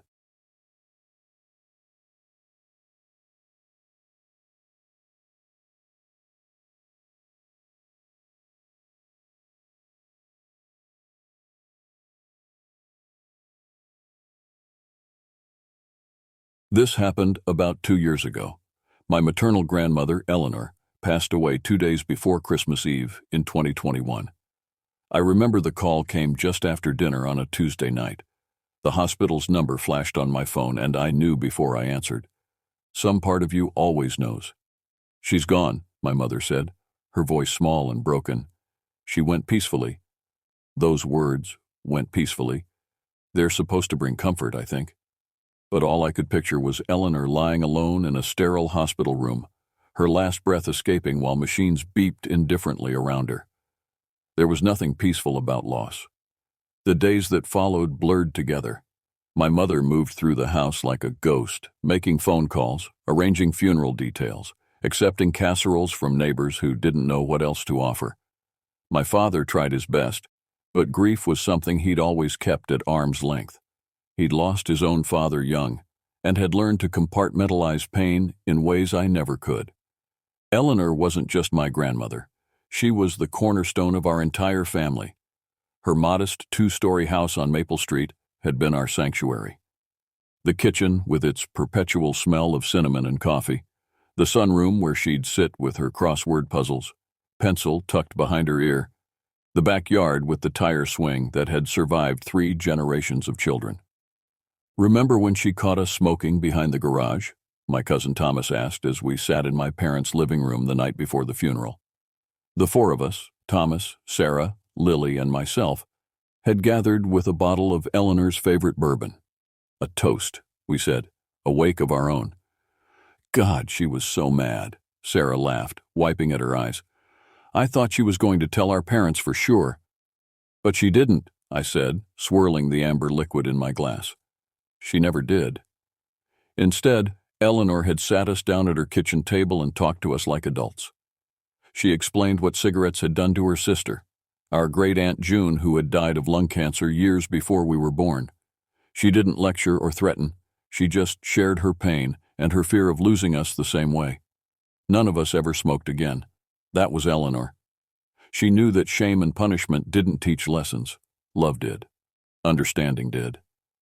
"She made me promise not to tell anyone when I flunked algebra," Lily said quietly. "She hired that tutor and paid for it herself. Said it was our secret." "She did the same when I wrecked my first car," Thomas added. "Helped me get it fixed before Dad ever found out." We sat in silence then, each lost in our own memories of her quiet interventions, her unconditional support, her fierce protection. Eleanor had been our confidant, our champion, our safe harbor in every storm. Christmas Eve came with a perverse insistence on normalcy.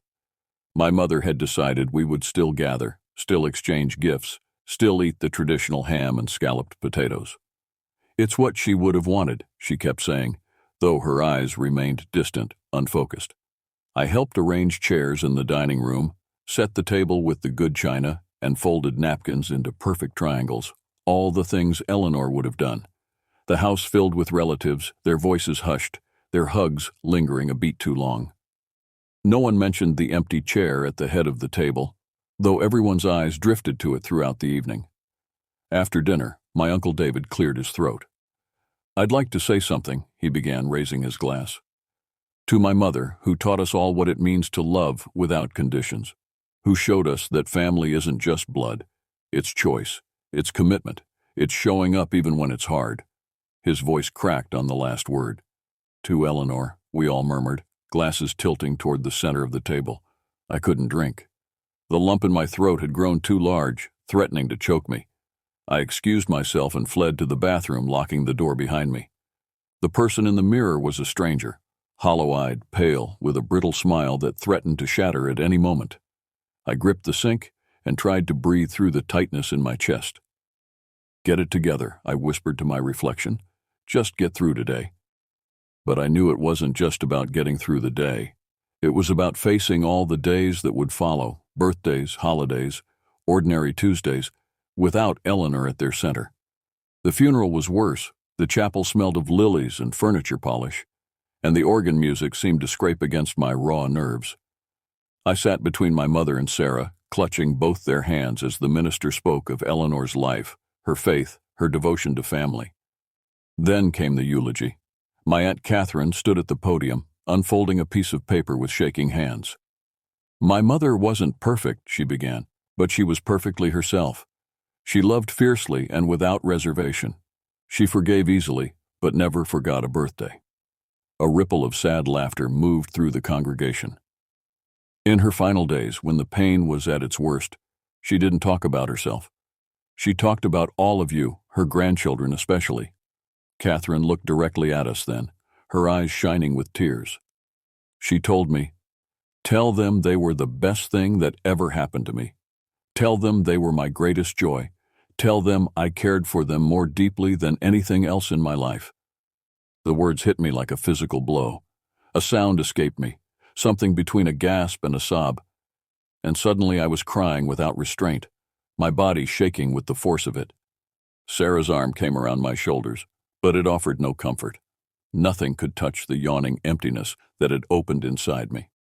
After the service, after the burial, after the reception where people ate finger sandwiches and spoke in reverent tones about what a wonderful woman Eleanor had been, I found myself standing in her empty house. My mother had asked me to pick up some photos for a memorial album she was creating, and I'd volunteered, needing some time alone with the ghost of her. The silence was absolute. No ticking grandfather clock. It had been moved to my parents' house. No humming refrigerator. It had been unplugged, cleaned, its contents distributed or discarded. No creaking floorboards under Eleanor's careful steps. Just emptiness. I moved through the rooms, touching surfaces, opening drawers, breathing in the fading scent of her. In her bedroom, I sat on the edge of her bed and ran my hand over the quilt she'd made decades ago. The stitches were uneven in places. Eleanor had never claimed to be an expert seamstress, but the love in every imperfect inch was palpable. On her nightstand sat a small leather-bound book. I knew I shouldn't pry, but grief makes trespassers of us all. I opened it to find her handwriting, cramped but legible, filling page after page. November 18th, Margaret called today. We talked about the grandchildren and how quickly they're growing up. She worries about hers the same way I worry about mine. Strange how similar our paths have been, despite everything. Margaret, my father's mother. My other grandmother, still very much alive but distant in ways Eleanor never was. They'd known each other for decades, of course, but I'd never thought of them as friends. The revelation that they spoke, shared concerns about us, was oddly unsettling. I closed the book and placed it back exactly as I'd found it. Some privacies should be respected, even in death. As I was leaving, a framed photo on the wall caught my eye. One I'd seen 1,000 times, but never really noticed. It showed Eleanor and Margaret, much younger, standing together at some long-ago family gathering. They weren't looking at the camera, but at each other, caught in mid-conversation, their expressions animated. There was an intimacy to it, a suggestion of shared secrets. I took the photo off the wall and added it to the box I was collecting. Something about it felt important, though I couldn't have said why. Driving home through the January darkness, snow beginning to fall in fat, lazy flakes, I felt a strange sense of foreboding. Not fear exactly, but awareness. As if the universe had shifted slightly and things that had been separate were now bleeding into one another. The grief was overwhelming and I hadn't even moved past the shock phase. It felt unreal, like Eleanor had just vanished, leaving behind an emptiness that no holiday lights or comforting words could fill. I kept expecting to hear her voice on the phone, to get one of her spontaneous, just checking in texts, to smell her perfume, white shoulders, old-fashioned and elegant like her. But there was nothing, just absence, just silence, just the hollow space where someone I loved used to be. January crawled by, each day indistinguishable from the last. I returned to work at the publishing house where I'd been an editor for 5 years, but found myself staring blankly at manuscripts, unable to focus on the words before me. My colleagues were understanding at first. Bereavement was allowed, expected even.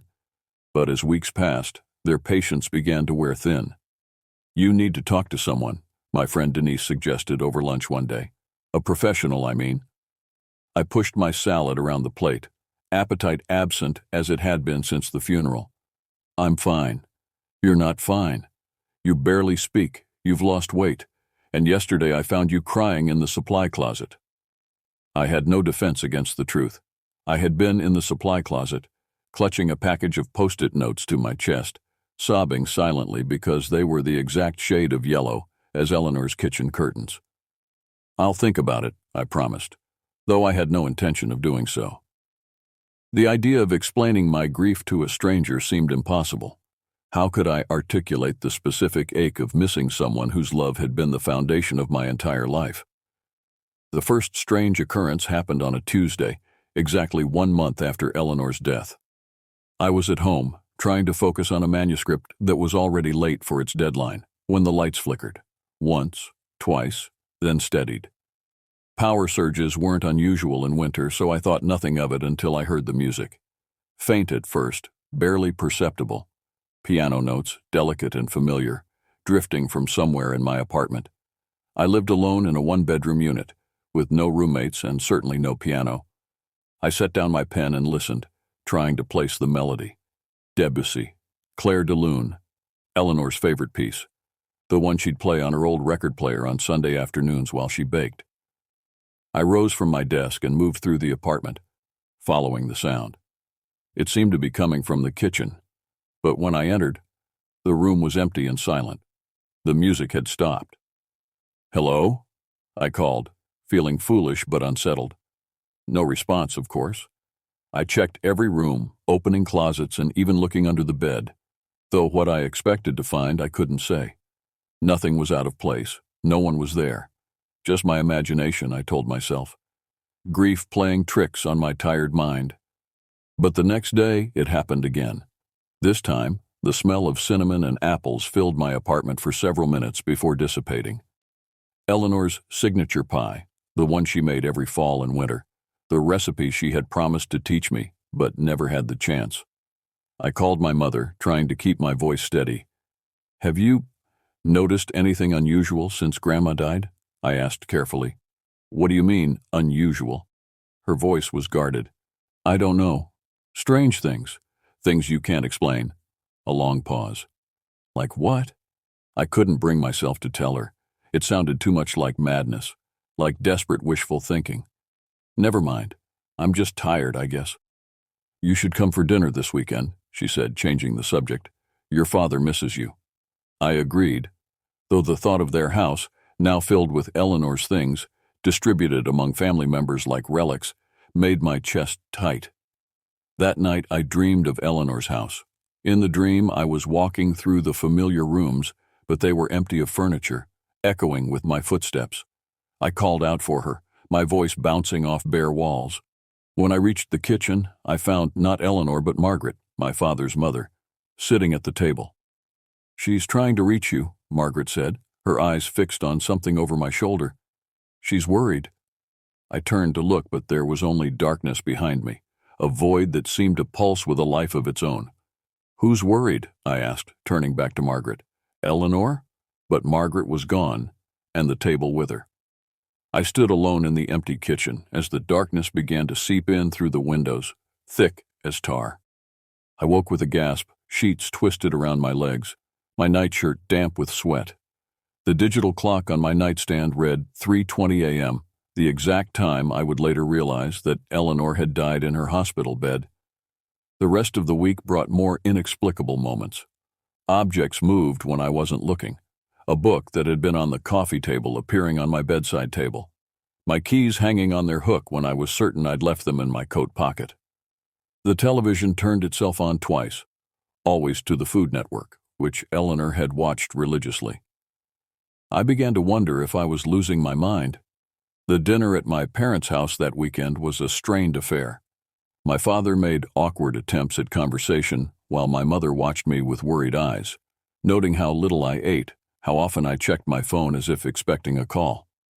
"How's Margaret?" I asked suddenly, the dream still vivid in my mind. My father looked surprised. "Mom, she's fine. Why do you ask?" "No reason. I just realized I haven't seen her since the funeral." "She asks about you," my mother said, her tone careful. "She worries." There it was again, that word, worries, just like in the dream.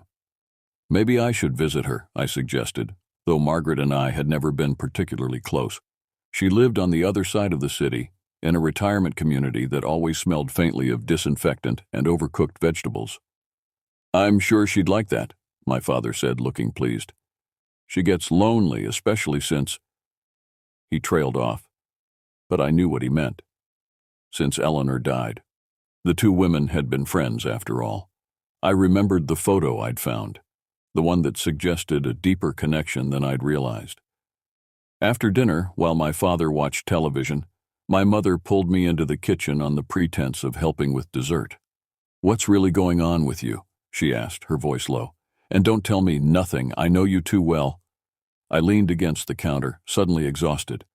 I don't know how to explain it without sounding crazy. "Try me." So I did. I told her about the music, the smells, the moving objects, the dream about Margaret, the constant, unshakable feeling that I was being watched, followed, reached for. My mother listened without interruption, her face unreadable. When I finished, she nodded once, decisively. "You're not crazy," she said. "Your Aunt Catherine has been experiencing similar things, so has Thomas." Relief washed over me, followed immediately by a new kind of fear. "What does it mean?" "I don't know." She took my hands in hers, her grip surprisingly strong. "But I do know my mother. If she's trying to reach someone from wherever she is now, she has a reason." We stood in silence for a moment, the implications of her words settling around us like dust. "Maybe you should talk to Margaret," my mother suggested finally. "She and Mom were closer than any of us realized. She might understand what's happening." I nodded, though the prospect filled me with a strange dread. "I'll call her tomorrow." But I didn't need to. When I returned to my apartment that night, there was a voicemail waiting on my phone. Margaret's voice, thin but clear. "Hello, dear. I've been thinking about you quite a bit lately. I wonder if you might come visit me this week. There's something I think we should discuss. Something about Eleanor." I played the message twice, goosebumps rising on my arms. How had she known? What could she possibly have to tell me about Eleanor that I didn't already know? I called her back immediately, despite the late hour. She answered on the first ring, as if she'd been waiting by the phone. "I'll come tomorrow," I said without preamble. "Is 3 o'clock all right?" "Perfect," Margaret replied, and I could hear the smile in her voice. "I'll make tea." That night, as I lay in bed trying to quiet my racing thoughts, the temperature in my bedroom dropped suddenly. My breath clouded in front of my face, and the radiator clanked futilely against the unnatural cold. Then came the whispers, so faint at first that I thought it was just the wind outside my window. But it grew clearer, more insistent. A woman's voice, speaking words I couldn't quite make out. "Hello?" I called, my voice trembling. "Is someone there?" The whisper stopped abruptly. The room remained cold, but the sense of presence, the weight of unseen eyes, intensified. Something brushed against my cheek, the lightest touch, like fingertips trailing gently over my skin. I froze, too terrified to move or speak. The touch came again, this time sweeping a strand of hair behind my ear, an achingly familiar gesture. Eleanor used to do the same thing when I was upset, a small, comforting ritual from childhood. "Grandma?" I whispered into the darkness. No answer came, but the cold began to recede. The room warmed gradually, the oppressive presence lifting like fog burning away in sunlight. I didn't sleep that night. I sat up in bed, lights on, waiting for something more, some clearer sign or message. But the apartment remained quiet, ordinary, as if nothing unusual had happened at all. By morning, I might have convinced myself it was a dream, a hallucination brought on by grief and exhaustion. Except for one thing. On my nightstand, where nothing had been the night before, sat a small silver locket. Eleanor's locket, the one she'd been buried with. I picked it up with shaking hands, the metal warm to the touch. Inside was a tiny photograph of the family, my parents, my aunts and uncles, all the cousins, taken at Eleanor's 75th birthday party. Her most treasured possession, she'd called it. The entire family, together and happy, in one perfect moment. The locket that should have been 6 feet underground, in a casket with her. I closed my fist around it, the edges digging into my palm. Whatever was happening went beyond grief, beyond imagination. Something impossible was unfolding around me, something that defied rational explanation. And somehow I knew that Margaret held the key to understanding it. Margaret's retirement community, Oakwood Gardens, was a cluster of tidy brick buildings surrounded by carefully manicured lawns. Despite the cheerful name and bright flowers planted along the walkways, there was something inherently sad about the place, a sense of lives winding down, of people waiting for an ending. I signed in at the front desk, where a young woman with tired eyes handed me a visitor's badge without looking up from her computer. "Building C, apartment 307, she said mechanically.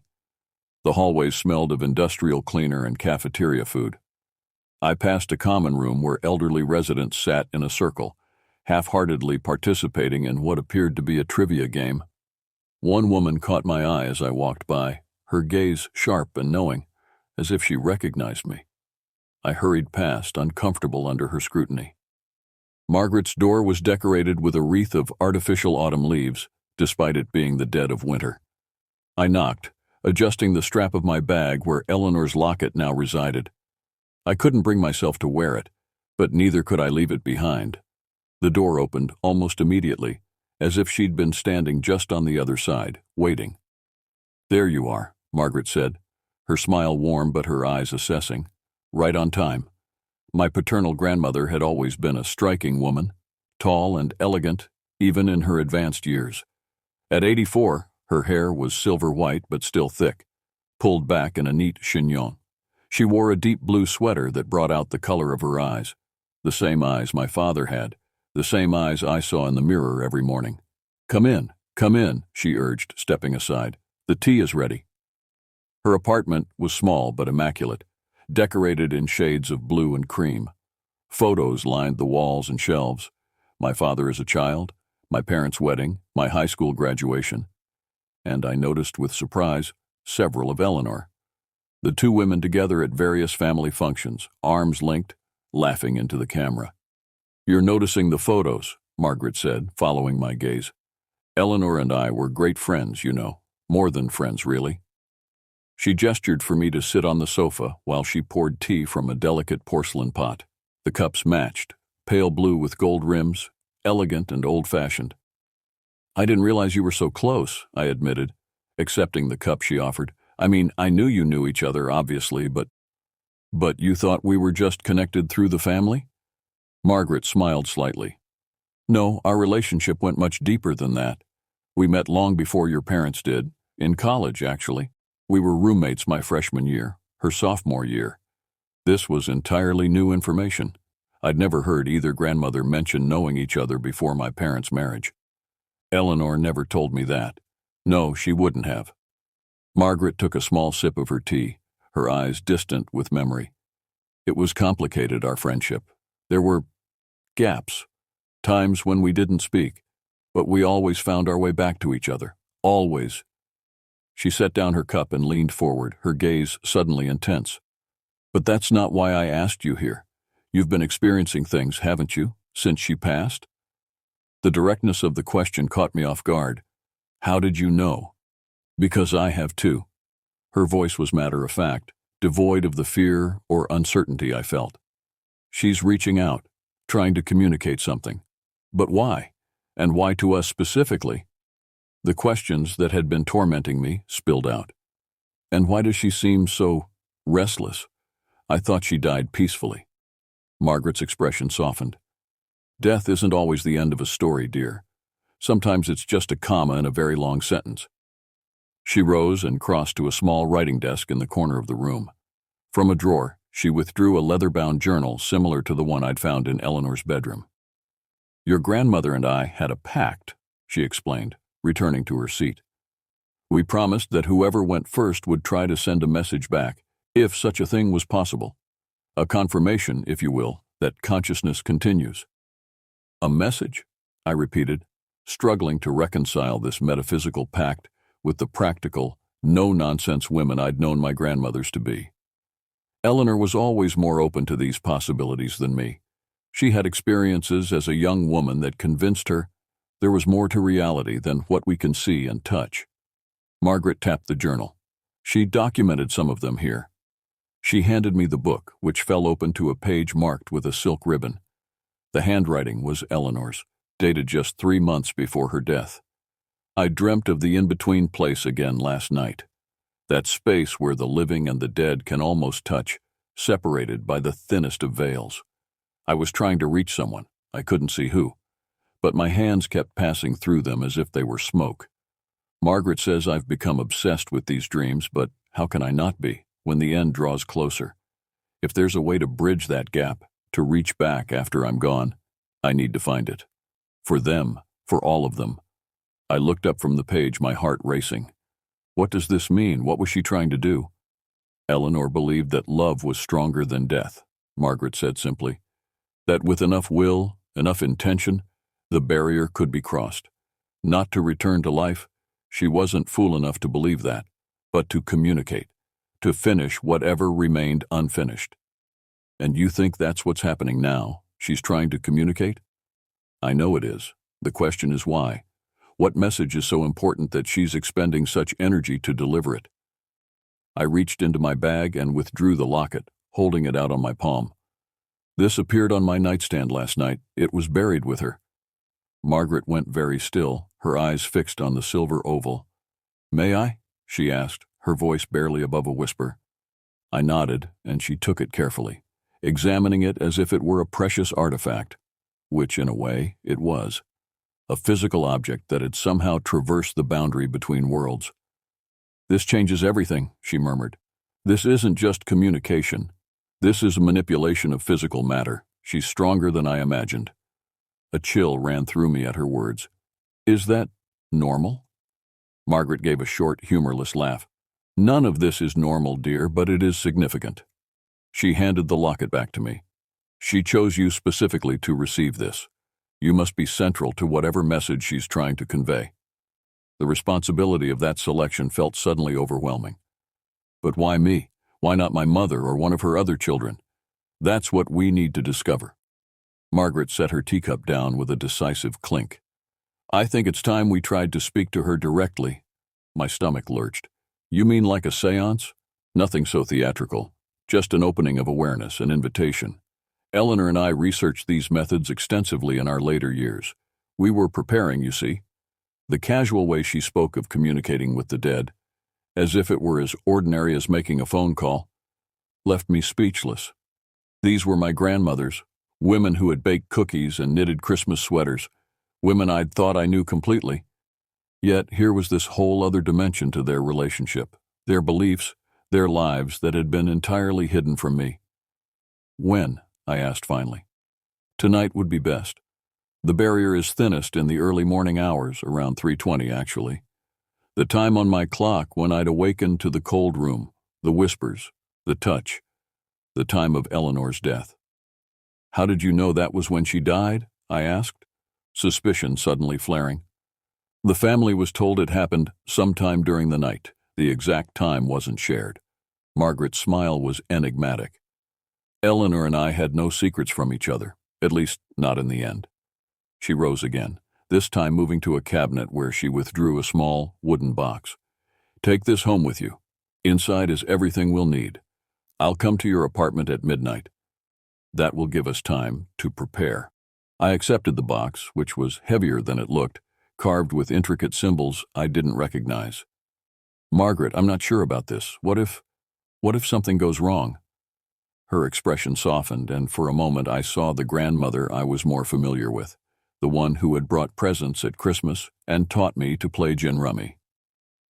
"Eleanor would never harm you," she said gently. "Whatever is happening, whatever she needs to communicate, it comes from love. Remember that." As I left Oakwood Gardens, the strange woman from the common room was standing in the hallway. Up close, I could see that her eyes were two different colors, one brown, one a pale, almost translucent blue. "She's caught between," the woman said as I passed, her voice reedy but insistent. "Neither here nor there. The between place is dangerous. Be careful who you invite in." I hurried past without responding, clutching Margaret's wooden box to my chest, the weight of the locket in my bag suddenly seeming to increase with every step. The rest of the day passed in a haze of nervous anticipation. I called in sick to work, not entirely a lie, as my stomach churned with anxiety, and tried to distract myself with mundane tasks. I cleaned my apartment, paid bills, even attempted to work on the manuscript that was now dangerously overdue. Nothing held my attention. The wooden box sat on my coffee table, unopened. I couldn't bring myself to look inside, afraid of what I might find. Part of me wanted to call the whole thing off, to return the box to Margaret and pretend none of this was happening. But the memory of that gentle touch in the darkness, the strand of hair tucked behind my ear, so specifically Eleanor, kept me from reaching for the phone. If there was even the slightest chance of saying goodbye properly, of understanding what she needed to tell me, how could I turn away? As the day waned and darkness fell, the apartment grew increasingly quiet. Not just silent, but a deep, waiting stillness that seemed to press against my ears. The air felt thick, charged with potential energy. At precisely 11:45 p.m., a knock came at my door. Margaret stood in the hallway, now dressed in a simple black dress with a silver pendant at her throat. "You didn't open the box," she said as she entered. Not a question, but an observation. I wasn't sure what to expect. She nodded, understanding. "Fear is natural. But remember, this is Eleanor we're trying to reach. Your grandmother. She loved you more than life itself." Margaret moved to the coffee table and opened the box, revealing its contents. 3 white candles, a small silver bell, a pouch of what looked like dried herbs, and a framed photograph of Eleanor, one I'd never seen before, showing her as a young woman, perhaps in her 30s, her expression serious but her eyes bright with intelligence. "We'll need a table," Margaret instructed, her manner now businesslike. "Preferably round, but any will do." I cleared my small dining table, and together we arranged the items from the box. Margaret placed the candles in a triangle formation with the photograph of Eleanor at the center. She sprinkled some of the dried herbs, a mixture that smelled of lavender and something sharper, almost metallic, around the perimeter. "The locket," she said, holding out her hand. "It will serve as a connection, a tether." I hesitated before drawing it from my pocket. The metal seemed warmer than it should be, almost pulsing against my palm like a tiny beating heart. Margaret took it and placed it carefully beside the photograph. "Now we wait," she said, checking her watch. "It's nearly midnight. The veil begins to thin." We sat across from each other at the table, the candles casting long shadows that danced on the walls. Margaret's face in the flickering light looked different somehow, younger, sharper, her eyes reflecting the flames until they seemed to glow from within. "What exactly are we waiting for?" I whispered, not wanting to break the heavy silence that had descended. "A sign," she replied. "Eleanor will let us know when she's ready to communicate." The minutes ticked by, measured by the soft sound of my wall clock and our steady breathing. Outside, the wind picked up, whistling around the corners of the building. The candle flames wavered, but didn't extinguish. At 3:15 a.m., the temperature in the room plummeted. My breath clouded in front of my face, and shivers racked my body. Margaret, however, seemed unaffected by the cold. Her posture relaxed, her breathing even. "She's coming," she murmured, her gaze fixed on something over my shoulder. "Can you feel her?" I could. The same presence I'd sensed before, a weight, a watching, a silent anticipation. The hairs on the back of my neck stood up, and my skin prickled with gooseflesh. "Eleanor," Margaret called softly, "we're here, we're listening." The candle flame stretched upward, elongating into thin blue-white spears of light. The locket on the table began to vibrate, then to spin slowly on its chain. "What's happening?" I gasped, fighting the urge to flee the room. "She's gathering energy," Margaret explained, her voice calm. "Drawing from the electrical field, from the heat, from us. It takes enormous effort to breach the veil." The spinning locket moved faster, becoming a silver blur. The photograph of Eleanor seemed to ripple, as if the paper itself was becoming fluid. And then I felt it. The same gentle touch on my cheek, the same sensation of fingers brushing hair from my face. But this time, it didn't stop there. The touch moved to my shoulder, a pressure like a hand resting there, solid and real. "Grandma?" I whispered, my voice breaking. The clock struck 3:20 a.m. with a soft, mechanical click. The candles extinguished simultaneously, plunging the room into darkness, save for the faint moonlight filtering through the blinds. And in that silver-blue illumination, she appeared. Right next to my chair, barely 20 centimeters from my face, floated the body and face of a woman. Not Eleanor, as I had half expected, but Margaret, my father's mother, her features exactly as they had been just moments before, across the table from me. But that was impossible, because Margaret was still sitting there, her outline visible in the dim light, her hands flat on the table's surface. I stared at the floating figure, my mouth open in shock. My body refused to move. My first thought was sleep paralysis. I had heard of people hallucinating strange figures during those episodes, but this felt too real. The details of her face, the way she seemed solid, it wasn't like a fleeting shadow in the dark. This was something else. Finally, I managed to sit up straighter, rubbing my eyes, trying to force the illusion away. I even slapped myself, hard enough to sting. But nothing changed. She was still there, floating, staring at me with a soft, knowing smile. And then, the realization hit me like a punch to the chest. Oh my God, that's my grandmother from my father's side. She is still alive. Panic surged through me. My breath came in short gasps, and before I could stop myself, I blurted out, "What the hell is happening?" The figure just kept smiling, calm and unshaken. She had Margaret's face, her hair, her warm eyes, the same ones that had looked at me countless times with love. But something was off. Her legs were missing, her body fading into nothing below the waist, like she had been cut off from reality itself. She didn't feel threatening, but there was something deeply unsettling about it. A ghostly version of my living grandmother was standing in my room, reaching across some unseen boundary to visit me. Why? Why now? Despite my fear, I felt an overwhelming curiosity, like a force I couldn't resist. Slowly, I reached out my hand toward the figure, and to my utter shock, she reached back, her fingers wrapped around mine, firm but cold, like touching something that wasn't meant to exist in this world. She smiled at me then, her eyes closing as if in peace. For what felt like minutes, we just stayed there, frozen in that impossible moment. Then, without a sound, she began to drift backward. Slowly, she glided toward my closed bedroom door, fading as she moved, and just like that, she was gone. I turned to the table where the real Margaret still sat, her expression unreadable in the darkness. "What just happened?" I demanded, my voice shaking. "What did I just see?" Margaret sighed, a long, weary sound. "Not what we expected," she admitted. "Not Eleanor at all."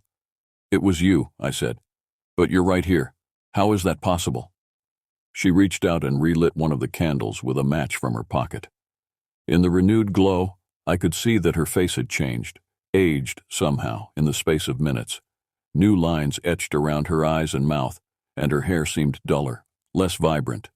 "The body you saw wasn't me," she said softly. "It was a projection, a construct created by Eleanor." "But why would she appear as you? Why not as herself?" Margaret's eyes filled with tears, the first time I had ever seen her cry. "Because she's trying to warn you, about me." "Warn me about you?" I repeated, struggling to make sense of her words. "I don't understand." Margaret reached for the locket, which had stopped spinning and now lay still on the table. She opened it, revealing the family photograph inside. "Look closely," she instructed. "What do you see?" I leaned forward, examining the tiny image. It showed the family gathered around Eleanor at her birthday party, my parents, my aunts and uncles, all the cousins. And standing beside Eleanor, her arm linked through my grandmother's, was Margaret. "I see everyone," I said, "the whole family, you and Eleanor." "Look at my eyes," Margaret insisted. I peered closer, straining to make out details in the small photograph. And then I saw it. In the picture, Margaret's eyes were different colors. One brown, one a pale, almost translucent blue, like the woman at Oakwood Gardens, the one who had warned me about the between place.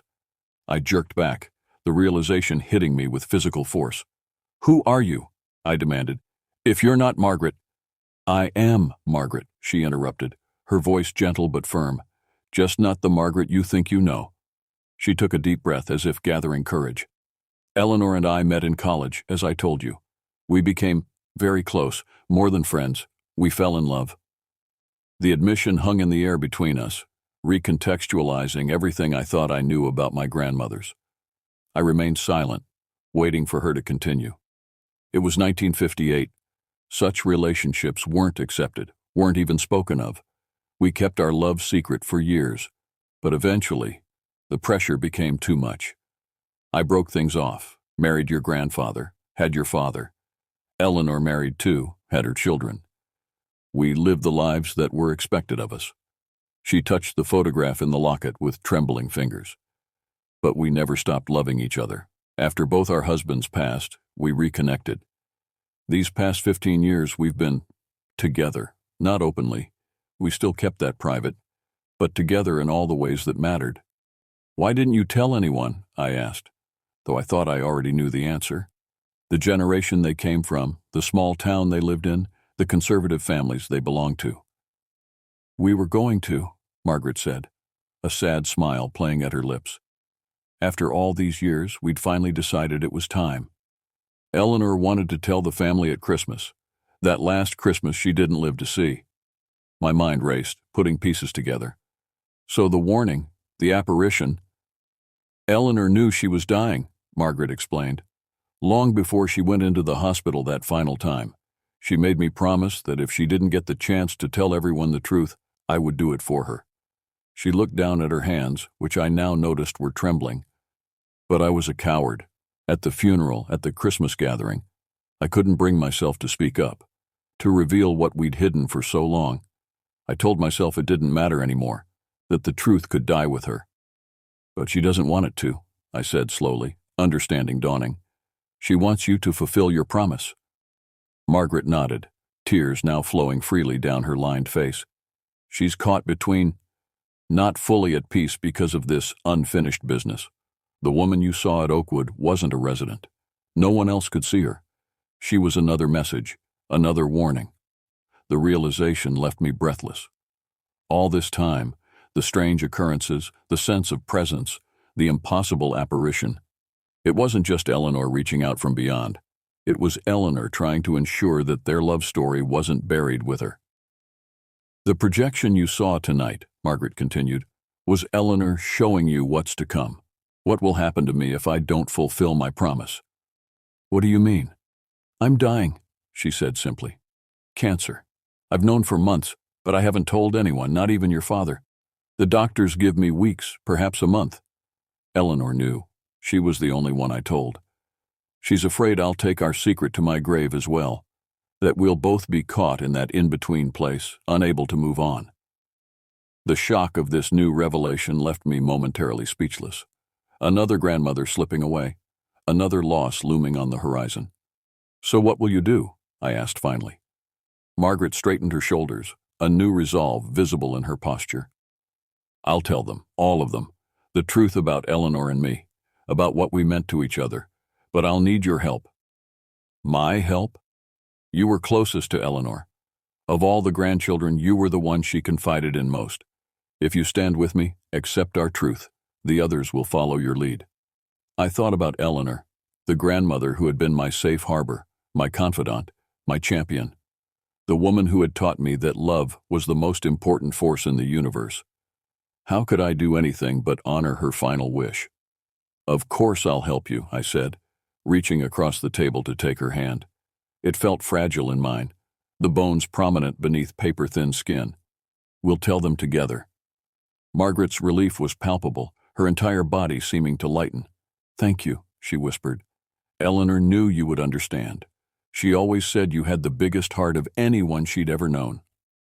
The candle between us flickered, and for just a moment, I thought I caught a glimpse of another figure standing behind Margaret, tall, elegant, with Eleanor's unmistakable profile. But when I blinked, the shape was gone. The next few days passed in a whirlwind of phone calls and arrangements.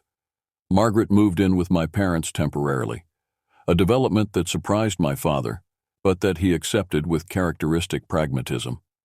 We scheduled a family gathering for the following weekend, ostensibly to share Margaret's medical diagnosis, but with the deeper purpose understood between just the two of us. The night before the gathering, I dreamed of Eleanor again. This time, she wasn't in her empty house, but in a garden I didn't recognize, filled with lilacs and roses, her favorite flowers. She sat on a stone bench, her back straight, her face younger than I'd ever known it in life. "You did well," she said as I approached in the dream. "You understood." "I miss you," I told her, sitting beside her on the bench. "Every day." "I know, sweetheart, I miss you too. But I'm not entirely gone, you know. Not as long as you remember me." "Will I see you again? After tomorrow, I mean." Eleanor smiled, reaching out to tuck a strand of hair behind my ear. "Not like before. Once Margaret shares our truth, I'll be able to move on. But I'll always be with you, in ways you might not expect. Are you happy, wherever you are?" "Getting there," she said with a small laugh. "It's a process, like everything worthwhile." She stood then, smoothing down her dress, the blue one she'd worn to my college graduation. "It's time for me to go, and for you to wake up. Remember what I told you at the hospital? That we were your greatest joy," I recalled, my throat tightening with emotion. "That you cared for us more than anything." "Yes, and that will never change no matter where I am." She leaned down and kissed my forehead, her lips cool against my skin. "Goodbye for now, my darling. Take care of Margaret for me. She'll need you in the days ahead." I woke with tears on my cheeks, but a strange peace in my heart. The air in my bedroom was warm, fragrant with the unmistakable scent of lilacs and roses, though there were no flowers in my apartment. The family gathering the next day was tense at first, weighted with the knowledge of Margaret's diagnosis. We gathered in my parents' living room, the same room where we'd toasted Eleanor with bourbon a few months earlier, and listened as Margaret explained about her cancer, about her decision to forego treatment at her age, about her wish to spend her remaining time with family. And then, with a steadying glance at me, she took a deeper breath and continued. "There's something else I need to tell you," she said, her voice stronger than it had been in days. "Something about Eleanor and me. Something we should have told you years ago." The story unfolded gradually. Their meeting in college, their secret relationship, their separate marriages and lives, their reconnection in later years. Margaret spoke without shame or apology, her dignity intact, even as tears slipped down her cheeks. "We loved each other," she concluded simply. "For over 60 years, through everything we loved each other, and before she died I promised I would tell you the truth, that I wouldn't let our story end in silence." The room was quiet when she finished. My mother was the first to move, crossing to where Margaret sat and enveloping her in a gentle embrace. "I think I always knew," she murmured. "The way you looked at each other. I just never put it into words." Others followed. My father, awkward but sincere in his acceptance, my aunts and uncles, some surprised, others nodding as if pieces of a long unsolved puzzle had finally clicked into place. My cousins, the youngest generation, for whom such relationships were far less shocking than they had been in Eleanor and Margaret's youth. Thomas was the last to speak, his voice thick with emotion. "Grandma Eleanor would be proud of you," he told Margaret, "for keeping your promise, for being brave." As the family surrounded Margaret with love and support, I felt a subtle shift in the atmosphere, a lightening, a release of tension I hadn't even realized was present. The heavy silence that had filled every corner of my life since Eleanor's death seemed to lift, replaced by a quiet acceptance. That night, as I lay in bed reflecting on the day's events, I felt a final gentle touch on my cheek, the lightest brush of fingertips, a familiar gesture of comfort and love. I didn't open my eyes, didn't need to see to know who it was. "Goodbye, Grandma," I whispered into the darkness. "Be at peace." The touch withdrew, and with it went the last traces of the cold, the whispers, the sense of watching eyes.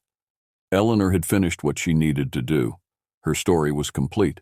Margaret lived for exactly 1 month after that day, passing peacefully in her sleep with my father at her bedside.